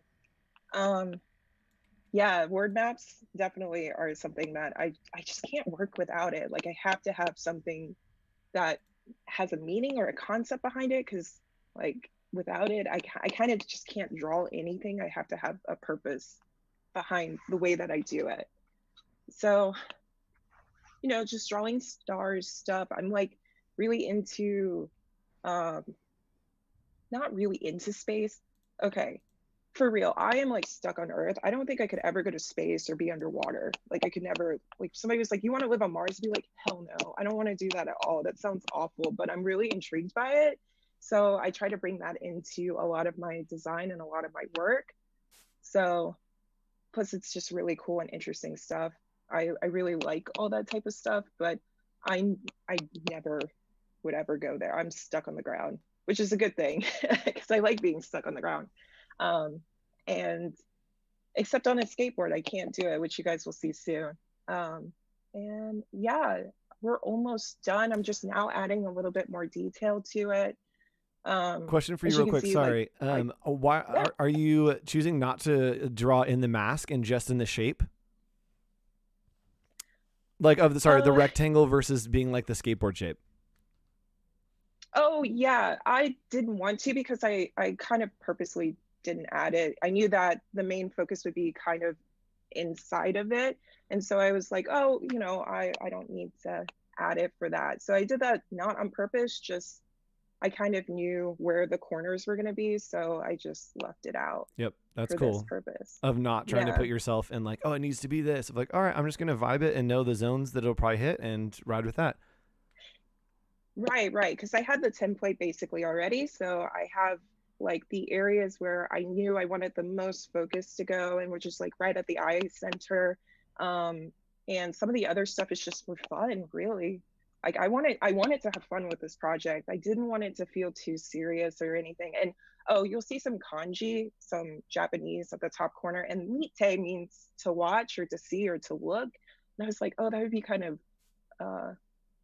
cool, kind of ironic in a sense. It's like an eye watching, and it's like, watch me, watch you, watch me on the skateboard, watch me like follow my butt, because that's basically what I'll be doing a lot. It is interesting that it's like the TV that's watching us, that we're watching the TV, also watching the TV being a TV that's watching us. Yeah, it's just like the weirdest meta. Yeah, no, and that is exactly what I wanted to go for. It's like, oh, it's the TV watching me, watching us, and I'm all for that. There's a famous comic book called Saga, and that is also a little bit of inspiration because they have a TV head, and the TV has like expressions in it, and it's super, super cool. So yeah, this is like me measuring out stuff and getting ready to paint Kenny versus Spenny. Yes, one of the best shows of all time. Right? I love that show. It is. So this is just me, because we live in such a small space. So I basically had to like make my desk my working space now. And so this paint color is actually custom made, which was super, super hard. Like I haven't painted in so long. So I was like, oh yeah, that's right. I have to like make sure that the acrylic doesn't like get dry. And it did a lot. And I wish I'd bought like an acrylic thinner. Oh yeah, if you guys want to Venmo me some money or anything, that's great. It's going straight to Culinaria San Antonio, which is going to help like hospitality workers in San Antonio, Texas, in my hometown. So if you guys do donate any money, that's awesome. I'm going to give it directly to them and help out the community a little bit. Yep, totally. And sorry, I don't have the tags up there. I can't drop it on top of the live video, but we'll have it back up there, chat, when we go back into the view where we're talking if you do want to donate to that cause. Yeah, great. Yes. Okay, and then I'm spraying it down with like a matte clear coat. I mean, honestly, it's not going to do much, but I wanted to try to keep the integrity of the skateboard as much as possible. And it feels artsy. You know, yeah, right? It came out pretty cool. I'm like kind of thrilled. Also, side note, as I'm putting these trucks back in, I did it wrong. So for this video, it's actually like left was right and right was left. And I didn't even know that was a thing. So wait, like you have to put them on a certain way so that it like turns right? Yeah, I didn't know that either. I know nothing about skateboards. So this was awesome for me to like really understand like what actually, like there's a certain way that you have to put on the trucks. And like, I don't know, I had struggled with this so hard, but I'm trying to look in the chat right now for any questions. What brought you to Japan? Is, like, yeah. So for me, I was working in the US. I lived in China already, and I don't know, I love to travel. I love to, you know, try new things and new experiences. My mom and my stepfather both lived in Japan when they were like stationed here. And I think ever since then, like they would send me stuff like Hello Kitty stuff. And I was like, oh, I want to go so bad. And moved to China, came to Japan on a vacation. I was like, well, I'm living here. So that's that. And got a job and moved out here. So I've been doing freelance now for a year out here. But before that, I was with a company doing like UI UX, and decided I really wanted to do more like illustration branding work. And yeah, so that's it. Yeah, this is like the skateboard. It's done. And you know, it's really nice outside. This is actually right near my house, and it's just Sakura season, y'all. It's so pretty. And it sucks because like right now we would be out in Hanami and like drinking and eating food. And so I figured I'd give you guys a little bit of Hanami, because and watch me like make a fool of myself on the skateboard because I don't know what I'm doing, but we're here and we're doing it. And we did it. Yeah. Oh, hold on. I'm screen. Oh, there it's we go. okay. Did I cut Yeah, early? Was there more of that? It was just Hanami video, so Okay. it's totally fine. It's basically the tree at my house where it's like flowy Just sakura. beautiful, and yeah, the thing you imagine when you like go to your happy place, like you live there. Yeah, like the all those like new wave, or I'm sorry, like aesthetic videos, like what do you call that? Not new wave, but like, oh god, I can't think of it, but basically it's like aesthetic. Yes. And it has the sakura flowers. It's basically like that here all spring. It's awesome. Yes. So Someone in yeah, chat says Toy Machine should hire you to design some boards. I would love that. Like Yes. any time I can do something more like this, that sounds amazing. I've been doing I did a mural design for the first time and nobody ever told me what a workout it was. And so if you guys want to do a mural design, just like be in shape, I guess, because it's a butt workout for sure. Yes. A lot of people are saying that it is vaporwave, maybe is what you were talking about. Yes. Yes. Thank you. Yes. Vaporwave. It's very vaporwavy and it's aesthetics and it's beautiful. All you're missing is like the purple background, like the purple sky. And that's what Japan is. Yep. It's pretty freaking gorgeous out here. That's awesome. So- And yes, chat, sorry. Anyone hearing the tapping noise, it's my neighbors. They're installing something. I don't know what it is. Also, you're about to hear the ice cream truck song because the ice cream truck is rolling by. It's so hot in my room. I opened the window, so I'm sorry. Oh gosh. All I was right. about to say it might be a good time just to take a break and go get ice cream and then come back. Just like run ice cream. Throw it out my window. Like yo, throw it over here. Yes. Cool. Well, thanks for hanging out with us. This was super fun. This will be, again, this video will be up for people to watch again if they like. If you want to, you can post it. If you want to, I can post it. We can follow up and figure out. But yeah, that was super fun, educational, and I'm glad that we have the commentary over it for you kind of giving us a perspective. Do you have anything else that you would like to say or plug? I'm putting you full screen. No pressure. No pressure whatsoever. All the pressure. I guess just, if you guys want to follow me on Instagram or if you guys like more Hanami Japan stuff, let me know. I'll post more of that. And like I said, if you do donate money to me, I will go directly to Culinaria SA. They also have a Venmo as well. So, and the reason why I'm donating to them specifically is because I used to be in the hospitality industry in San Antonio. That's kind of like where I started and where I came from. So I got like a deep-seated heart attached to it. I can't help it. Also, hi to everyone in Texas. My mom's here somewhere. I hope my mom's here. Hi, Mom. She came in. Yeah, right. Moms I have been did in it. chat like all day. Like my mom was in here earlier. I saw another mom, another dad. Like parents are like representing, which is super cool to see. Yeah. Like parents representing their creative kids because that's not always the case. I know. Yay. I know. She's like, what time does it start? What time does it end? And I'm like, I'm not now. I'm Yeah. so nervous. Not on time. I was super nervous this morning. Sorry. No, but Andrew, you've done fantastic. You have done like this opportunity has been so great, and like everyone's giving you round of applauses, and I want to give you one too. Like, Oh, thank you. good job. Thank you. Yeah, you deserve it. I'm excited. It happened. Oh, see, look, my mom, literally my mom just commented, hello. She's in Texas. She's actually just outside of Houston in Missouri City, Santa Plantation. Hi, Mom. Thanks for the chair.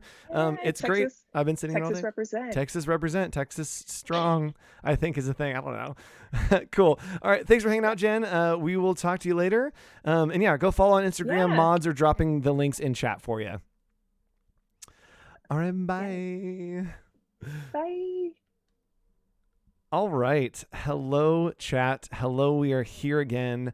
I'm gonna do the thing that I said. I'm very excited for the next, and I don't know where we're going. Our next speaker. Oh, I am actually very excited. It is Patrick and Trish Mahoney. Not my honey, not your honey, Mahoney. And They are a married couple who collaborate together. They run Mahoney Studio. I'm about to drop their information in here and get them all queued up. But we are going to be, I think I'm just going to throw straight to full screen with them. Let me pull them up real quick, and you're going to hear me talking to someone that doesn't exist on your stream. So just give me a second. Chat. Let's see. Yes, Texas. What's up, Texas? The Mahoneys. You're going to hear the Mahoneys, by the way, chat. So the Mahoneys. Actually, here, let's not hear the Mahoneys. You're going to not hear the Mahoneys. Hi, Patrick. Yes, but we can't see you. So you need to turn your mic on and off. So your video, it's been doing that all day.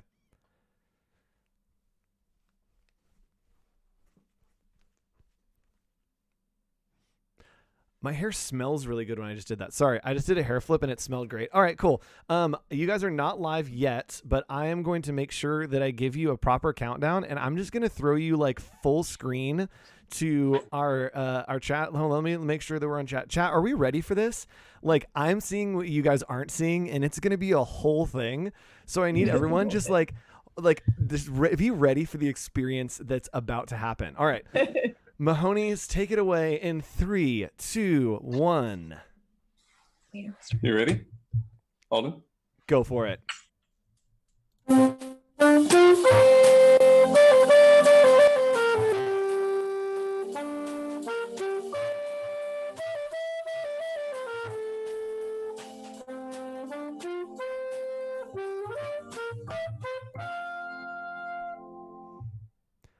Well, that was the best thing that's ever happened. Oh, there's more. The Mahoney Show is not sponsored by Polaroid, but we still love them, and so should you. That was fantastic, and I loved it. I loved every second of that, and my heart is so happy and full of joy. Also, these looks are a whole nother world. I know, right? The mustache is disappearing like pretty much right after this show, so. Yeah. I love it. It's been fun. I love it. I love it. I love it. Can you pull that mic any closer to you? I think that you're a little low on the volume, or turn up the volume on your desktop. It's just pulling in through the audio. Turn down the volume on the desktop. Turn up the volume. Crank that volume all the way. Actually, I don't know if that matters. Hold on. It might be me. Let's try this. All right. I think we fixed it. Let's give that a shot. Okay. Hello, Is that welcome. better? That's much better. Okay. Okay, good. It was my fault. Okay, as it usually is. So let's go ahead.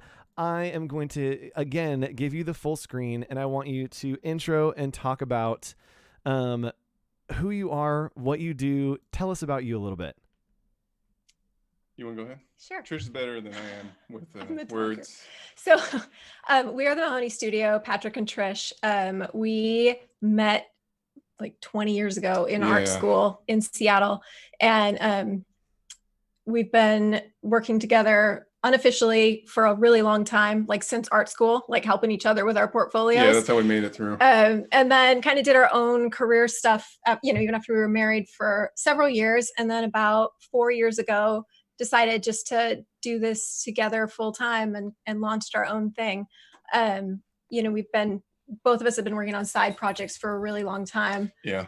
And it just was honestly more convenient to work together at home rather than texting each other stuff all day at work. Like, hey, what do you think of this? What do you think of that? Like on stuff. So, so kind of always a dream to do your own thing too. So, but it's obviously scary too, if you got to pay the bills. So yes, we're going to go ahead and I'm going to put up full screen so that everyone can see some of your glorious work. You won't be able to see it, but everyone else will.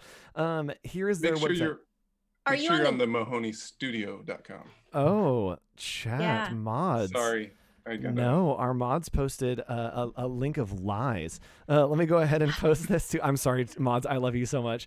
There is literally just happened like yesterday that we made the switch over. So yes, we had a little bit of incentive to like finally finish the thing we'd been working on for a really long time. So so the new website's up. Yes, and Andy in chat is asking, is that mustache real? Oh boy, is it. Oh, it is, yeah. So real. It is the most real. It is glorious, and I love it, and it is the best thing I've ever seen.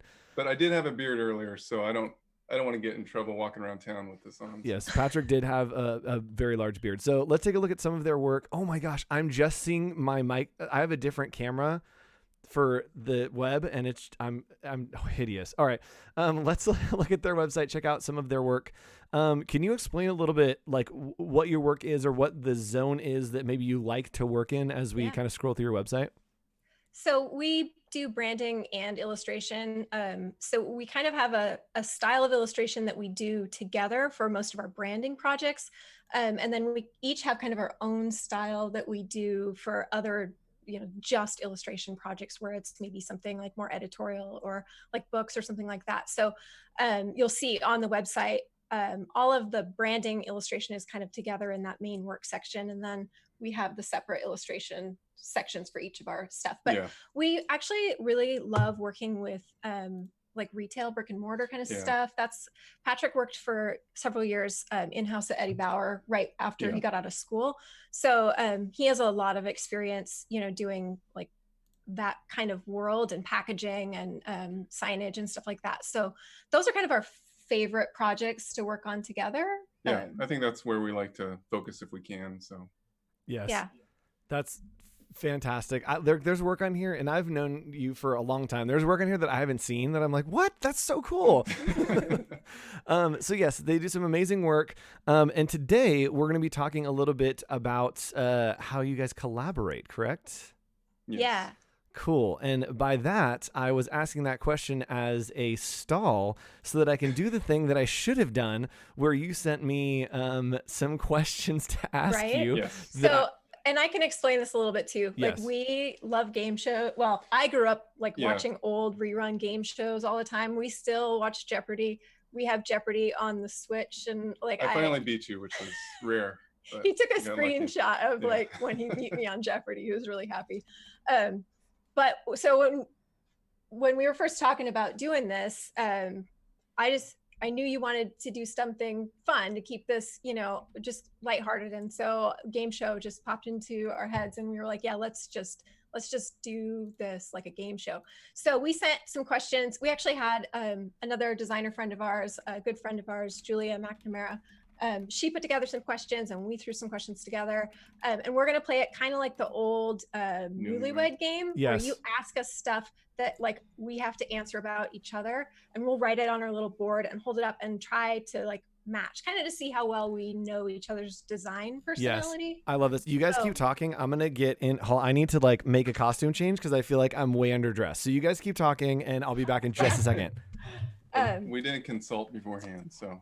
So one thing that we kind of, you may see like on our website, is that we actually tend to work with a lot of smaller clients. I mean, we've done a lot of bigger work too, but we've always kind of loved small stuff. And that's one of the reasons why we have kept the studio just the two of us. There's definitely been moments in time where we've thought like, okay, we need an intern, we need more staff or something like that. But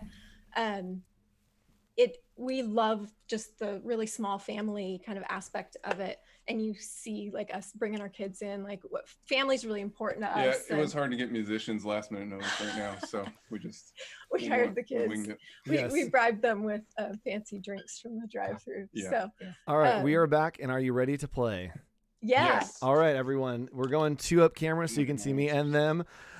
Welcome to the Mahoney Show. Yes, I have two mics. Here's my other mic in front of my mic. Welcome to the Mahoney Show. Today we're going to be on with Trish and Patrick Mahoney. We're going to be finding out what they know about each other and what they don't. So the very first question that I'm going to ask is this to the both of you. What is Trish's biggest design pet peeve? So related to the creative industry, what is the biggest pet peeve of Trish? Not your personal one, the one of Trish. See how well you know each other. I need like holding music, but I also don't want to get a copyright strike. Okay. Ready? Yes. All right. Okay. Oh yeah, let's count it down. All right, can you tilt down to, okay, bad kerning, and is that broken type? Broken type. Broken type. Are those the same thing? Can we count No. it? Chat? No? Oh no, No. it's a no. Double the mic, double the fun. Yes, absolutely. Oh yeah, we need I thought for sure he'd get that one. All right, so chat, I'm gonna have you keep track. Right now we are I think 0-1. 0-1. All right, let's go on to the next one. Here we go. Well, oh boy, this one might get awkward with a married couple asking this question. Patrick and Trish, what was Patrick's first crush? I'm sorry, what was his first typographic crush? What was his favorite font crush? What was the very first that he fell in love with type? I'm just holding this mic at this point. It's just a prop. There we go. I'm so glad you put on that jacket. It feels right. It really felt right. Yeah. If I was more prepared, I would have definitely had the questions. I actually had to look in 4 different places because I was like, I've seen the questions, but I don't know where they are. Okay, you ready? Yeah. Yes. Oh, let me put it up full screen. There we go. Trade Gothic. Yes. Trade Gothic. Is it regular Trade Gothic bold, condensed? Condensed. Yeah. Condensed. Yep. Nice and beautiful. It's sort of a trick question because it's still kind of my favorite font. Yes. So we are 1 of 2, looking pretty good here. Are we ready to go back into the next question? Chat, how are we holding up? Are we enjoying this show? Are you playing along at home with maybe your loved one if they're a designer that you collaborate with in a business? All right. So the next thing, if your projects were a vacation destination, which one would you visit again? So that's the kind of complex question. If your projects were a vacation destination, which one would you visit again? What's a project you'd want to go back to? I love it. Very much is the ASMR day because we can hear you writing and everyone's been talking about that. All right. Patrick is locked in. Trish, are you locked in? All right. 3, 2, 1, go. And the answer is Ice Cream Social and monocle spot illustrations. Spot illustrations. They were really fun. Those ones were the most weird thing I think we've ever illustrated. It was some spot illustrations for Monocle that were on like weird like veterinary procedures for like exotic animals. So we had to like illustrate like what were some of them? Neutering a monkey. Yeah. Tumor for goldfish. Yeah, goldfish with a brain tumor. I mean, just like really, really bizarre like prompts for weird those. And wacky. Anyway, and here we're going over to the website real quick to show off this Ice Cream Social project that Patrick talked about. This is gorgeous work. Patrick, do you want to talk a little bit about this and why it's kind of your favorite that you want to go back to? Yeah, I wrote it down because I think that was kind of our first like real big collaboration together as far as branding. And so we did a lot of sketches and it was just, I remember being enjoyable, the whole process. Still actually do a lot of work with them. Yeah. So it's kind of an ongoing thing that we get to do. But yeah, I think developing that logo was like one of our first things that we really did together after college, you know, like. Yeah. And for the record, Trish did design it. So I just helped tweak it, but sometimes the way things flow out, I think I end up getting credit for it. This is a weird thing because there was a brief period of time where like we had just had kids and I couldn't handle like interfacing with clients. And so I was still working, but we were putting everything out under Patrick's name just so nobody would call me when I had like, you know, toddlers running around. Account, I did. Yep. And I didn't have Dribble yet and Patrick did. So we finished that logo and he put it up and then it's been like probably the best Dribble post we've ever had. And I'm like, nobody knows I did that. Yes. It's fine. That's hilarious. It's fine. There's no bitter. People are commenting about the map in the background. Can you tell us a little bit about that map that's hanging there? Yeah, so I'm trying to think why originally the project was, but it was sort of an in-house thing that I was working on that didn't see much of the light of day. So I took it and kind of rescued it and kept going with it. And I used it as a giveaway one time, but it's the very accurate representation of the -2 of the 48. U.S. states. Yeah, 48. Yeah. That's awesome. A very accurate portrayal of all 48 states in the United States. But I tried to simplify them and see how much I could line up all the state lines, which is nearly impossible. And let's be honest, there are a couple that don't count. All right. So the next question here, what would Patrick say is Trish's most annoying habit in the office? What is your most, let me read it one more time. What would Patrick say is Trish's most annoying habit in the office?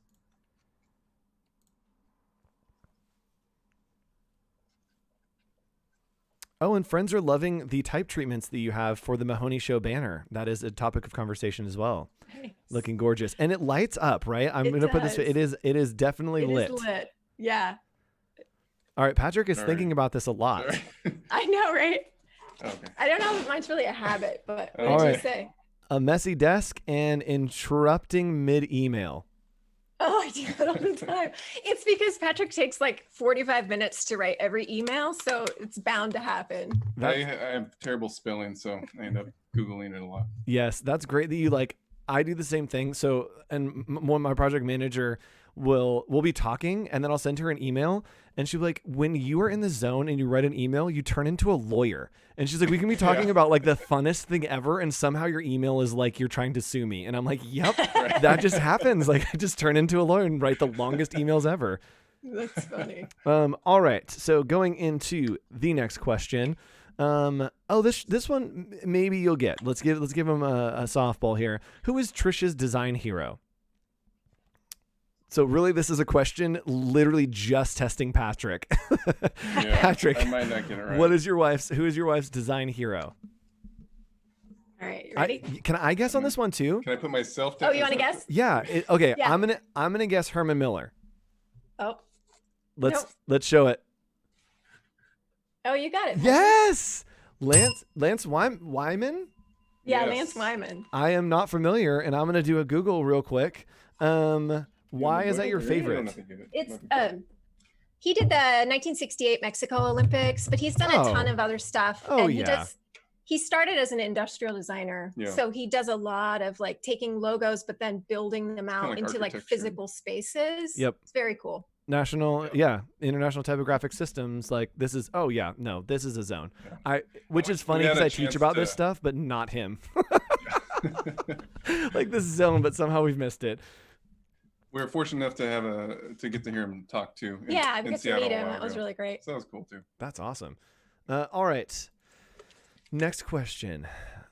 Oh, I think I know the answer to this. Who is more assertive when dealing with clients? Also, sorry, I'm going to give everyone some ASMR. Don't share your answers yet. This jacket sounds so cool in like the mic if I get it close. So everyone just put your headphones on and just listen to what this sounds like. It's cool, right? So I literally just yelled in the mic. I was like, be quiet. And here's this thing. And then I'm like, that's cool, right? Sorry about that. All right. Let's go back and see what your answers are. Reveal away. Trish. Yes, Trish. Yeah. More assertive with the clients. Trish, can you tell us about what that looks like, maybe dealing with a problem client? What's your strategy? Because I'm sure a lot of creatives do that. Well, first I get all my thoughts out to Patrick, and then he panics because he thinks I'm going to say all those things to the client, and I have to reassure him that I'm actually not. So I always let him proof my email before I send it or things like that. One thing that we did learn it the hard way, I think. We've learned that it's really important to recap like every step in the process with an email. So if you've had a phone meeting, sending a quick email that says, hey, we heard you say these things, and then this is the next steps that we're going to take, just to make sure that we're all on the same page, so that if there's a problem that comes up later, you can actually pull that back up and say, actually, based on our discussion and this email, like this is why we why made we're this decision. why we're going this direction, or that kind of thing. Yes. And that has been really helpful. But I'll say that Trish is better with sticking to like deadlines or timelines or budgets. I'm a little bit more of a pushover, so I lean back on her and be like, well, they said they need it in 5 minutes. Yes. And she'll say like, tell them it's going to be tomorrow. Right, It's or going like- to take 3 hours to do. Yeah, Patrick will do anything for any client at any time because he's just a super nice guy. And so sometimes like it's easier for me to step in and say, I don't think you need to do that because, not that I think he's being taken advantage of. I don't think they're expecting it. I think he's just willing to do it. And so just having those boundaries of saying like, I think like as professionals, this is what should be expected. Yeah, I think you're more professional. Oh, this is cute. Chat's like, oh, look at them. They're cute. I also, real quick, I'm going to take over the screen for just me because I want to highlight something that Patrick did. And I talked about this yesterday, and I don't think we've had anyone else on today. This is a project that we are launching. Who knows when? It was supposed to be today, but guess what? Nothing's on schedule and I'm involved. This is a zine that we're launching called Zeal Zine. It is called Zeal Zine because it is topics that I think designers are passionate about. I got together 14 designers for this one. It's a 2-color Riso zine, and we'll be selling them, and they will be getting all the money will go to charity that is based on the theme of that zine. So this one was community, and our friend Patrick did a piece. Patrick is this one over here. There you go. This one on the left is Caleb Bowl. He's awesome too. But Patrick did this piece, and Patrick, you can't see it, but hopefully you remember it. Can you tell us a little bit about this piece? Because there are a bunch of little things kind of hidden here that I think are interesting to tell us a little bit more about you. Sure. Yeah. So that one too, I talked that idea over with Trish, and you actually came up with, I think, the idea to shoot it? Or? No, so Patrick wanted to do something about our community really being like our home and our family, because this is really where we are. So what everyone is, stuck at home now is kind of what we do on a daily basis, other than taking the kids to school. So it literally, we walk the dog and our shoes are at the front entrance in our house. So it kind of always looks like that. It's a little more put together in that picture than actual. But I wanted to show community in that respect, and I don't know if you came up with the idea or what. No, it was totally, I think it was your idea. Okay. I just helped you stage the Yeah, and I think it was, I think that you sent it, and I think that I was I cried, because I think that I cried because I had been to your house before, and I saw that and I was like, oh my gosh, that's exactly what is in my head of when I think about Patrick and his family, is this cute little moment of all their little shoes and the dog leash and that, and it was so perfect. All right, back to the game. And real quick, yes, there's a shout out on the hat on that zine is a 2 Cents group. It's an online online Slack community. That's part of my community as well. So that was important too. This up here. So I'm not alone when I work. Yes. Logo by Ben Stafford. Yes. Yeah. Yes, by Ben Stafford. And I think that they're on a call watching us right now. So hello, friends. Sweet. Hello. We talked about them earlier today as well. All right, cool. Back to the show. Thanks for that commercial break, Andrew. No problem, Andrew. All right, let's get started again. What is the first thing Patrick would say if he had to work on Trish's computer for a day? So Patrick's computer goes down. He has to use Trish's. What's the first thing that he would say?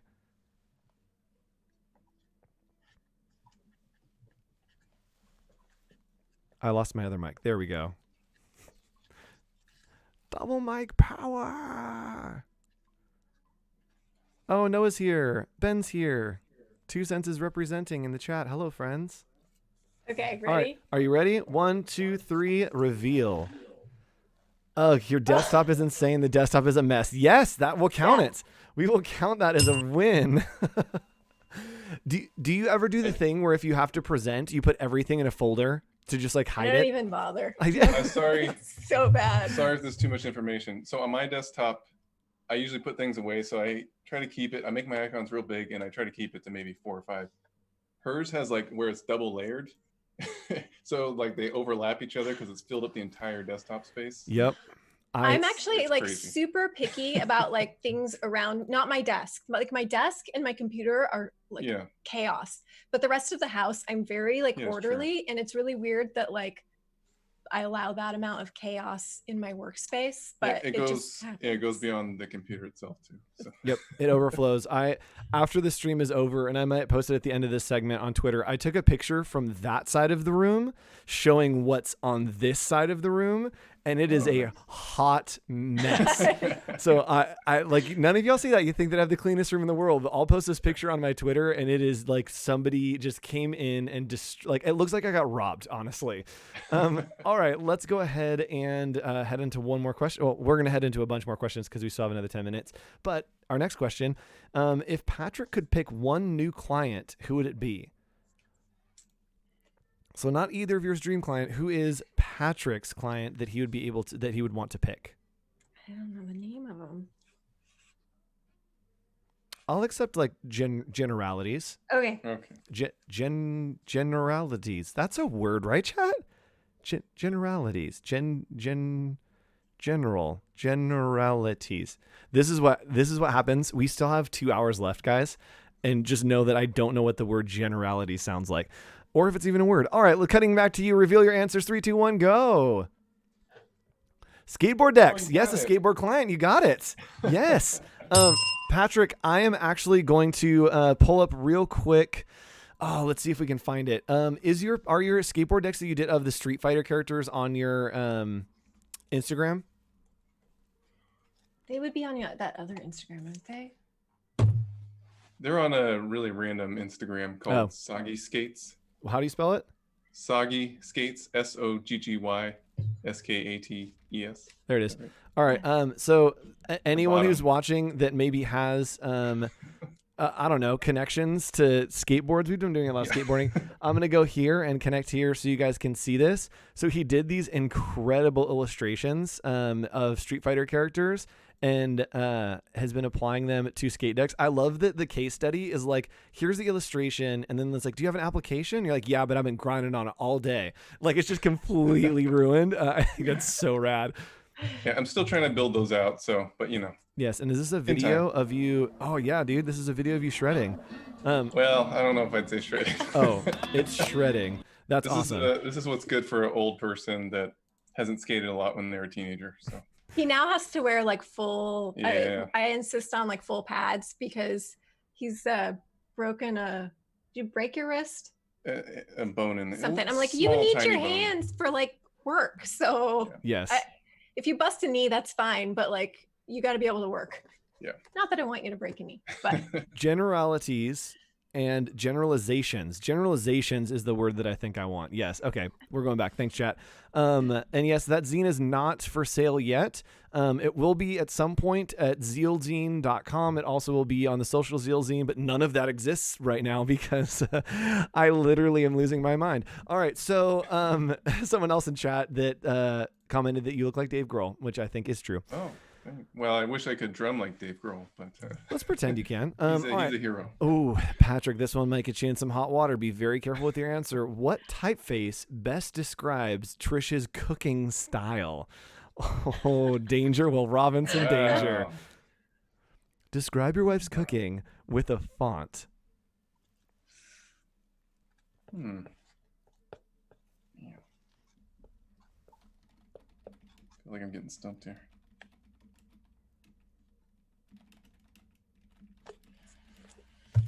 okay, ready? Yeah. Okay.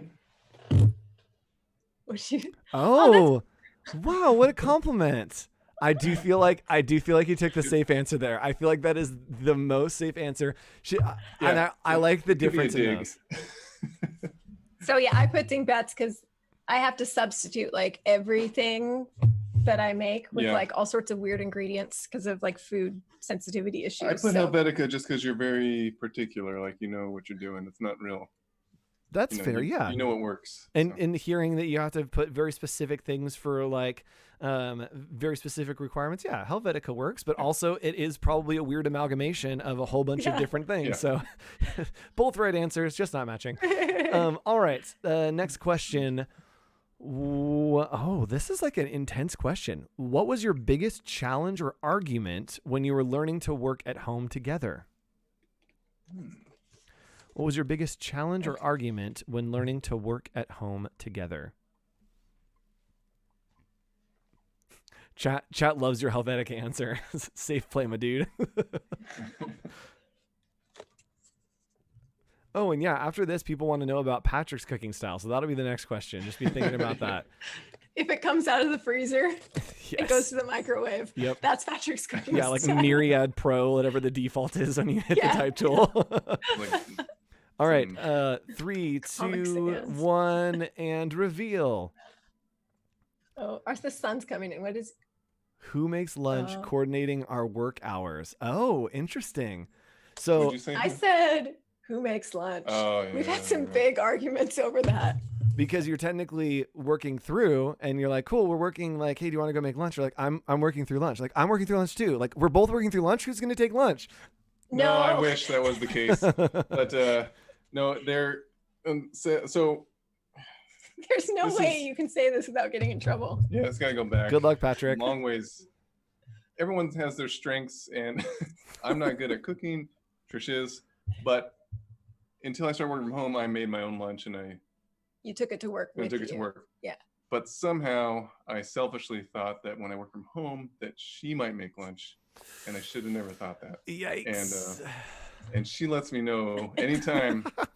So it's hard though, because sometimes she will make lunch, but I can't really ask about it. And then you feel like it's a trap. You're like, do I eat this? Subject. Yes. Yeah. You're like, am I supposed to eat this, or is this just like a commentary on a situation in the past? Yeah. So my default is always like, if I'm making something that, like, if I'm going to make a sandwich, I can make 2 sandwiches. But if there's like leftovers just for me in the refrigerator, like he's on his own, you should be able to make your own lunch, right? So this is like an ongoing thing that probably comes up twice a month, maybe still. Yep. All right. Last question, and then we have to cut it to get on with CanceledCon. What is the scariest project that you have ever worked on? The scariest project. It's also weird to have someone in the same time zone as me that like the sun is setting like similarly. I know, right? Because like everyone's really been blasting us right now. I'm like looking at my window and I'm like, yep, there it is, and it's over here too. All right. So what is the scariest project that you have ever worked on? I think you stumped us both on this one. You want to do another question? No. I'll write mine. Well, I'll it's hard because I don't know that we've had a scary project that we've worked on together. I think we've had. Well, so you saw my answers. I didn't. I already wrote mine. Okay. I didn't see what you wrote. I can explain it later. Go ahead. There. All right. Story Bubble and Monocle. All right. Bible. Story Okay, I'll Bible. say yours is going to be longer. I just said Monocle because I think it was one of the bigger clients we had when we were first starting. So anytime you get a big client, you don't want to, obviously you want to do a good job, and there's a little more pressure because.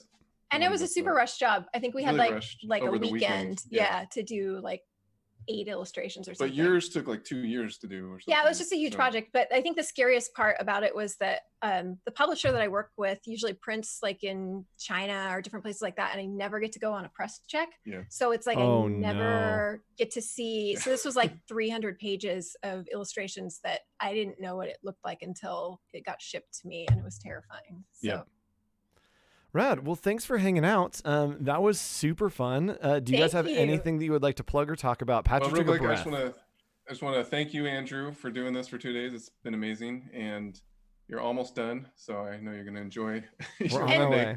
Seriously, thank you so much, because you gave us this project to do that was like really, really fun for us. Like we probably spent way more time than we should have like making stuff, but it was a really, really fun distraction.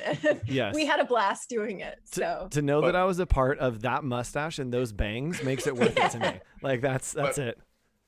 As far as plugging, I was just going to say we're on Instagram at The Mahoney Studio, and our website is The Mahoney Studio as well. Yep, and as well as their hashtag is also The Mahoney Studio. If you want to send some tips for their work, if you love the service, tip your waiters. I don't think that that's a saying or a quote that I've ever heard, but somehow in my brain I'm like quoting something that probably doesn't exist. But yeah, if you like the service, tip your waiters. This isn't a drink. This is a microphone. But thanks so much for coming out. Noah wants you to save the stash. So we're starting a campaign officially. Hashtag save the stash. We'll talk to you guys later. Bye. All right. Bye. Hello, chat. We're here. I have a microphone and another microphone. We are almost back on schedule. And by that, I mean we are almost a half hour exactly behind schedule, which we were a little bit more behind, and now we're not. So I'm going to go ahead and hop in and play this fun little commercial from our friends at Adobe. And then we will be back in just a second. Hi, everybody. Hi. Welcome to Adobe Live. That was amazing. Yeah, so we did this.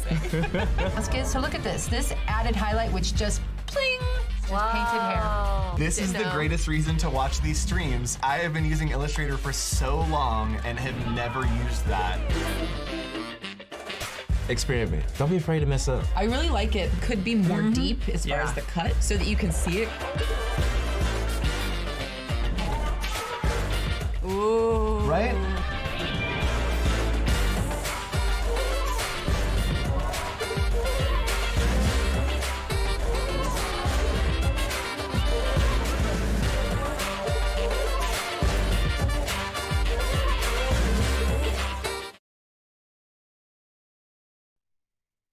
we go. You guys always come in. You guys always come in the middle of me like saying that I'm muted because I'm muted, and then I realize it and turn it over. If you look closely, you can see Andrew slowly losing his mind. Love all the effort that's put. Yes, it's very true. I'm an unstable individual.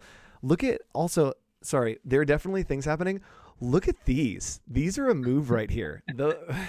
That's they're like the equivalent of like the choir teacher like arm flaps, but under my eyes. I'm also going to take this jacket off because if you can imagine, it's made of metal sequins and it's like being wrapped in tinfoil. I feel like a Chipotle burrito. And I also look sharp, bro. Oh, thank you. Thank you. All right. Sorry. That mysterious voice that you heard, chat, is our next guest. His name is Ish, or at least I know him as Ish. So we're going to go ahead and bring him on in just a second. Again, I keep introing people without the right buttons. And 3, 2, 1. Here is our friend. Hi, Ish. Hello. What's up? So I'm going to go ahead and change over your name tags. I'm going to put you full screen, and you can go ahead and say whatever you want. Intro yourself and tell people a little bit about you. Yes. Name's Ismael Burciaga. Let's see. I've run a conference called Circles Conference. Circles Conference, and run a creative agency as well as called Circles Co Collective. So been doing design, branding. She's like 15, 20 years now. Somewhere around there, but I just always get lost now. I'm like, anyways, but yeah, so background is in design, but now have switched over all the way to digital, and still do a lot of prints, still do a lot of branding. So yeah, it's me. And you have been like on the move recently, correct? Like there are a lot of new ventures and new things happening in your life as of the last year or so. Yes. So I've always, I guess my whole background is always just I've worked with either different agencies or owned an agency with other people, but been in Amarillo, Texas for about, 5 years now. And so moving out here, started meeting new people, and recently went on to start my own agency without any partners as of last July. So kind of started off with a few different folks. I started off with the writer and maybe possibly a project manager, and now we've grown to a team of, I think, 8 now. We have 3 designers, 2 writers, social media director, a project manager, sales. I mean, in the last year and a half, it's kind of grown pretty quick. So that's awesome and crazy, and hopefully super exciting. Oh yeah, it is very exciting. I want to talk a little bit about oh dang it, I did a bad thing. Hold on, sorry, I hit the wrong buttons on something. We're gonna go over here. It's funny because I don't think anyone else sees the problems that are happening, but I do, and it's terrible. All right, cool. So I want to talk a little bit about Circles Conference, and then we'll get into some of the other stuff. So Circles Conference, can you tell us a little bit about it, maybe the vibe, where it is? I know that this year we're still on so far. Yeah, I mean, we're still on so far. I mean, we're taking it month, day by day. It's we don't know what's going to happen next month or next week or tomorrow. So, but as of right now, Circles is a creative conference.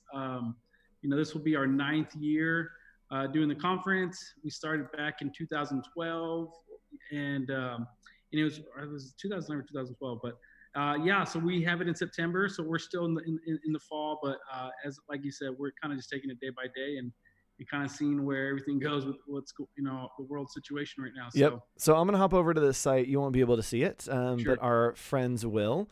So the Circles Conference is happening. It's September 10th and 11th currently. The theme this year is wonder. I love being able to whisper into this mic. And Ish, can you tell us a little bit about maybe why you chose the idea of wonder for this year? Yeah. I mean, we started doing these themes probably a couple years ago, trying to figure out, instead of just saying, hey, we're throwing a design conference, we're doing this, we're trying to come up with more themes. Where can we tell our stories? Where do we come from? Where, we're all designers, we're all illustrators, we either work with an agency or we freelance with agencies or whatnot. But our whole thinking with Wonder this year is figuring out, wondering, what could that look like? The possibilities, thinking outside the box,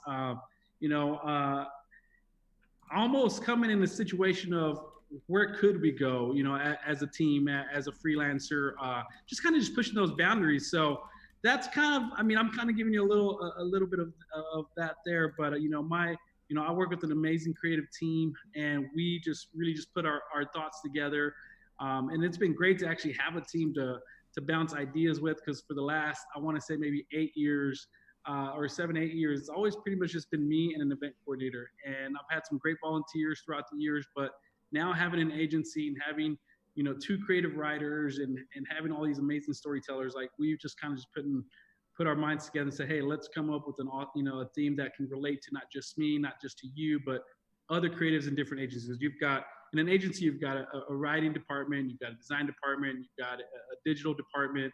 So our whole goal is, how could we talk about what that wonder looks like? So that's kind of where we're going, thinking outside the box, not your typical usual, conference. Yeah. And I think for people that are looking, and part of doing CanceledCon was for people to learn about conferences that are out there, to find something that you can connect in person. It's cool to watch something online that's digital and fun, but I think it's really important to connect in person. And so I wanted to try to get as many conference people as we could. Joanna was here. Mike Jones was here. We had Matt Dawson here. And so I think that the magic of circles, and I've been the last couple years, and circles is professional and polished, but also like approachable and welcoming. It's like this cool little mix of those two, that you get these designers that have like insane insight, that are professionals in their field, but they're also accessible and will hang out with you, go out for dinners. And I think the thing that always gets me about circles is, one, yes, the quality of speakers and the things that I learn, but your after parties are always lit. Like a circles after party is like a whole nother level. Can you tell us a little bit about the ideas that go into the after parties, because they are unique in that they have a theme every year, right? Yes, correct. From the after party standpoint, we started doing themes probably in 2014. We started off with just a simple black and white party.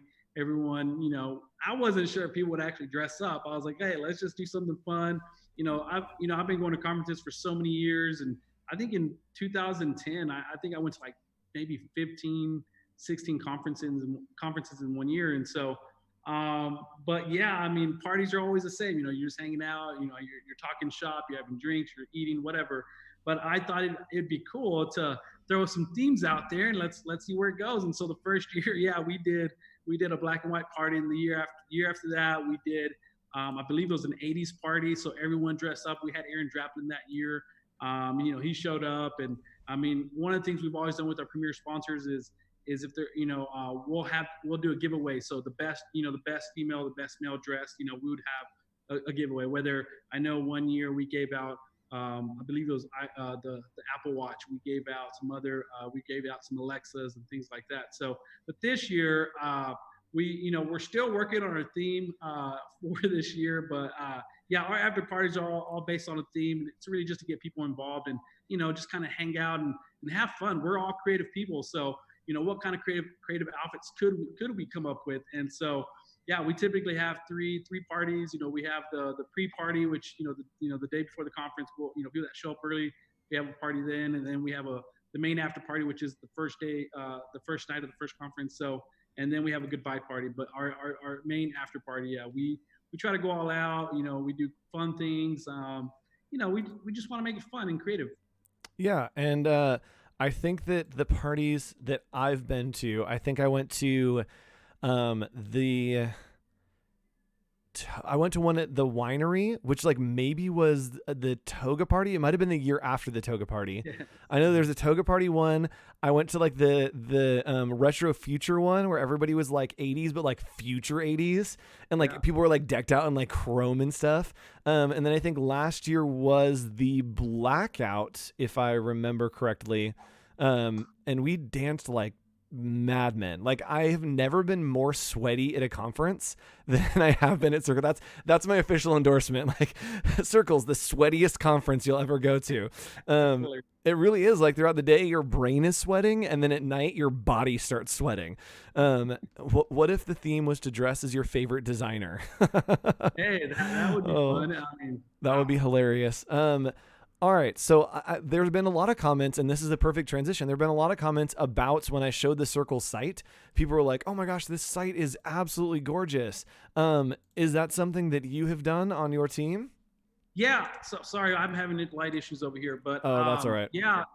Let's see here, what's going on. But yeah, anyways, you can still see me. Yes. Oh, here, let's do this. Here, in all right, solidarity, I got you. Yeah. There we go. All right.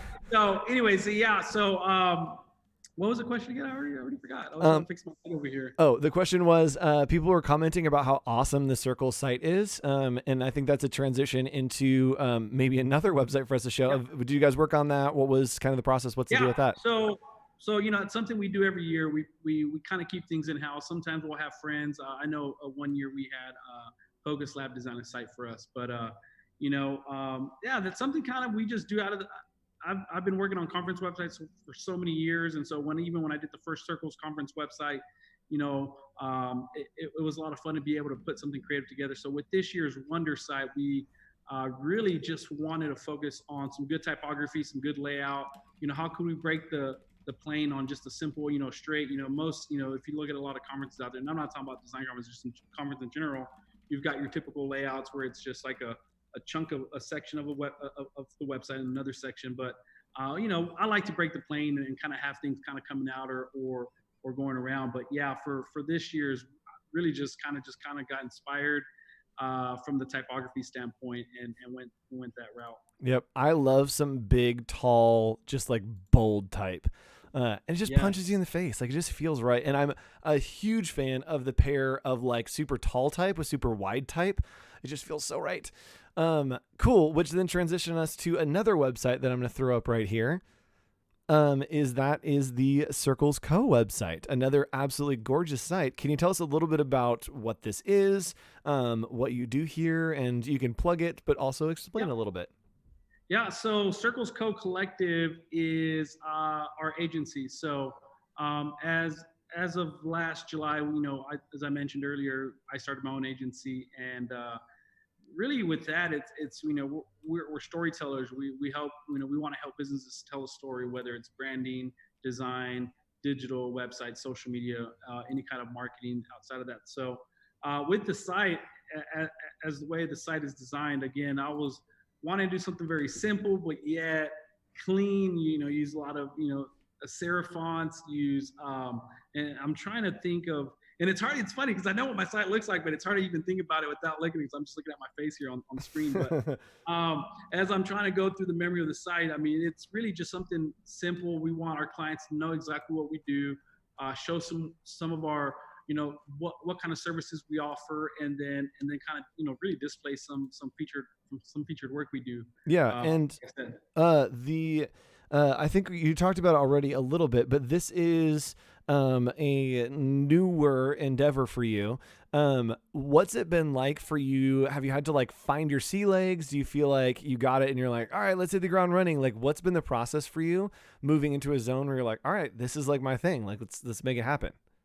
Yeah, we've one of the things that we've noticed with Circles Co Collective is we're probably big into digital work. So web development, web design. I mean, we do branding and all that stuff, but I would say a big hit of our work is web development. And so that's always still going to be a niche. I've worked with a lot of, my whole background in design has always been in the nonprofit world. I started working at a church in Dallas called Gateway Church for about 3 years, and left the church and went and started another company with two of the guys, and we worked with a lot of different faith-based clients to nonprofits we still worked on occasional companies, but or businesses, but I mean that was for 6 years of that. I mean, that's what we focused on. So we still focus on a lot of nonprofit work, and but we've had the privilege to work with some amazing clients here in Amarillo, Texas.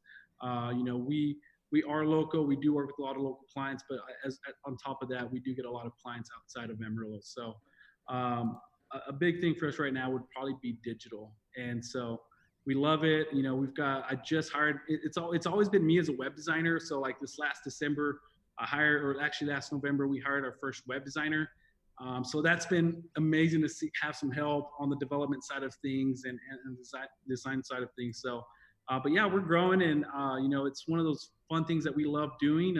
Sometimes, honestly, it doesn't really feel like a job. You know, we're out here having fun. We're working with clients. And there's times where it does feel, you feel the pressure when it comes to timelines and deadlines and things like that. I mean, I believe every agency has that same issue, but you know, it's fun when you put yourself around some creative folks and kind of have everyone's brains working together on whether it's one project or multiple projects at once. Look, hopefully I answered your question. But, yeah. Oh no, totally. I think it's definitely a process to, one, have your own thing, and two, have other collaborators that are in on that of like, okay, one, what can I make happen? And two, what can we make happen together? And both like creating something and then starting to understand like, okay, like there's two very different things that we want to create or can create. What's in the middle of those that we can start to like level up, which I think is really cool. Oh yeah, this is actually a great question. So, talking about hires, could you define and maybe describe what you look for when you're looking to hire somebody? I know there's a lot of like students that are going into the zone. Oh, also congrats on the Addy Awards. Oh, thank you. Yeah, you're like killing it. So yeah, sorry. Back to you. What do you look for when you're hiring someone for maybe students that are watching that are going into the job force? Yeah, you know, one of the things that we always look at is honestly just you know, what the work looks like. You know, of course, coming straight out of college, you know, a lot of the times students provide pretty much just spec work that they did during their time in school. But one thing that I look at is that, you know, if it's an illustrator, what kind of illustrations do they have? You know, one, what are their design capabilities? You know, honestly, from my standpoint, I honestly don't care if you have a degree or not. I don't look at, oh my gosh, this guy went to this school or this person went to that school. To me, that is not important. What's important to me is the type of skill that the designer will bring on board, whether that is illustration, design, copywriting, social media. You know, we've been working with an intern for about, you know, almost a year and a half now, and you know, he's an amazing illustrator. I met him at the Addies probably a year or two ago here in Amarillo, and I mean, that dude won like 3 or 4 Addies as a student. And so I had my eye on him. I was like, wow, this guy's work's great. He's won 4 Addies. And, you know, he reached out to us, wanted to come be a part of the team, and we took him on. Of course, I didn't hesitate, and we brought him on board, and he actually graduates this year. And so we're really excited about him. But I mean, his work is phenomenal. I mean, I think with the Addies, I think we ended up winning like 23 Addies. Heck yeah. This year. And so, but I would say like 4 of those were his work. And so, you know, when it comes to students, really looking at their type of work, you know, if they've done real work, amazing. If they had a chance to intern, whether it's an agency or some kind of company doing some actual real work, that's what we look at as well. And then of course, you know, you want to interview them and just kind of get a vibe for them. And at the end of the day, it's really just having students just kind of be a part of our team. We do internships here at our office. And, you know, those internships can turn into full-time positions. So if I'm supposed to say anything to a student, I would say, you know, just go out there. And if you want to be part of an agency, or if there's someone in your town or city that you want to be a part of it, just shoot them an email and say, hey, you know, I'd love to come meet with you guys. I'm a student. Here's when I'm graduating, or, you know, whether you have 2 or 3 years left, you know, it's never early to get into an agency and just start doing some real work with them. So, that's pretty much what I would say. Just reach out to people, and you never know who's going to respond back and say, hey, we have an internship program, come and join our team. And really, when you start getting that work in there, it really helps out long term, because now you've worked with real clients, you've got real work, you know, you've got mentors. Like I always tell my designers, like, hey, with our interns, let's be mentors to them. Let's teach them, you know, when it comes to school, I'm sure they teach on typography, they teach on all sorts of different elements, but let's teach them other stuff that they don't teach in college. Like, you know, for me, I'm very big on keyboard shortcuts when you're working on whether it's Photoshop or Illustrator, InDesign. I mean, I remember seeing people go up to the file and go in and click save, or go into image or somewhere in like flatten image. I'm like, no. Let's focus on some short keys, because, you know, even though it doesn't take long to do that, but if you're doing that all day, you've wasted a few hours, probably an hour just in shortcuts. So that's one of the things I always teach my people is like, hey, I know we'll work on fundamentals, but let's work on stuff that allows you to be a better designer, a faster designer, because when you're working with clients, you'll probably get a project that says, hey, we need this in an hour. Well, if you're spending most of your time just kind of looking and going to files or go to images and not using shortcuts, that does take up time. So that's one of my biggest keys with students is really just shoot someone an email and say, hey, you guys offer any internship programs? Yep. The thing that gets me two things is one, when people grab the selection tool, like the black arrow, and they go all the way over and grab it. And I'm like, literally just hit V. Or when they grab the hand tool to drag something, and I'm like, literally hold the space bar. What are you doing? Literally I turn into a maniac, and I'm like, I'm just going to smack you across the face. Not that violence is the answer, but they would learn their lesson. There was another question that was great that came into chat. Yes, there it is. Starting an agency seems intimidating. How did you get started with this endeavor, going from a designer to a business owner now? Really just, sorry, I moved spaces. Hold on. Then this feels fair. There we go. From going from a designer to a business owner, I've always worked with business partners for the last, let's say I left the church in 2006. So since 2006, I've always had a leadership position with two other business owners. And so I've always been on the creative side. I've never really been on the business side of things, but I was always more on the creative side of things. When you're trying to manage business and creative, it can be tough when you're trying to do both. But anyways, being around the great leaders, I believe, and great partners has helped me along the way. Knowing what we need to do. So as a designer, you've got even as a freelance designer, there's a lot of things that you do, but when you turn to a business owner, now you're starting to see things. Okay, now I've got employees. Now I've got to figure out benefits. Now I've got to figure out, okay, how do we do, time off, or how do we do, sick time, or there's a lot of different things that kind of hit you as a business owner. So really it's just kind of just reading and asking. I'm not afraid to ask my friends or even, other, one of the things about me is I love meeting with other, design agencies and other owners. Back in the early 2000s, everyone was very, what's the word? Not as open with their work. Everyone was like, hey, it's a competition. But as the years have gone by, it's always been now, hey, how do you guys do this? Or how do you guys do that? So I'm always, I have coffee with some of the design agencies here in town, or even when I lived in Dallas, Texas, there's a lot way more, companies there. But, one of the things is just kind of meeting with other business owners, just asking questions. How do you guys do this? Hey, when you run into this issue with this type of work, what have you done going forward? And so I'm just out there, I'm learning just as everyone else is learning, and trying to figure out, okay, when we come with an issue, if I don't know it, who can I ask? What friends do I have out there that I can just ask a question? So, so that's kind of going from a designer to a business owner. It really just there is more than just being a creative. You got to deal with lots of different business things, taxes.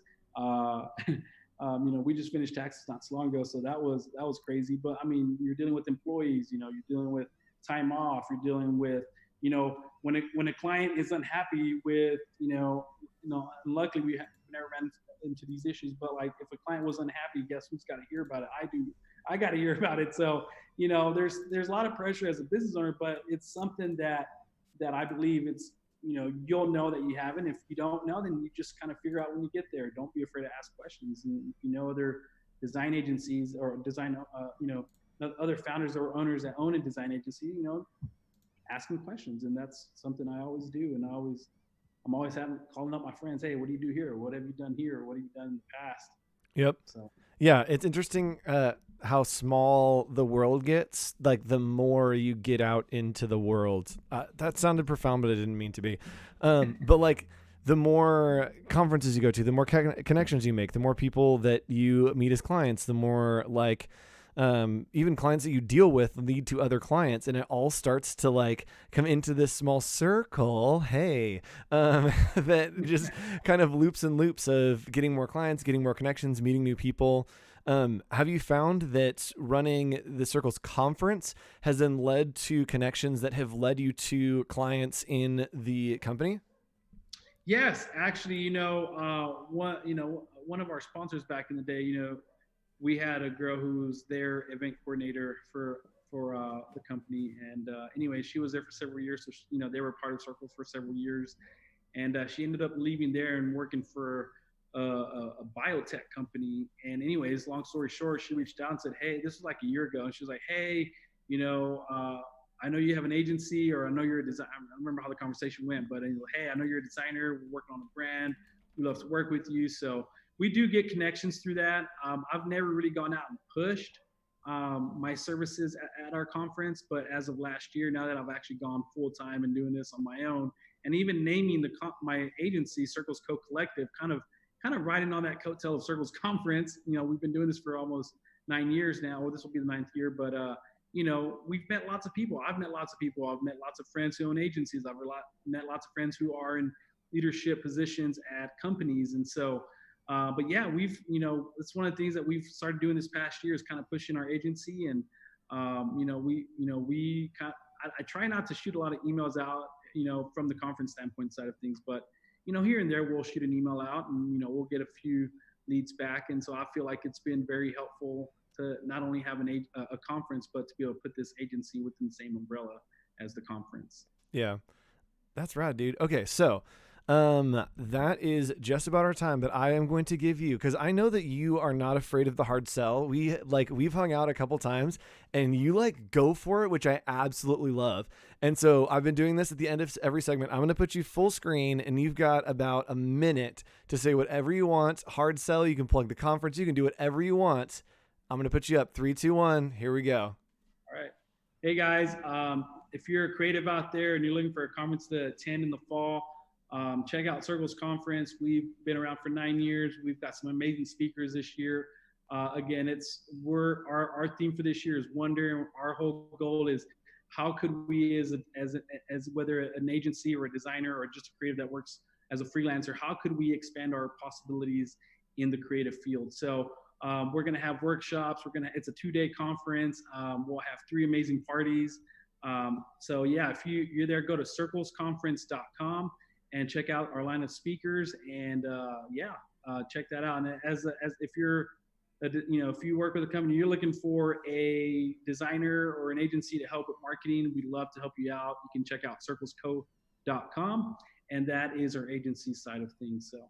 Boom. That was quite the plug. And if you do end up at Circles Conference in September, you may be seeing another familiar face.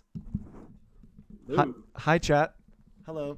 It's me. I'll be at Circles. Come hang out with me. It'll be fun. We have a blast at Circles. And I am not going to say the thing that I was about to say. We have a blast at Circles are the words that I'm going to say, guys. All of my filters are just slowly crumbling away, so I'm having to catch myself. Cool. Thanks so much for hanging out, Ish. We will talk to you later. Everyone, go follow Ish, hang out, and look into Circles. It's a pretty fun conference, and I hope to see you in September. Awesome. Thanks. See ya. All right, chat. We have our next speaker is here waiting. I'm going to hop right in. We are trucking along, and I'm so glad that you are with us. I'm going to pull him over real quick in a second that you won't be able to hear him, so you'll hear me saying weird things. Let me go ahead and pull this up. Dun, dun, dun, dun, dun. CanceledCon. That's our new theme song. I just made it. Waiting, connecting on the Zoom. Speakers are here and waiting for the Rob generator. It's Rob Zilla hanging out with Jen, making songs. Hi, I don't know, guys. Rob's connecting, so we'll wait for Rob to connect. While we do that, chat, how are we? Let's talk about how we are. Go ahead. Say hi in chat. Tell me how you're doing. It's a late night. We've been losing the stragglers. So you guys that are here, I appreciate you. Oh, we need to give away our social giveaway. While we're waiting for Rob, let's give away our social giveaway. Our social giveaway, big drum roll, 1 year of Creative Cloud subscription to our friend Mark Bowden. Mark Bowden, I know you're watching. He texted me. He was like, have we done the giveaway yet? And I was like, no, but I'm not going to tell you. You're the winner. You put some awesome content out. You drew an amazing picture of me, which I absolutely loved. Thank you so much. So you are a winner. We're giving you 1 year of free Adobe Creative Cloud. SoundCloud. Mod, if you can follow up with them, that would be great. Sorry, with him, that would be great. But congratulations, Mark Bowden, and thank you for hashtagging CancelCon and helping us to promote. That was very, very kind of you, and I'm super excited. All right. Hi, Rob Zilla. Can you hear me over there? Oh, you hear two of me. Why do you hear two of me? I think yeah, for sure. Yes. I mean, two of me is better than one of me, but I think one of me is a lot. I think two of me is too much.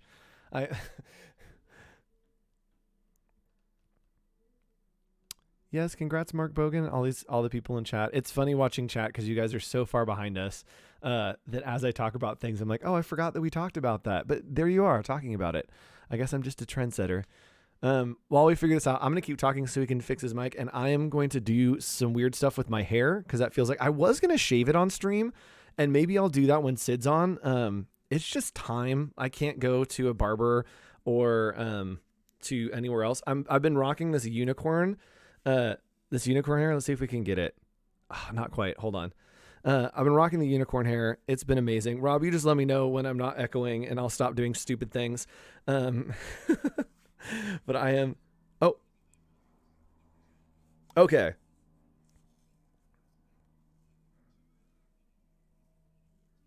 Oh, it was probably me in the Zoom call as well as me in the YouTube. If you're watching the YouTube, we did it. All right. Sorry. For everyone, we did the unicorn. This is the hair that I've been rocking, and I feel magical and glorious. And again, someone said this earlier, if you watch the entire stream for the day, you can just see a slow picture of a man losing his mind. This is where we're ending. And I'm super excited to bring our next guest. So Rob, I'm going to go ahead and I will throw you on the screen in just a second. And here we go. There he is, our man of the hour, Mr. Rob Zilla. How you doing, Rob? Hi. You doing good though? Heck yeah. All right. I'm going to go ahead and change out your name cards and stuff.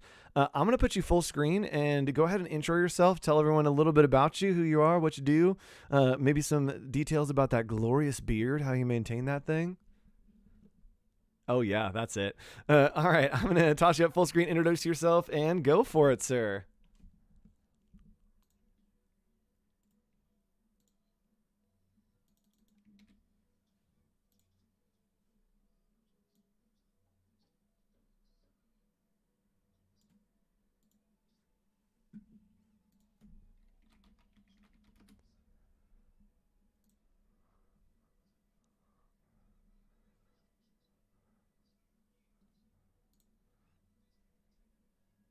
Oh, hold on. Sorry, Rob. I made a terrible mistake. Oh, man. Hold on. I had the channel muted. Oh, chat's probably exploding right now. I can't even see the chat. Everyone's losing. It's fine. I'll monitor chat. Yeah, everyone's losing their mind. And the worst thing is that they're 20 seconds behind. So I'm about to get like 100 messages of like, well, there's no audio. Okay, cool.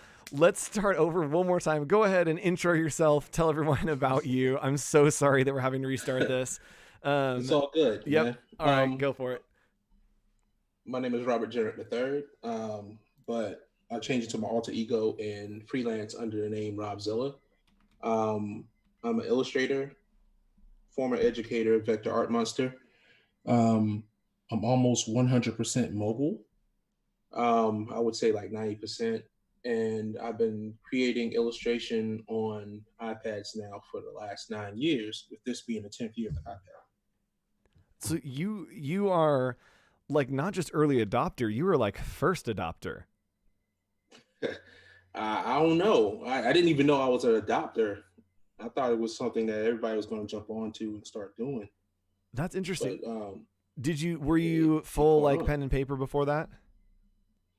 Yeah, I was pen and paper, and I went through the whole spiel of having to scan things in at a high DPI, bring it into Illustrator, and I was one of those folks who was suffering from carpal tunnel, clicking a mouse, using a pen tool to go around the illustration that I already drew.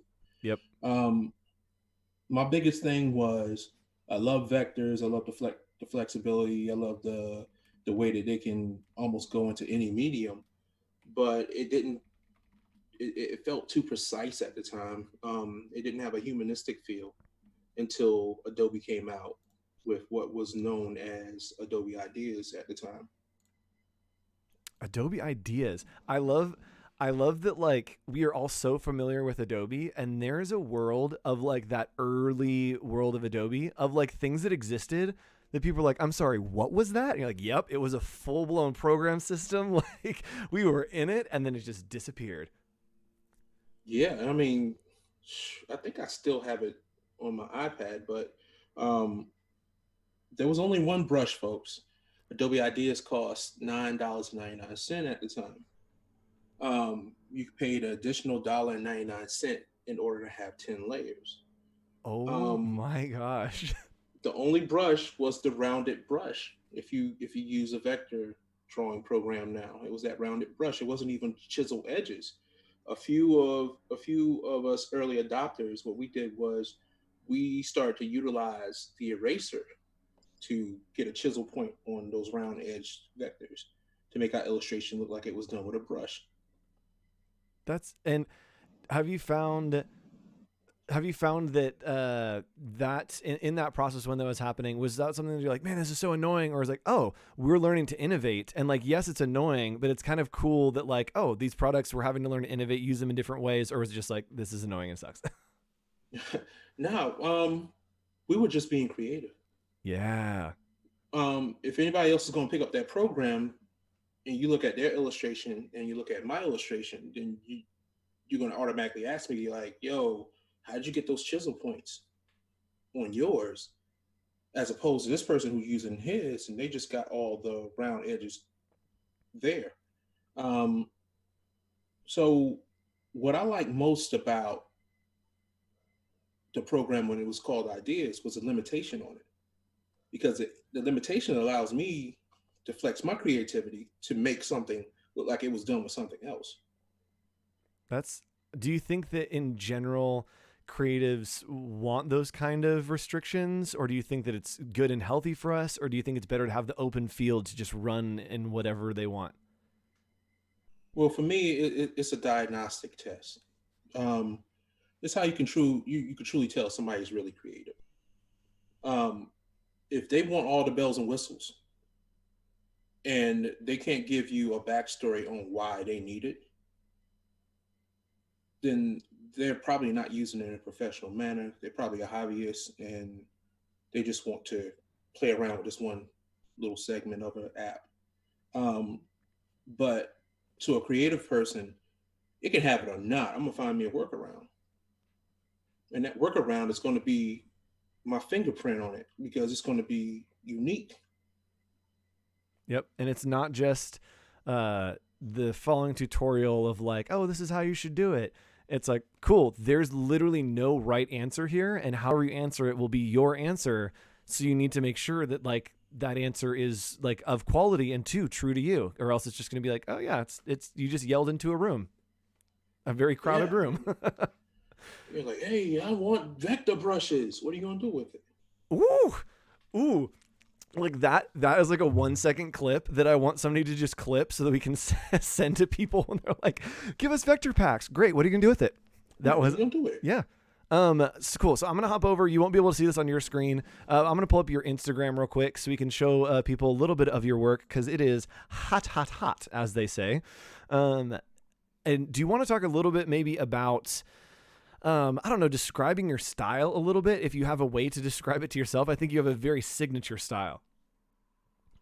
My style, what I try to do is I try to use this means of creating these vectors as a time machine. So I create this drawing, but what it does is it transports me all the way back to when I was younger. I wasn't a big comic book fan. I didn't collect.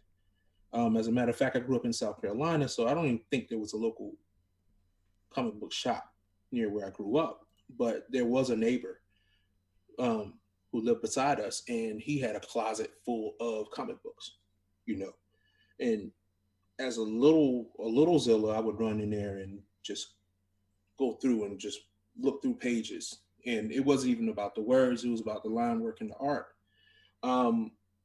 When I started working with the vector program, I was trying to find some footing, like, you know, how can I use this really? So I kind of leaned back on my my undergrad years when I was a printmaking major, and I started to develop the process, and I based that process on how I would separate colors in objects if I wanted to do a relief print. But the whole style that I wanted to go for was like heavy on the outlines. Actually, I use translucents instead of certain colors. But if you look at the process, I'm just taking what comic book artists used back in the days to create and gave it a digital environment to exist on. Even down to using a blue hue, whenever I did my sketches. So it can mimic like the photo blue pencil. Yep. And for those folks out there who don't know what a photo blue pencil is, it's the pencil that they used to use to do all the sketch work. So that when they inked on top of it, Xerox it, so to speak. Shout outs to Xerox. Yeah. But those blue lines would not appear on the photocopy because of the certain hue the blue pencil was made out of. So I go through blue line sketches, I go through inking, which is my outline stage. I somewhat dilute the ink and create a translucent shade layer, and I have multiple translucent shade layers, so that way when I put my flat color underneath these shade layers, they automatically translate into shades of that flat color that I'm using. And it just saved me time, which, like, if I was drawing my skin, how to get a lighter skin, a mid skin, a darker brown, and so on and so forth, it just saves a whole lot of time. Yeah, and it's like we said, there's no wrong answers. That's such an interesting thing that you said of like, oh, do I use different colors? Like, no, I just use translucents. Like, I would never in my brain think like, oh yeah, you just paint with like with light basically. And like, no, but you're like choosing colors and you have to like balance palette, and it's like, it's just light. Like in the real world, it's a color that's being affected by light. Why not translate that digitally? Exactly. And in the world that I live in, my clients, you know, they'll change their mind on something. I had a client recently tell me that they wanted a player to be in a different jersey that was originally in the brief. So to me, you know, I'd be like, you know, it's going to take a day or so for me to do that, but it just took like 5 minutes. If that client's in here, I apologize. I love that. I love and like this could be a podcast in itself of designers trying to dodge like who the client is that they're talking about in the project, but like give as much information as they can without giving it away. I wanted to look at one thing on your Instagram and just talk about it. And hopefully you remember, or I can try to show you it, the different strokes that you did of, it looks like Nipsey Hussle. Yeah. That was a talk that I did with a colleague of mine, Tracy Ching.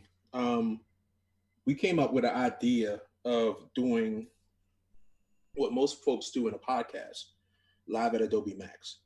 Whereas we're both drawing the same subject using the same program, vectors in the same program, but within our own way. That's awesome. And what we did was we just discussed mainly basically FAQs that we usually get from folks. And we even took questions from the folks in the crowd.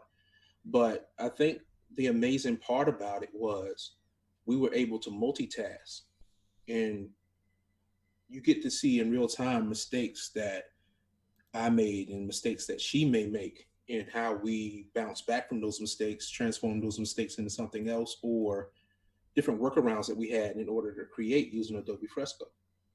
Yep. And being like you said, you're an early adopter of, well, I said you're an early adopter of like the Apple projects.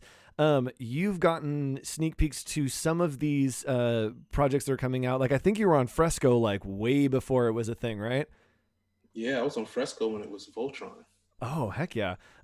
What's been the process for you of getting into that new tool and both like learning how to use it, giving feedback on it, and then maybe seeing it go into the world and be like, oh shoot, like when I was doing it, I thought that the people would use it for this, and now seeing like, oh crap, like people are using it for all these other things. Has that been an inspiring process for you? Yeah, but before I even get into that process, what I want to let the folks out there know is you have folks that work for Adobe and they're working on Fresco, like Brooke, Will, and a whole host of other folks. They want to hear from you. Yes. You know what I'm saying? And they don't want to hear you complaining or griping, oh, this soup's too cold. You know, they want to actually know how warm you want that soup. You know what I'm saying? Yep. And how can they keep that soup warm? You know, they want to hear some ideas, and they're very receptive to the feedback. If it's legitimate feedback. Yes. But I'm going to be real with you. When Fresco was a Gemini and I was testing it out, I was a little concerned because, you know, Fresco, we got to look at Fresco as a child. And Fresco was just entering school. And there's this huge playground, you know. There's some big kids on this playground, you know. You got Procreate on this playground. You know, you got Vectornator and all these other different programs on this playground. But, you know, Fresco was finding its way, and it's developing and it's growing. One of the last chapters, or the current chapter that's growing now, is the vector side of things, which at first it wasn't up to par with what Draw had. I mean, I can show you some stuff in Draw and do some things in Draw that'll, you know, blow your head off. But it wasn't there yet. So I would use it, but I couldn't use it on a professional level. And I understand, you know, it's coming. It's on the roadmap. Yep. You know, I'm gonna get to that exit soon. And there's a difference between being able to use it and wanting to use it. Yeah. Yep. You know, I want to use it. You know, it's fresh, it's new. I get asked all the time if I'm using it. Yes, I'll use it. I'll use it for demo purposes. But there's some things very near on the roadmap that will just fully equip it, and it can be Zillified to the fullest. But I love it. I can see the growth in it. I never thought of vectors and raster playing nicely within the same space. Yep. You know what I'm saying? Dancing even. You know, they even sharing blocks and crayons together. Yep. Not to mention, you know, you got the third kid in the room too, which is a lot of brushes. Whew. So, you know, they're playing very nice together. Yep. You know? Yeah. And go ahead. Oh, I was just saying, and that's a big thing. That's a big step that a lot of companies didn't feel comfortable taking yet, you know? Yep. And when I've done a couple Adobe Lives up with Adobe, and we got to meet with the Illustrator team, which like we literally went in a room and they're like, we're the guys that make Illustrator. I'm just like, I'm sorry, what? I'm like, and I think that we get stuck as designers in this idea of like they, like the ethereal, like they, and you see on, you know, Twitter or whatever, like, man, they need to change this and they need to try that. It's like, okay, those they are actual people that you can reach out to. I met the guy that if you have a crash and that has a crash report and it's like, do you want to fill in other notes? He's like, every one of those emails goes to me. Like, you're talking to me when I get this crash. And I was like, that's crazy. Like, I think I know the same guy. Yeah. Like, it's an actual person. Yeah. And you know, some folks are under the impression that,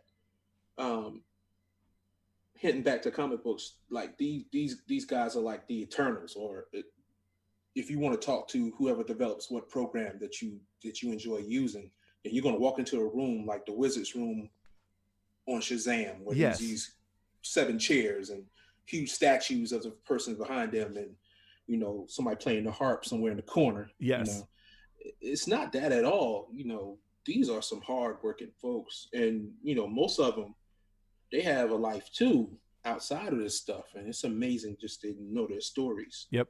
You know. Yeah, and even speaking with them and seeing like, oh, they are like programmers and they are like designers in this, and they're making like incredible code that I could never comprehend. and they want to know how I'm going to use that code. They're not sitting there like, oh, we like play with fun stuff and make shapes and do whatever. Like, okay, how can we do that better? They're like, okay, what's the code to this? And then sitting down and being like, how would you use this? And a group of designers saying, this is what we want and how we use it, watching their eyes light up and be like, oh, we can code that. We can totally make that happen.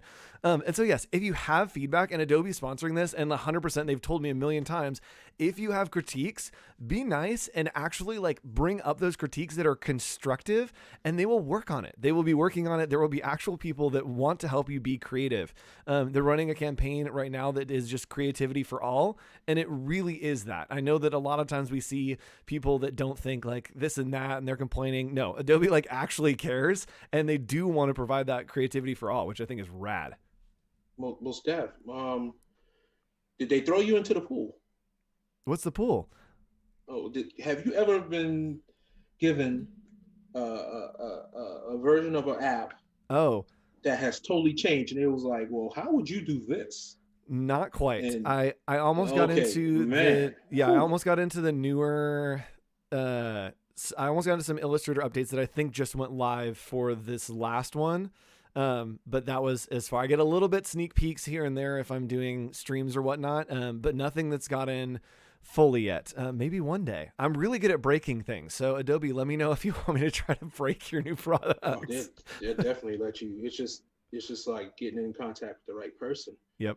I was on when Paul was on earlier. He was showing Illustrator, and like I think I had a copy. Yep. An early copy, like 4 years ago. Yep. They've been talking about it forever, and it's hot. Yeah, there's like 3 magic letters that keep me from telling anything about it. It's called NDA. You know, can't really say anything about a lot of stuff, and you know, I'm gonna hold those secrets. But you know, I'm a fanboy too, so you know, I'm geeking out. It's like, almost like my favorite musical artist gave me a advanced copy. Yes. Of what's coming out in like a year. Yep. You know? Wasn't there, okay, this is such a side story. Wasn't there like a Wu-Tang album that they had one version of it made and they like sold it, and like the Martin Shkreli guy like bought it and like weird stuff happened with it? Yeah, a lot of death threats. That's lame. A lot of gesturing back and forth from his camp and their camp. Yep. I mean, he fed a lot of people by buying that copy of it. Yeah, I definitely want Adobe to do like build a product and release it to one artist, just like, and that's it. Like never see where it goes. That would be awesome. Cool. Okay, so we had been talking a little bit before, and you had talked about. Do you have stuff that you want to show, or can we keep vibing? Where's your zone? We can keep vibing. Oh heck yeah! If you want to, I mean, I was gonna jump into Fresco and do a couple of things, but oh yeah, let's do that if you want. Do you want to? Let's do this. Let's definitely jump into Fresco and do some cool stuff. Can you stop your call and then call back in? It's gotten a little bit choppy. I'll go ahead and throw back and I'll let you in. Just try to restart that real quick. Okay, so just stop and log back in. Yep. Okay, cool. We'll be back with a second with our friend Rob. He's hanging out, being a friend. His name is Rob. Thanks for hanging out, chat. This is actually super fun. We got Syd Weiler coming up next. She is the most chill person, and I'm so excited to just be like chilling with Syd. One of my favorites. So when Rob gets back in here, we will go ahead and chat some more with him, look at some Fresco stuff, and Syd will be coming up in about 10 minutes. Syd, if you're watching, hi, thanks for hanging out. I'm so excited to hang out with you. I need this energy in my life. Please help me. All right, Rob's getting back in. Rob is so genuine. Yes, Rachel, I agree. He is just like the coolest, chillest person ever. And we love him. We think that he's just the best. There we go. He's dropped out. Now he's coming back in. Syd, all caps. Yes, absolutely. Yes, sing it. Smoothing sounds from Hawk. Love the hold music. Yes, if you ever have a request for me to sing, it's only 8 o'clock here, so I can still sing. Nobody's sleeping. The baby might be sleeping, but who cares? Yes, Syd is a wonderful person. I agree that Syd is an absolutely wonderful person. Also, I'm going to shamelessly plug, if you can follow me on social media, that'd be great. It's hoch.co, HOCHDOTCO. I just did it, so deal with it. All right, Rob's coming back.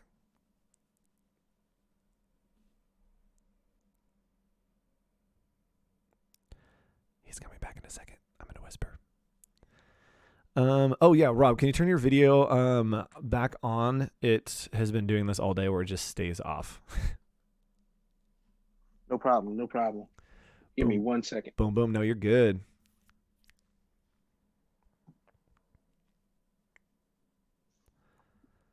And there he is. Oh, boom. Boom. We got about also, yes.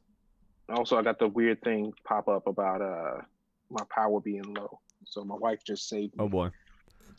She's a hero right now. Boom. All right, we got about 10 minutes to check out some stuff in Fresco. Sorry, there's the time crunch, but let's party. Okay, so let me launch my QuickTime real quick. Yes. And, oh, if you're plugged into the computer, you can share your iPad straight through Zoom. So if you just go get out. Yeah, dude, if you go to screen share, you can choose connected iPad or iPhone and it will share that screen instead of your computer screen. Right? Zoom is dope. Dude, I've been doing the QuickTime thing forever and somebody's like, "Yeah, you just go in there as an option." And I was like, "Excuse me?" Yeah. Get out of here. Yes, I know. Dude, Zoom's on it. Like, Zoom is on it. Zoom is absolutely the best. Thanks, Zoom.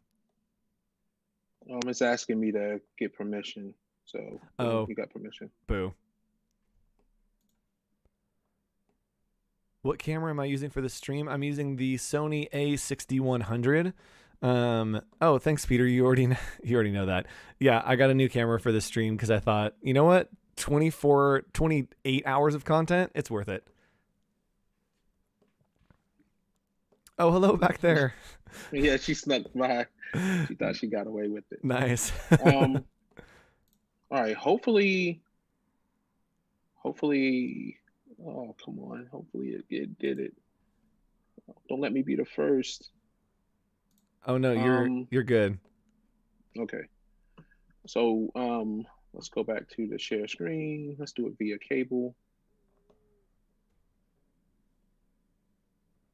And click share. Let's get it.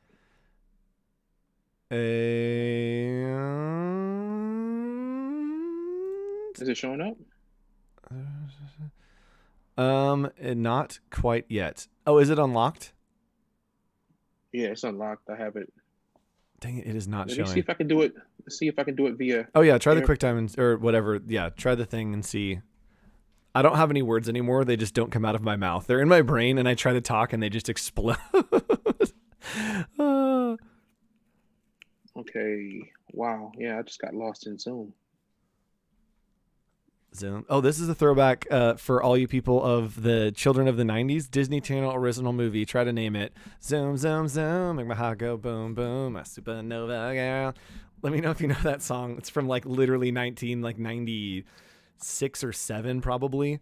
And hopefully you know it. And if you don't, then I'm sorry. All right. Yeah, dang, dude. Yeah, I know. That's fine. It's crazy. Let's see if this works. Yeah, Let's see if this works. Chat, if you have questions, drop them in here.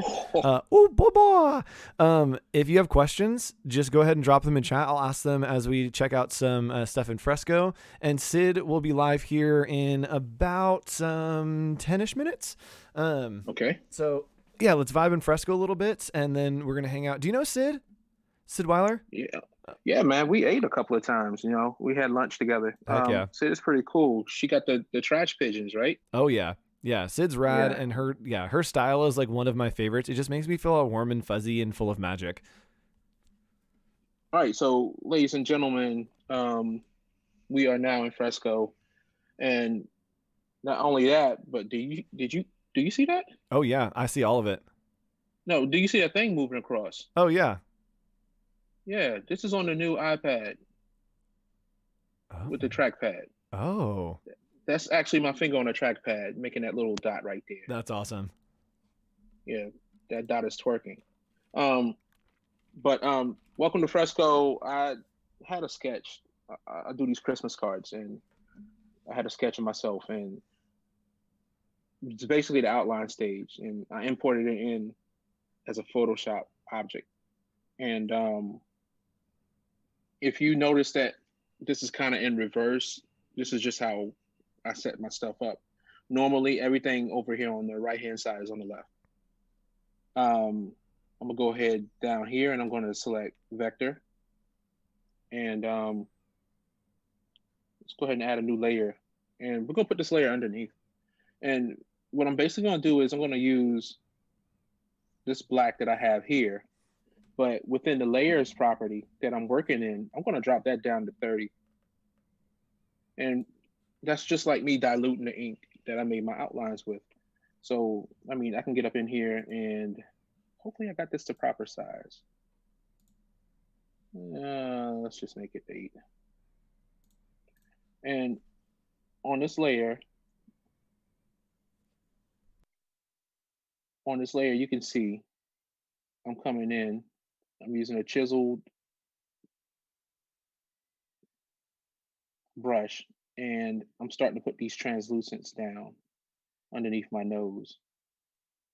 And that blue dot is actually where the pencil is. But one little thing about that blue dot, it kind of gets in the way and I can't see exactly where I'm drawing because it's larger than the surface that I'm using myself.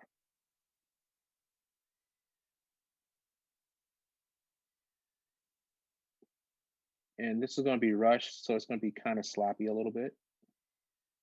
That makes it better sometimes. Yeah, I mean, sloppy is good. Yeah, it's got some They vibe. named the whole sandwich after that, Sloppy Joe's, you know? Oh my gosh, I never want a Sloppy Joe more than I do in this moment right now.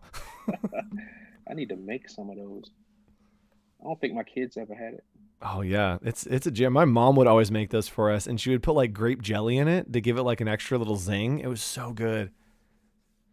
That Southern kick, like when Mike Jones was making that sauce. Oh yeah.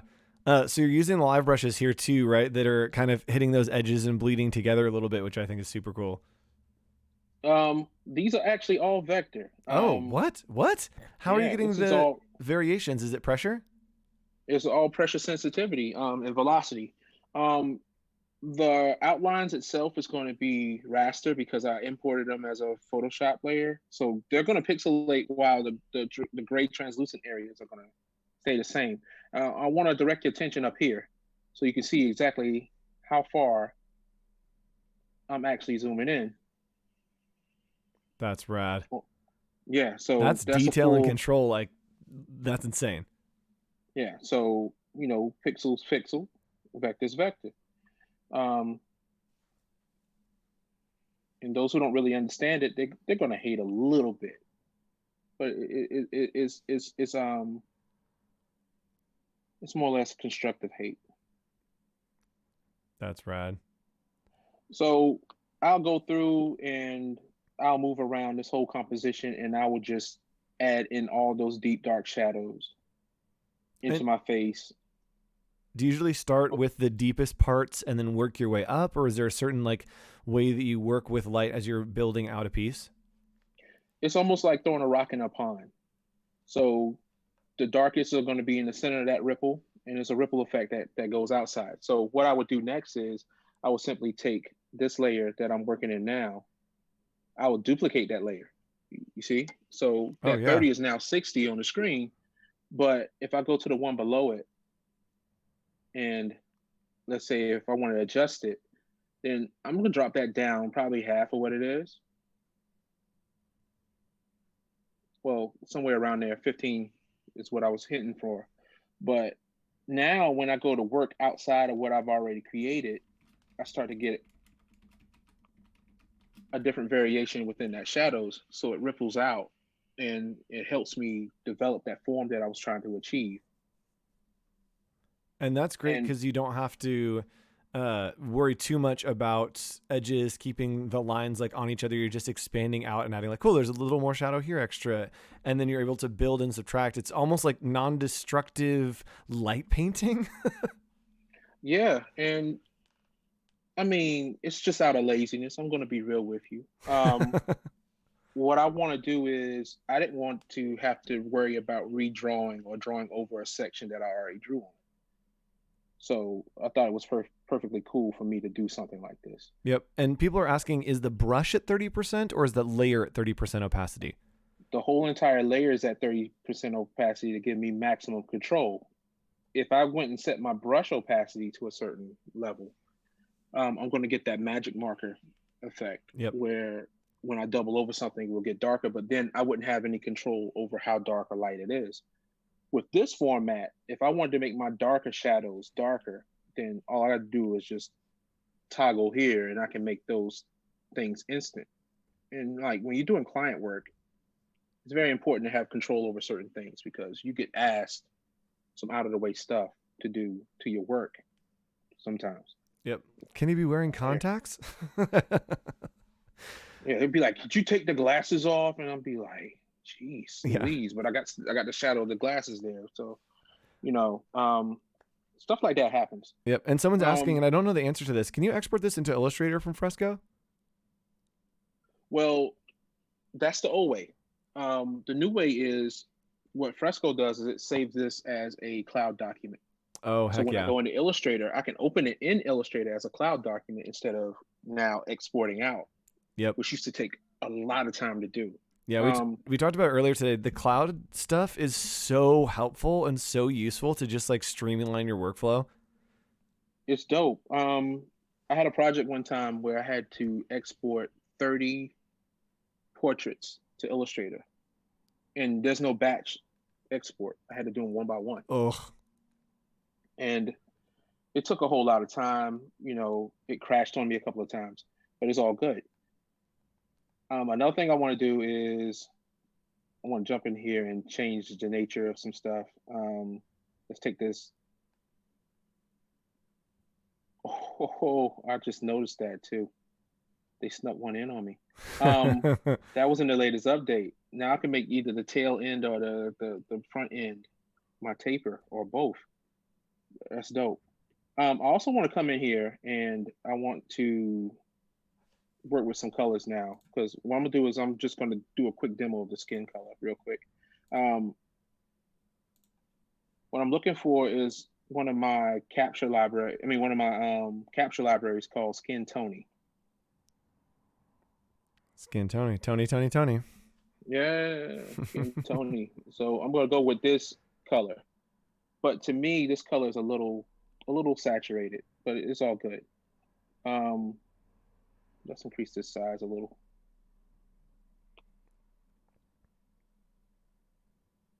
And it's okay to color outside the lines, folks.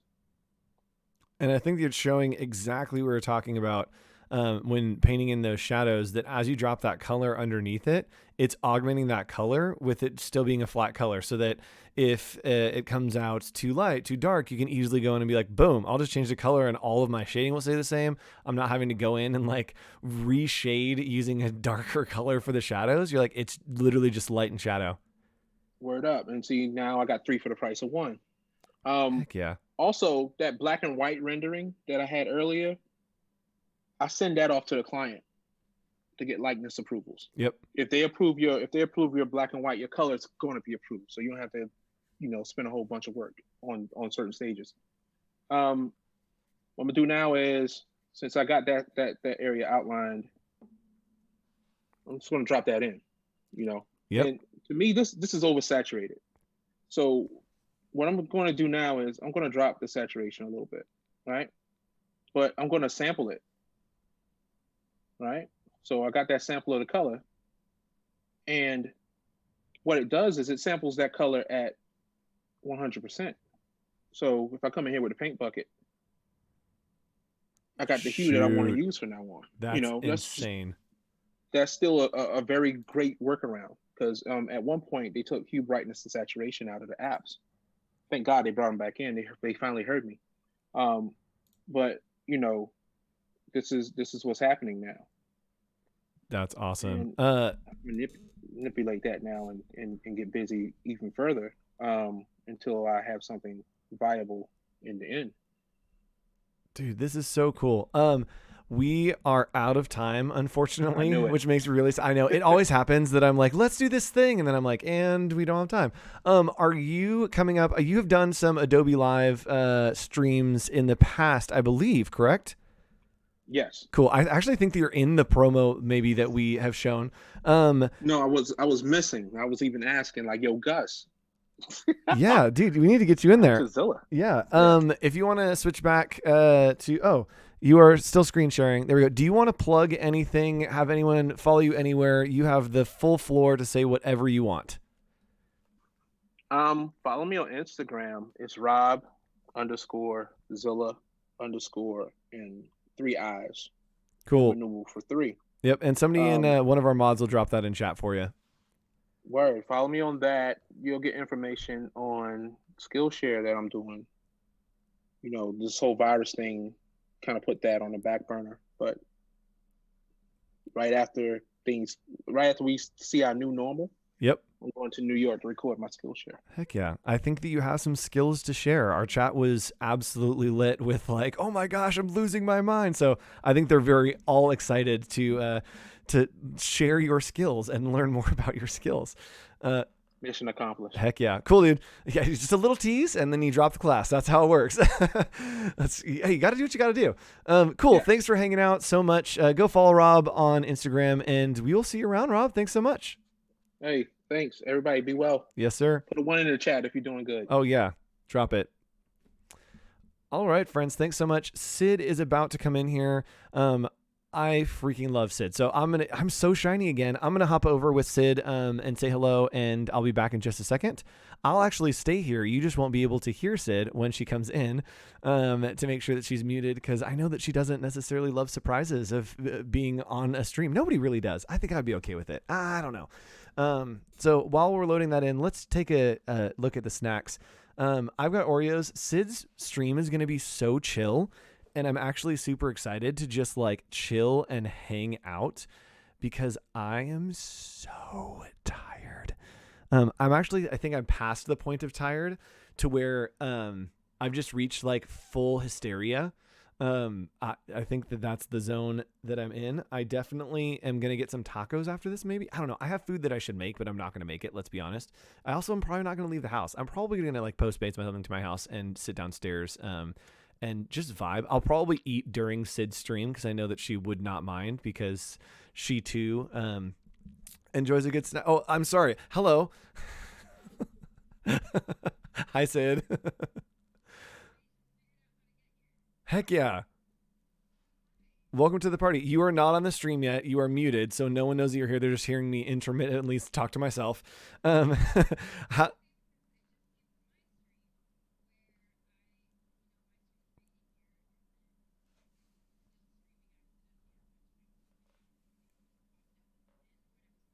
Yes. There have been many times today that I like think the speaker's on the screen talking, and sorry, I'm going to unmute you so that people can hear you. Okay. There have been multiple times that I've been on the screen while the speaker's talking, thought that I just had them full screen, and I'm like shoving something in my mouth, and I look up and I'm like, nope, that's my face. So yes, welcome. Hello everyone. Let's say hello to our friend Sid. Sid, I'm going to put you up on the screen. Are you ready for that? Yeah. Yes. I can tell you're ready because you have freshly shaved this side, right? This is like clean cut. I shaved this at 3 a.m. Thursday night with a safety razor because I got fed up. Yes. I like had planned to shave my head on stream, and I'm just like, all right, it's like probably not actually going to happen, but it does. Like there's a certain point that you hit that you're like, all right, I cannot go someone to cut it. So I'm doing it myself. Exactly. It was the first time I've ever done mine. And I found out I was just paying salons for conversation, apparently. Which like is kind of like if you aren't going to therapy and don't have a therapist, a salon is a good second choice. But if you're also like going to see a counselor, like it feels like it's like double duty. You're like, all right, I'm paying for this twice. Yep. I've gotten some of my best life advice from women I've paid a lot of money to make my hair purple. So exactly. Yeah. Yep. I think Danielle and I went to go get pedicures, and it was like that's like the zone to talk about things. Like when you're getting fixed up, you're just like all your inhibitions are down. There's no rules. You just feel good. Exactly. Yes. Cool. So I am going to put you full screen. You're currently in a 2-up with me. I'm going to put you full screen. I'm going to have you introduce yourself to our glorious audience who's hanging out. I think there's 200 or 300 people watching. So say hello to our very large house party. I know it's weird, right? I brought, I think, about 40 over myself if they got the message. Yes, so. come over, friends. Were you on Twitch? Yeah. Cool. Also, what is your Twitch link so that we can drop that in chat as well? Twitch.tv/Syd Weiler. There we go. I'm just at Syd Weiler everywhere. Rad. All right. Let's go ahead and we're going to put you full screen and go ahead and give your intro. Hi, everybody. I am Syd Weiler. I am a queer illustrator and animator. I currently live and work in Columbus, Ohio. I, in the past, I was an Adobe Creative Resident a couple years ago.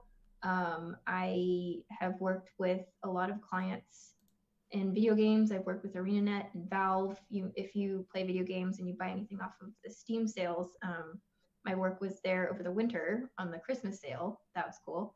And I have worked and been published in Time, Wall Street Journal, a few things like that. And also I made trash dubs, which is the thing that went crazy on the internet like shortly after the last election. And I've been recovering from that ever since. It's been a whole thing. Yeah. Yeah. And you have some great writing that you've done. Also, I think that maybe either you're on camera too, or you think that you're on camera too. The camera is like off to the side behind the mic that is currently live. That one. That you just glanced at. I was looking at you. The camera's right there. Hi. Oh, okay. Sorry. Yes. Sorry. I have like a second camera. I have a camera too. Okay, that's fine. Disappointed. No, it's great. I like to look at the person I'm talking to, or I like to look at chat. Yes. Because if I'm just looking at the camera, then I'm like, you can see into my soul. It does feel weird, and I am definitely like you're hanging out over on the side, and so like I never look straight into the camera because it's just like, oh no, I feel like I'm on surveillance other than like, oh, I'm talking to a person. Okay, when it's over here. Yeah, I know my mic's there because my past chat was complaining that it was too quiet, so I had to move it, and it ended up being full screen. Your ex chat. I like the idea. I'm a professional. We do this professionally. Okay, so before we get into like looking at your work and like having people totally ogling and freaking out, is your snake around? Oh yeah, can we please bring it on stream? You want to see Bean also? Oh yes. Don't forget about her. Yes, I know. Sorry. Yes, please. This is Sid Zoo. This stream is now Sid Zoo. I thought I had to do something on here. Am I supposed to draw? Oh, I mean, like, we're just gonna talk about me for a little while. Either way, yeah. I was gonna say, literally, we can do whatever you want. I've tried not to throw straight in to like do your thing. And if you're definitely ready. Oh my gosh. Hi, Bean. This is Bean. She's my best friend. I am not in an emotional or mental state to handle this right now. I just woke her up, so she's. Can I say pissed? Yeah, I can say pissed. Oh yeah, you can say whatever you want. It's after 8. My mom's asleep. 11 p.m. on a Sunday. Yeah, my parents are asleep. They're not watching this stream. Nice. Oh my gosh, it's so cute. Oh, Bean. This has just become. I'll get Ash out in here in a little bit. Yes. Did you say you were gonna go eat, or what's going on? No, sorry. I was talking about. Oh, here, you can't see it, and this is strategic. So this is my camera one, and this is my setup. Okay. Oh, I also promise I'm going to do this. So this is my current bed. So behind my chair is my bed full of snacks. I've got my McDonald's. I got my Oreos. There's chips. Like there's a burrito. Yes. So like, where is it? There's a burrito on this plate that is from yesterday. That's just been sitting there. Weekend for you. Yeah. It has. And then I promised everyone that I would show this. I'm going to grab my camera real quick. I'm going to show you.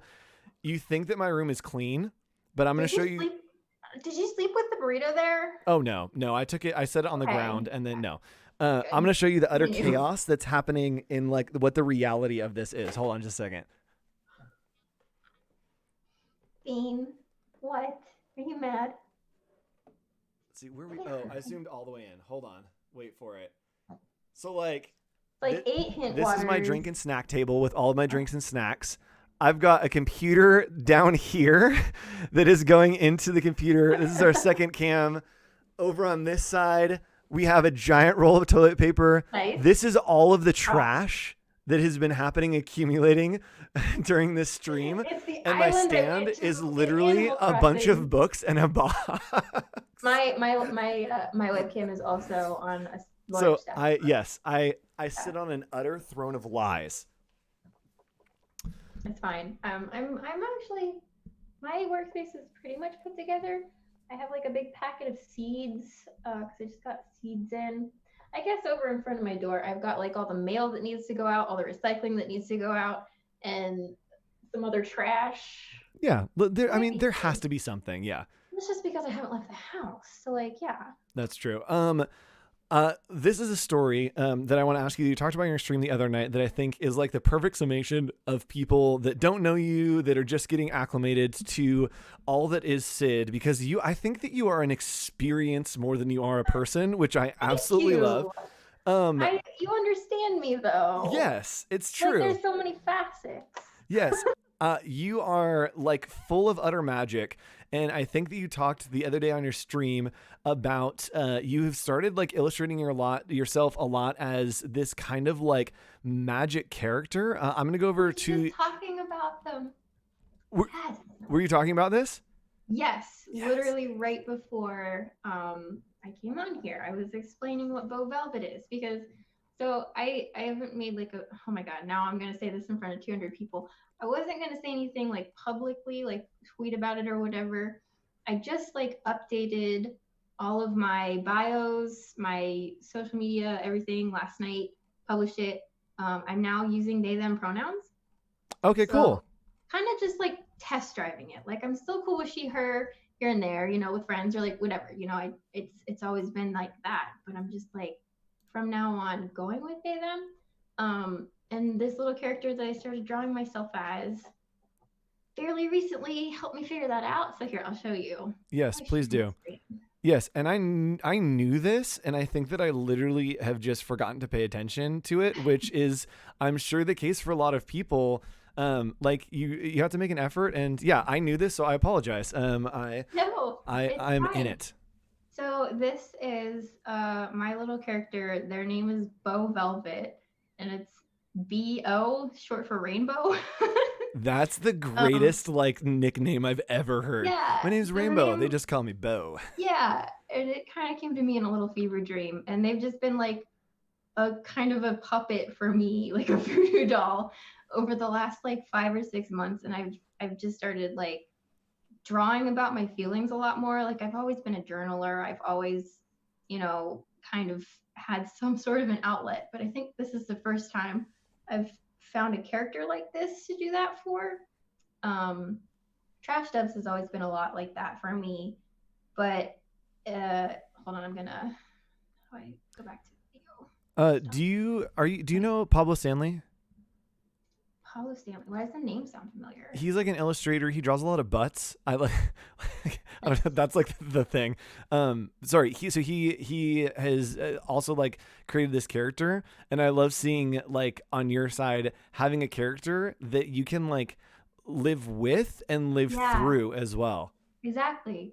Because I think a lot of people before I started talking about it thought that it was just me, and I mean it is, but it's also like a piece removed so that I can kind of see myself from a different view.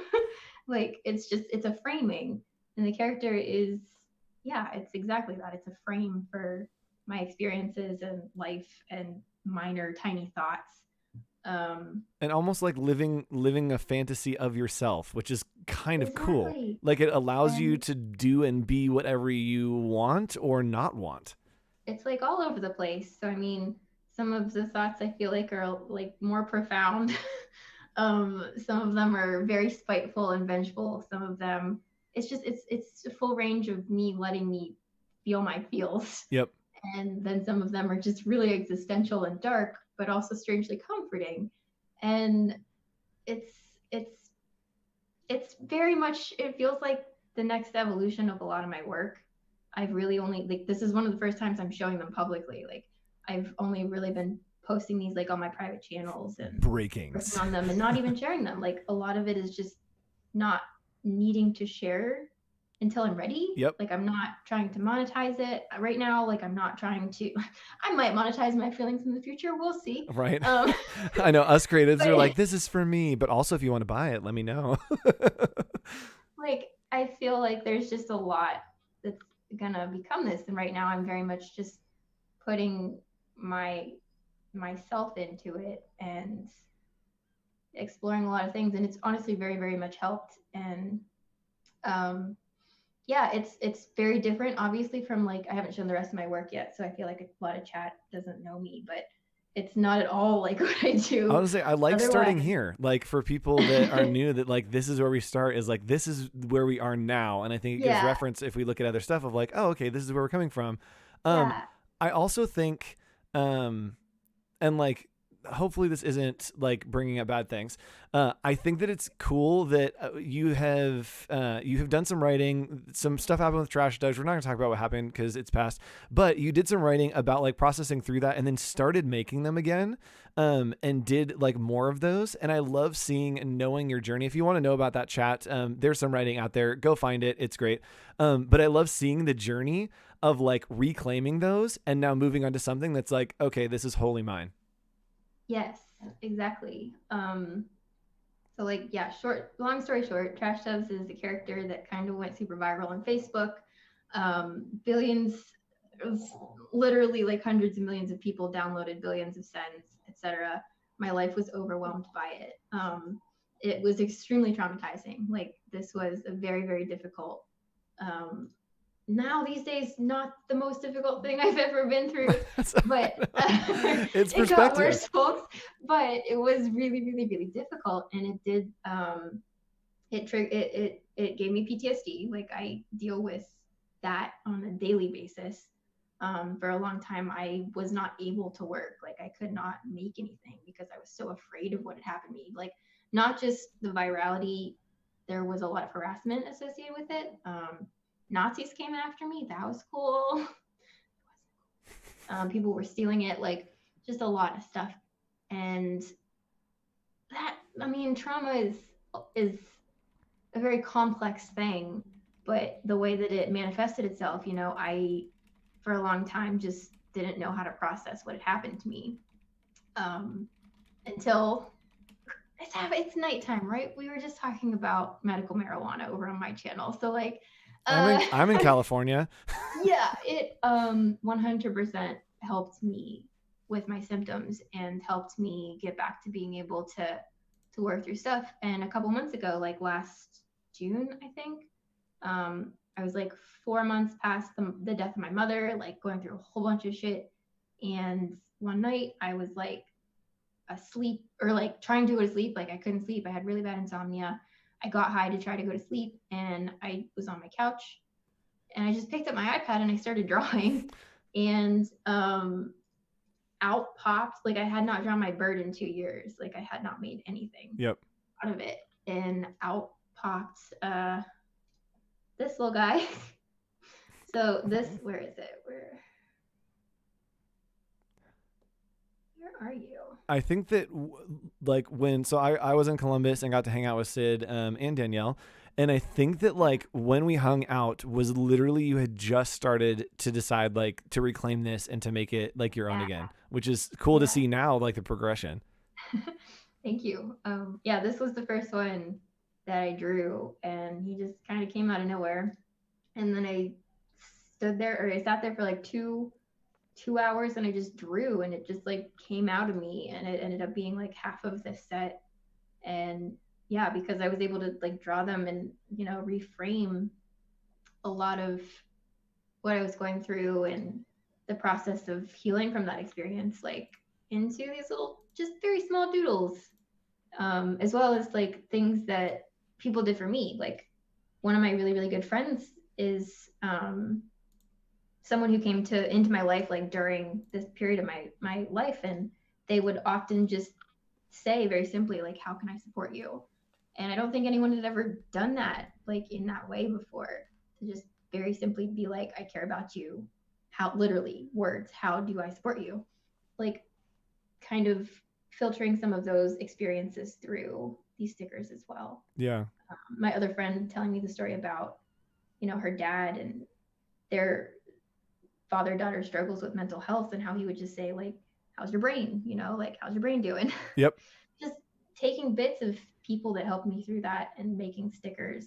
Yeah. And it's interesting. It's cool. And I think that we've had conversations about this, of like getting to a point where you can like talk about mental health, be open about mental health. And it seems like this is a good, like, as creators and artists, this is a good like gateway for that. Like, this stuff is all like, oh, they're cute birds or whatever. And then hearing you talk is like, oh, these are actually things that are gateways for people to help express their emotions, to talk about their feelings, to like address mental health, which I think is so cool.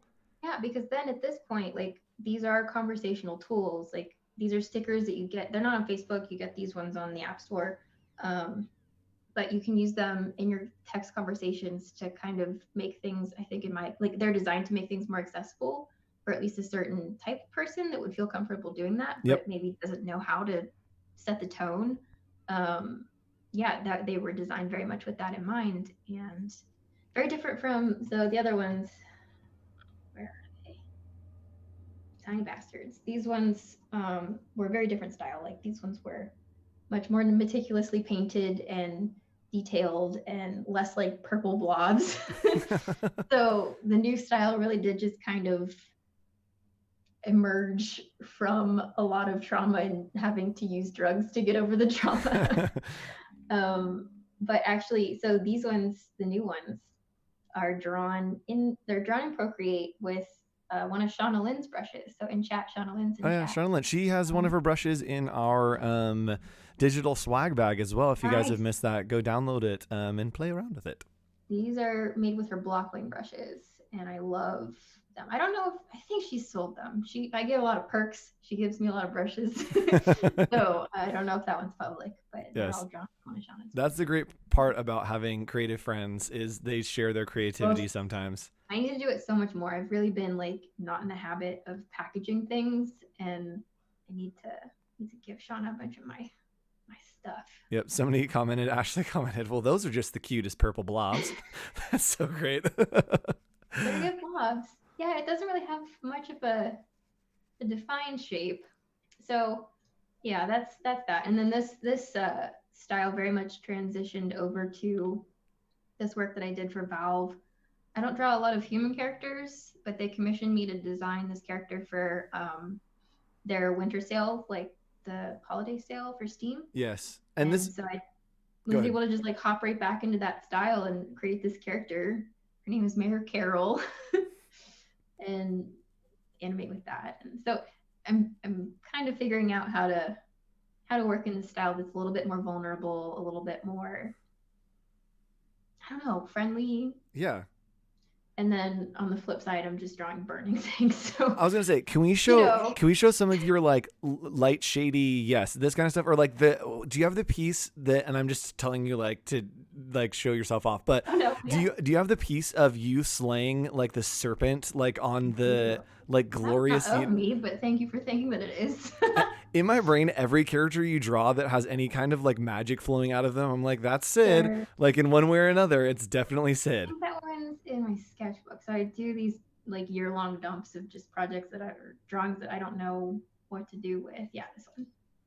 Is it this one or is it the other one you're talking about? Yes, that one. Okay. Yeah. It's just so rad. And you have some brushes that are oh, goodbye, Bemnit. Thanks for hanging out. Thanks, Bem. You have some brushes that are braids, right? Well, you have a bunch of brushes. Yeah. You have like a whole ton of brushes. Do you want to show off some of your brushes? I don't know what we're doing anymore, and so I'm kind of just vibing. No, this is great. It is 11 p.m. We are chilling. I was gonna say, this is what I need in my life. I love to talk about me, so it's great. Win-win. Well, someone has that print. Thank you for buying the print. Oh, thanks, Mr. Pooh. Yeah, thanks, Blanky Pooh. Great. Oh my God, my dog's been on my lap this whole time, and she just ripped one and like. Oh no. Bean. And there's nothing you can do to get away from that. Like it's over. Goodbye. And Bean is out. Hi, Mike. Oh, Mike Jones. Yeah, so my brushes. I also like, sorry, just as I have noticed that and I knew this, that you're already like super pro streamer, and I've been doing like all the switching and stuff to make sure that like cameras are going good and nothing's coming up weird on the screens or whatever. And I saw your setup and I literally have not touched a button. Like I am reclined in my chair and I'm just like, take it away, Sid. I actually don't really know how to use Zoom. And so this is... You're killing it so far. Yeah, so some of my brushes, I'm actually kind of reworking my brushes right now. I was on Patreon for a long time. They're still up there right now, but like things have I've just been using them differently. So I'm going to start selling them like more, like in packs, like digital packs. Yep. And then start using some of my other places for more of my other personal work. But yeah, I make these really cool brushes. They're completely custom. It's born of laziness, and they just kind of make stuff for me. So I've got like leaf brushes and plant brushes and braid brushes and cloud brushes. And are these Photoshop or Procreate or? These ones are all Photoshop, but I can get them to work in Procreate. Heck yeah, they are. Yeah. Some of them are starting to be able to work in Fresco. I'm doing a little bit more Fresco work lately. Are you on the secret insider track that gets the releases early? I sure am, Andrew. Oh my gosh, what the heck? From the beginning. Adobe, I have a commercial on a button that I am ready to play right now if you get me on a list. And putting up with me. Yeah, no, it's been really, really cool to see. I still call it like by its code name in my head, so I always have to like sticker slap Fresco over it in conversation. That's funny. But it's been really cool to see it evolve. Yeah, like the work that I just showed, these were painted in Fresco. And this was, I remember seeing something about this. There was something that people were talking about. This was like a conversation piece, and all I remember is seeing a conversation and being like, Sid did those. Was it a good thing? Was it a bad thing? Did I see something that was controversial? There was some harassment at the end. I'm sorry. No, it's okay. It's kind of going back into the conversation about gender. I haven't talked about this publicly, but I've been doing a lot of therapy about it lately. So why not talk to 200 people? Sure. I mean, that's the next logical step. Exactly. Yeah. So I mean, if you know my trash stove story, if not, you can go find it on Medium. I typed it all out. It's 6,000 words of pure terror. But I published this project with Valve at the end of last year, and I was super, super excited to like get to work on that. I mean, that's huge. Like I can't even think of how many people probably saw that work. And I've been playing video games my whole life, so to get to work on like the thing that you get all your video games from was really cool. Yeah. I ended up not having like a whole lot of time. The project was very, very short. So I did a lot of work and not a lot of time for it.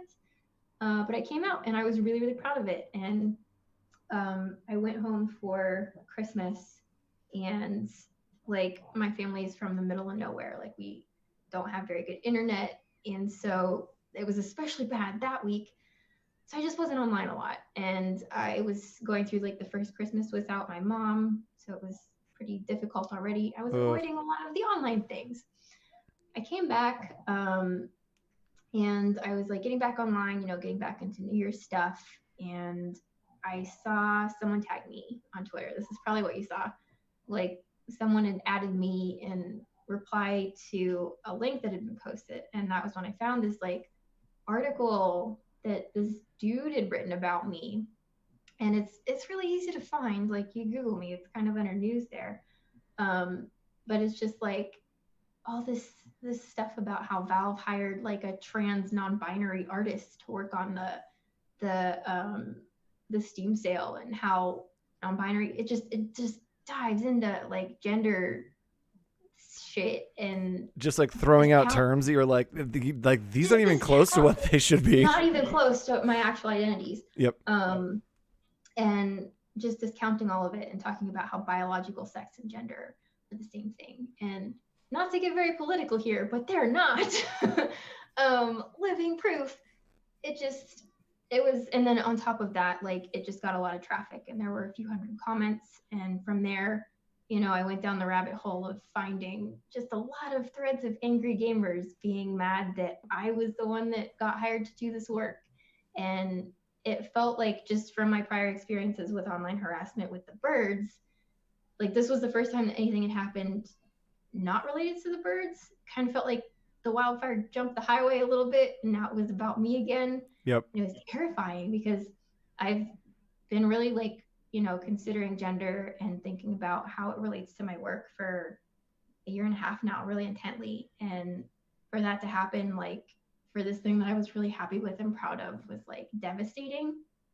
So I just kind of like, after had my, breakdown, as did that trigger, I like stepped back, and I've spent the last 2 months really thinking about all of this kind of stuff and like how I want to be seen as an artist, and like how my identity plays into this kind of stuff. And it's not really something that I super had to deal with the doves, because that was mostly about the work, not Yeah, it as was much about me. something else, and this was like, this one's me. This was new. This was me. And ultimately just kind of landed in a place where I am now, where I'm just like, fuck the haters. Like, why this sucks, like, why should I shrink myself for them? Yeah. Why should I not own my queer identity and like be, as much as I can, an advocate for these kinds of things that I know to be true and life-changing and life-saving, like for the people that can't at that point, So that's why I switched my pronouns, and here you that are. was how video games gave me my gender, I guess. I don't know. That is a blog post if I've ever heard one. Video games gave me my gender. Video games helped me figure out my gender. The haters gave me permission, I guess, to be me. So that's cool. That's cool. And I think that one, hearing these stories and seeing you publish stories and writing and stuff, along with hearing and seeing your work, like it's so cool to see how much you live in your work, and both like for the good and bad. Like, right, we talked about this work that you put out that was like super like, yes, I'm like excited for this and proud for this, that it felt personal, that then ended up being this like hard kind of bad thing. I watched you illustrate those mermaids live, by the way, and it was fantastic. Yeah, I did do this on stream. And then on the other side, seeing the very positive things that you're like, cool, here's this character Bo, and I'm thriving creating this. Like the swing of that is really cool. Thank you. Yeah, it's for a long time, like I after the birds, I didn't have my work, I couldn't, and somehow like the birds gave that back. Yep. This is such a random question, because I saw you have your like poster with all of the crystals and stuff on it. Which one? This one? I've seen that. It was, yes, that one. Yeah. I feel like I've seen this, and literally this might have been me making this up. I'm showing you this work while I'm just kind of casually crying off screen. Don't worry about it. Oh yeah, no, that's totally fine. I'll keep asking you questions. And I'll just tell a story then. So this morning, James White came on the stream, and nice. Yes, I'm very excited to watch that. He is like, he's the reason that I got into design. Like I saw his piece on Flickr in like 2007, and I told my parents like, I want to be like a big name designers, and they're like, those don't exist. And I was like, you don't understand. There's this guy named James White, and he was like, and so he like comes on stream today, and I'm like, hey James, and immediately my whole body is like, I'm about to break down. And then he's like, yeah, before we start, and like starts like talking about like, it's so cool to see you thriving. And like I was like, oh, you're so proud of me. Oh my god. And yeah, like I look at the like side by side, and it's like I start to get a tear, like a little like watery eyes, and I was like, and cut to James full screen. Thank you, goodbye. Yep, I get it. Yep. It's a good feeling though, right? It's amazing. It's an amazing feeling, and yeah, it's just so surreal. Secondary validation. Like I'm very much a fan of like chasing your own personal validation for your own reasons, but then the secondary of like your friends caring about you and caring that you're doing well because you do that for them too. Like that's amazing. Yep. And What's the point otherwise? Yeah, going into something like this is an idea that I had that I was like, I have to do this. Like there is no reason to not do this. I have to do this. And going in with that like mentality, And then on the other side, having the affirmation like on top of that, but I'm like, cool, I felt like I had to do this, and I could have had to do this, and it could have crashed and burned. And it'd be like, cool, I jumped off the cliff because I felt like I have to, and there were thousands of people there to catch me. Yep, you've got that really good Oxford pennant in your shot there. Oh, yes. You. I've got one too. Yay! You can't see it. It's just off camera, but it says "Never lose your flame." Yes, actually. Oh man, this is such a hot take. Oh gosh. All right, if you're watching this stream, just don't watch to the end because it's so long. So I actually bought this "Had to Be You" poster. The banner. I had left my job that I was at for 8 years. And started an agency with a bunch of friends. Absolutely loved it. They're like still like absolutely love them. They're great. There's no hot tea there, so don't go steeping. But when I literally was sitting in my car one night and I was thinking, I think that I've prioritized an idea of success over my happiness. And I had lost the thought and the idea of like, oh, how do I measure that I am happy? And I'm so focused on being successful that is not measurable that I literally can't track. And so I literally got home and was looking at Oxford Pennant because they were having a sale and they were having a wedding sale, and they had this "Had to Be You" because it had to be you, like it's a wedding song. And I saw it and I was like, I need this in my room as a reminder that like as I walk out the door every day, like whatever I do, I have to be me. Like I have to decide that this is what I am, this is what I'm going to do. And it's led to amazing things like CanceledCon happening. And I mean, I literally went freelance at that point and was like, cool, I have to be me, and it is only me, and I have to figure out how to make it work, and it's working. So yeah. Yep, exactly. Around the time I was telling you about, well, all that's amazing. You're doing fantastic. Like so fucking proud of you. But like similar story, because I mean, we talked about this a lot when you came last summer, and you were kind of in the transition there of just like not, really knowing what was coming next and what was going to happen. Oh, I was in a zone. In that zone, I know that zone because that zone is where you have a lot of ideas and you just want to like yell about them and just like talk about them. And, yes.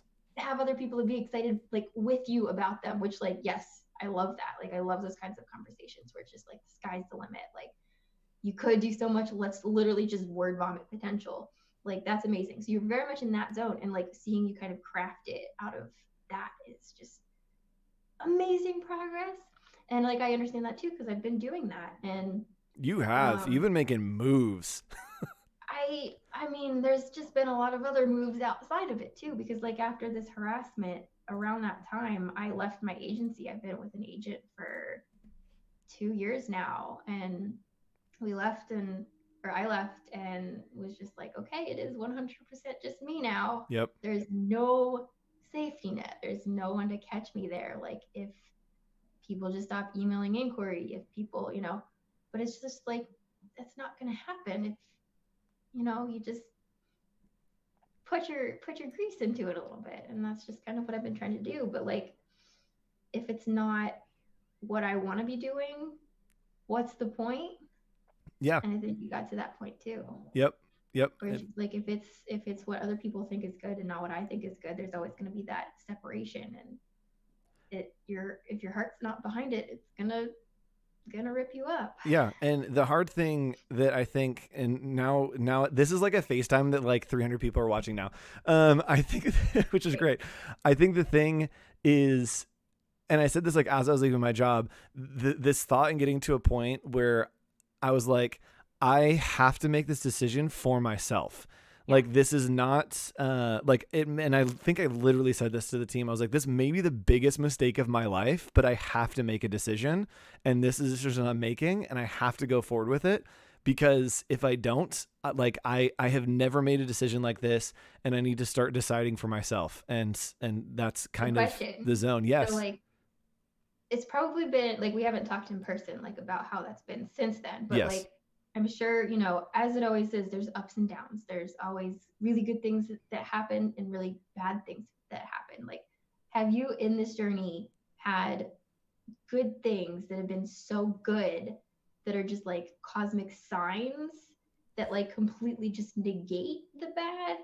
Like, does that resonate? Yes. Because that's been happening to me, and it's like, yes, maybe. Yeah, it's weird because I'm very loyal and I have a lot of emotions and feelings like tied up in all the things. So like when I graduated and started working, I worked at the church for 8 years. That was like my community. It was the church. It was like everything. And then left there and worked with 5 people that I'd worked with at the church as well, who are really good friends.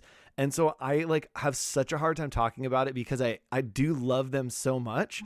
And then they're just like the feelings attached to it that I'm like, these are the things. So yes. And yeah, if you're watching, hi friends, I love you. I'm not saying bad things about you, but I'm gonna say some things. After I left, so the day after I left, I had a friend hit me up who was like, hey, I work for this company. We need some production work help. Can you do production work? We can give you a 6-month contract. And I was like, yes. And that covered all my bills. Like the next day, first day of freelance was like, cool, my bills are covered. And that has extended into a 1.5-year contract. And within that, I'm getting to do a ton more work with Adobe, getting to do live streaming like this. We like this idea of the whole thing. We were freaking trending in the United States yesterday on Twitter. Like what's happening? And so both from like a happiness and connections and things that I'm like, I feel like I am thriving within work as well. And then on the other side, like this is hopefully not a knock to anyone or anything. I worked at a church as my only job for 8 years, and we all know that doesn't pay well. And so I've been used to living on not great pay. And like, that's been the only thing that I've ever known. And so I've acclimated to that. And now that I'm freelance, I'm like doubling, almost tripling what I'm used to. And I'm like, holy crap, 1, this is working. Oh my gosh. And 2, yeah, we were hustling.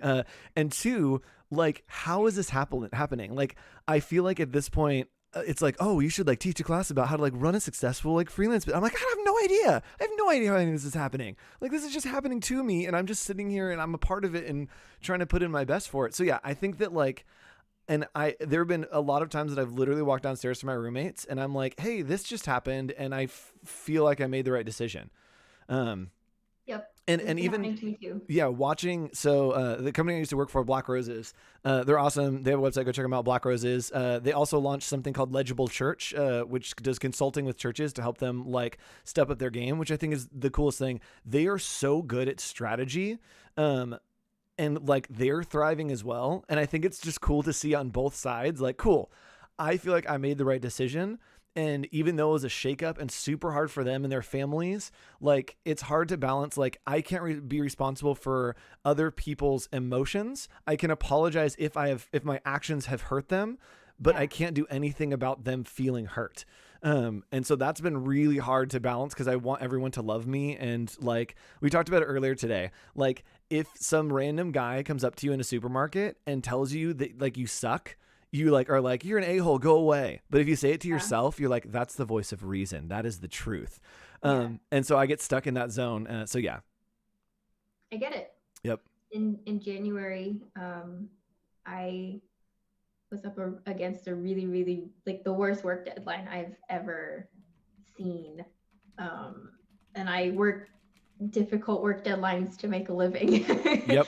So it was a rough time. I had, and again, not to knock anybody, I don't know who's watching this, but I had like 16 book spreads to illustrate in 3 weeks from start to finish. Yep. And it was just like, it shouldn't have happened. I was supposed to have like 3 months to do this, and just things kept getting pushed. And then it was just like, well, here's the deadline. And I don't know. I don't like to quit things that I commit to. So I could have, but I was like, you know what? I'm going to do this. And then this is going to be the lesson I'm going to learn. Yep. I am going to teach myself this lesson with 3 weeks of pain. And I did. And after that, I was just like, I'm done. I'm not taking these kinds of client projects anymore, where it's just like, I'm doing them so many favors. Yep. And I literally just like spoke that out. And then I took a nap. And it was like the best nap. I went to bed at like 10 a.m. Yes, you just like melt into your bed. Nap, and I woke up and I was like sweaty and warm and like content. Yep. And I checked my phone. And Adobe has like a a long history of kind of picking me up and putting me back up onto the nest, you know, when I've fallen out and cracked a rib on the sidewalk. Yep. I had a lot of broken ribs, and I had a text message from Adobe, and they were just like, hey, we need some new ad work. Can we pay you to make ad work? And I was just like, so anything I want to paint. Because I was like going out of this client thing, and I was just like, I'm going to figure out how I want to be making work. I want to be making my own stuff. Like, I don't want to be told what to draw. And they were just like, yes, just give us work. And I was just like, there it is. Yep. Thanks, guys. Yep. And so I've been working on that. And then I haven't been able to talk, or so I was streaming like 2 weeks ago. I don't know if you were online at any of that, but I was working on a self-portrait. Like, oh, I was on for all of that. Was it the magic one? The magician one? Yeah. Oh yeah, I was in chat. Okay, I probably shouldn't show it here because there's a lot of people watching, but I got to do this self-portrait. Like, who commissions anyone to make a self-portrait other than Adobe? I know, right? After all of this harassment, I hit the point where I was just like, God, like, I need to figure some shit out. Uh-huh. And I've just been feeling for a long time like my work and myself, like I've outgrown this kind of online image that I'd created and built a lot of my community around.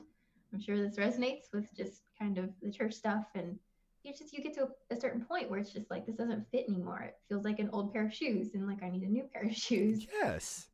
So I was like, all right, I'm going offline, like hiatus for a month, like text me, I won't see what you're posting, you know, that kind of thing. Yep.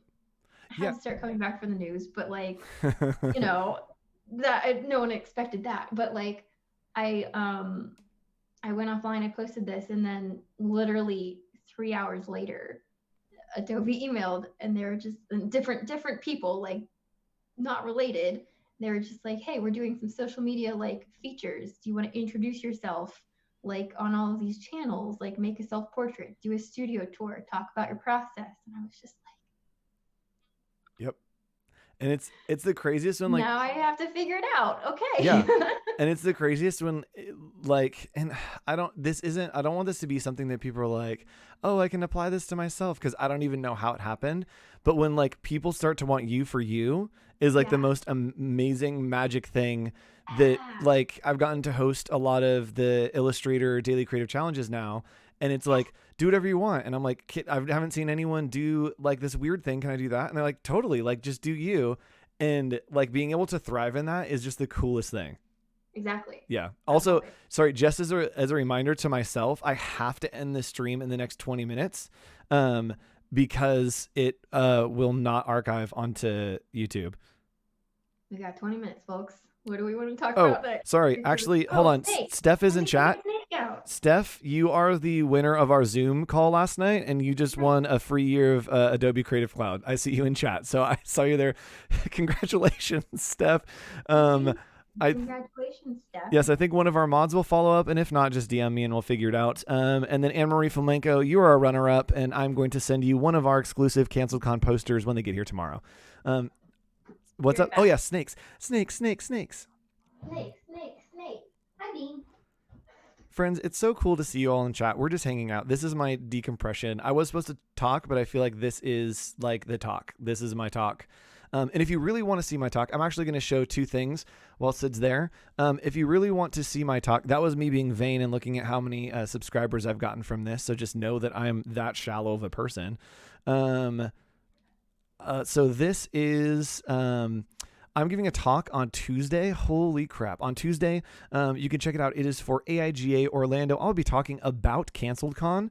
It is a free event, and you can watch anywhere in the world. So I want to see you all join in and represent. Go follow AIG Orlando.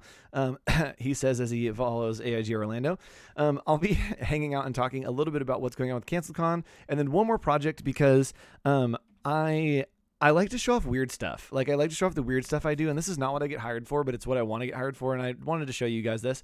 It's a project I launched last year for my birthday, and my birthday's coming back up. It was called My Dirty 30. I'm going to do another little addition to this probably this year and maybe every year. But I basically took 30 portraits of myself. I painted my body white and had my photographer friend Alex Casillas take these photos of me. It was a cool thing of like, I want to art direct myself and do my makeup and do the whole concept and everything.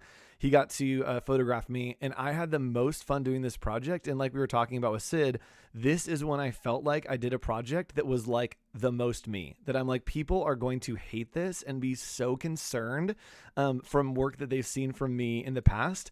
But this is the work that like, I feel like I am, I don't know, the most, this is so dumb to say this, but I feel like I'm like the most beautiful, like in this zone is just what I love. And it is paired with 30 confessions. They are not confessions that you'd probably figure out, but they are confessions nonetheless that mean something to me. So this is kind of my version of what Sid was talking about, of having art as therapy, I guess. So yeah, that's that.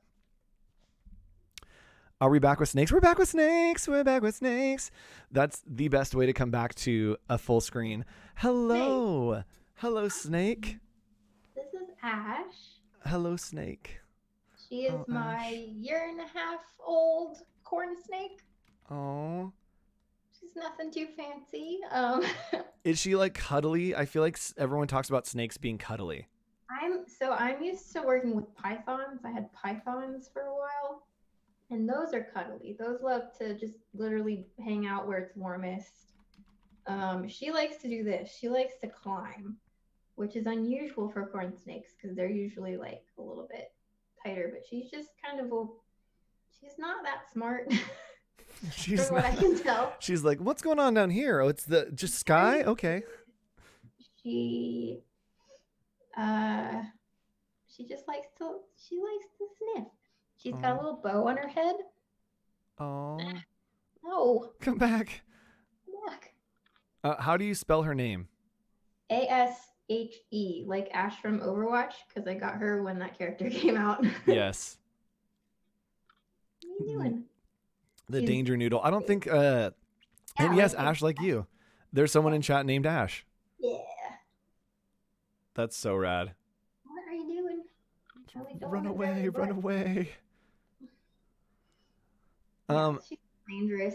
Rad. She will. I don't like it when you get close to my face. She will Bite you? Probably about 5 or 6 feet. Okay. Has she bitten you? No. Okay, good. I've always wanted a snake, and I've actually always wanted a rat. I'm more of a rat guy myself. I had a rat growing up, and it was like big rats, and it'd climb up and sit on my shoulder, and it'd like wrap its little tail around the neck and just sit there and like cuddle. And I've always wanted to get another rat, but I've never like had my own place. I don't like living alone. And so I'm like, I want a rat, but I also don't have living alone. God. Yeah, I know. We have a baby in the house now, which is the greatest. The chat got to see her earlier. We have a little 1-year-old, and it's just like this greatest and sweetest thing to be able to like go down and play with her. She's probably sleeping right now. She should probably be quiet. Don't go in my hair. Don't go in my hair. Oh. I'm just her jungle gym. Like. Yes. A jungle gym, body jungle gym. I FaceTime with my dad earlier before I got on stream. He lives full-time on a motorhome, like he RVs full-time. And so he's literally just stuck in a bus right now and has been in Texas for a month. And he has bus gerbils. He has 2 gerbils that live on his bus with him. It's real cute. Oh, you missed it on stream earlier. I showed it at the very beginning of the day. This is the closest that I get to a pet. This is one of my favorite works of art I have in my room. This is my friend Herbert. He's the closest that I have to a pet. Herbert is a ice cream snail that has a waffle cone as his shell. And if you can see, here you go. He's got a little cherry that's melted out here. So. What? Got a little butt cherry there. Butt cherry, yep. And I named him Herbert after Sherbert. It's the only thing I could think that was ice cream related, so his name is Herbert. That's good. I've been playing a lot of Animal Crossing, like everyone else on Earth. Yes. And I haven't really done like a whole lot of stuff in my town yet, but I've been collecting all of the snails that I can and adding them to like the giant border of snails that I now just have around my town plaza. And it's Snurch. It's Snail Church. Yes. Yes. Sorry, this is the question that literally I was going to ask you that I forgot to come back to. So with those crystals that you drew, I feel like, and this might not be a thing, I literally might have made this up, so just take that with a grain of salt. I feel like I've seen you make like a copper wrapped crystal of some sort, like a necklace or something. Have you ever made jewelry like that, or am I thinking of something that is not real? Shauna's made that for me. Shauna has? Shauna. Okay, maybe that's where I saw it. Is I saw maybe you wearing it and you talked about Shauna or something? Yeah, maybe. Okay. Yeah. She gave it to me at Creative South, so that's probably why. Oh, cool. Yeah. Okay. Well, Shauna, those are super cool. Yeah. Yay, crystals. Okay. I think that I am going to wind down the stream. I think that it's the time. I think we did it. Bye, Ash. Cool. Sid, thanks for hanging out. Where can people find you again? Twitch.tv/Syd Weiler. I'm sorry, I didn't hear your question. There you're good. Yeah, Twitch.tv/Syd Weiler. I'm at Syd Weiler everywhere. Cool. But yeah, thanks so much for having me on. Thanks everybody for watching. Yeah, we like held it down. This is going to be either the thing that people don't see or the thing that people skip to. So one of the two. If you're skipping to the end, I'm disappointed in you, but like, thanks for tuning in. That's two mixed emotions. All right. Bye, Sid. Thanks so much. Bye. Thank you, guys. All right, everyone. That is pretty much it for CanceledCon. I want to thank our mods. Our mod squad is totally amazing. They did an amazing job. They traded off and have been hanging out pretty much all day. I want to make sure that I get all of their names because it was very important to me. So I'm going to go ahead and look real quick. And again, this is something that I should know. I could probably name some of them, but I want to make sure that I give all of them credit so that we can properly thank all of them. And if you want to, you can send them tips, send them an email, reach out to them on Instagram and follow them and love them. Gus Martin, Taylor Cashdan, Noah Kinney, Jonathan Beal, Sarah Vienna, Noel Hoffman, and Sarah Stewart. Those were our amazing mods today that were hanging out in the chat with all of you. This has been so much fun. This has been an absolute dream. I don't know what it looks like going forward. Here's a question that I have for you. I think there's 100 some people still in chat. And since we've already been getting honest and real, here's the question that I have for you. And you can literally just say yes or no, and it's not going to hurt my feelings either way. If I did this again and we had another CanceledCon and I did it as a ticketed event, what would that be a zone that you would be interested in? Let's say it's like $50 for the 2 days. How would you feel about that? Because I want to be able to pay some of the staff that dedicated all the time to this, and then be able to pay for gear or any of that kind of stuff. So I love doing this. I'm going to do it again, period, in some way, shape, or form. I'm curious to gauge interest if this was a ticketed event, if we would do it. Yes is the answers, resounding. Yes, 1000% yes. All right, then I'm just going to say it here live on stream. The next one's going to be in October. We're going to do it. I don't know any details, but I'm going to do it again in October. CanceledCon 2 is happening. It's official. It's not official. It's official. Like, we're doing it. It's happening in October. But I wanted to gauge interest. 50 sounds worth it. That's what I agree. And hopefully we can get some sponsors on and stuff too, to help with good swag and whatnot. All right. CanceledCon's a thing now, guys. I don't know how it's a thing, but it's a thing. Yeah, you guys are great. Don't make me cry. We're going to shut it down. I actually have to shut it down because YouTube's going to kick me off. I love you all. Go follow me on Instagram, instagram.com/hawk.co. I would be much appreciated. Go and subscribe to this channel. I would also be much appreciated of that. I'm going to be running the CanceledCon stuff through my personal social. Who knows what that's going to look like when we go. Oh my gosh. Okay, Tim, you are the smartest person. I'm definitely spelling CanceledCon with 2 L's next time because I have those domains. So yes, CanceledCon will be with 2 L's for the next one. That is a branding move right there. All right. I will see you guys later. Reach out to me on Instagram. I literally have 575 notifications. So if I don't get back to you, thanks so much. I love you all. I'm going to go back to my regular job. I'm sorry to my clients who I've been delaying, and I will see you all later. Bye.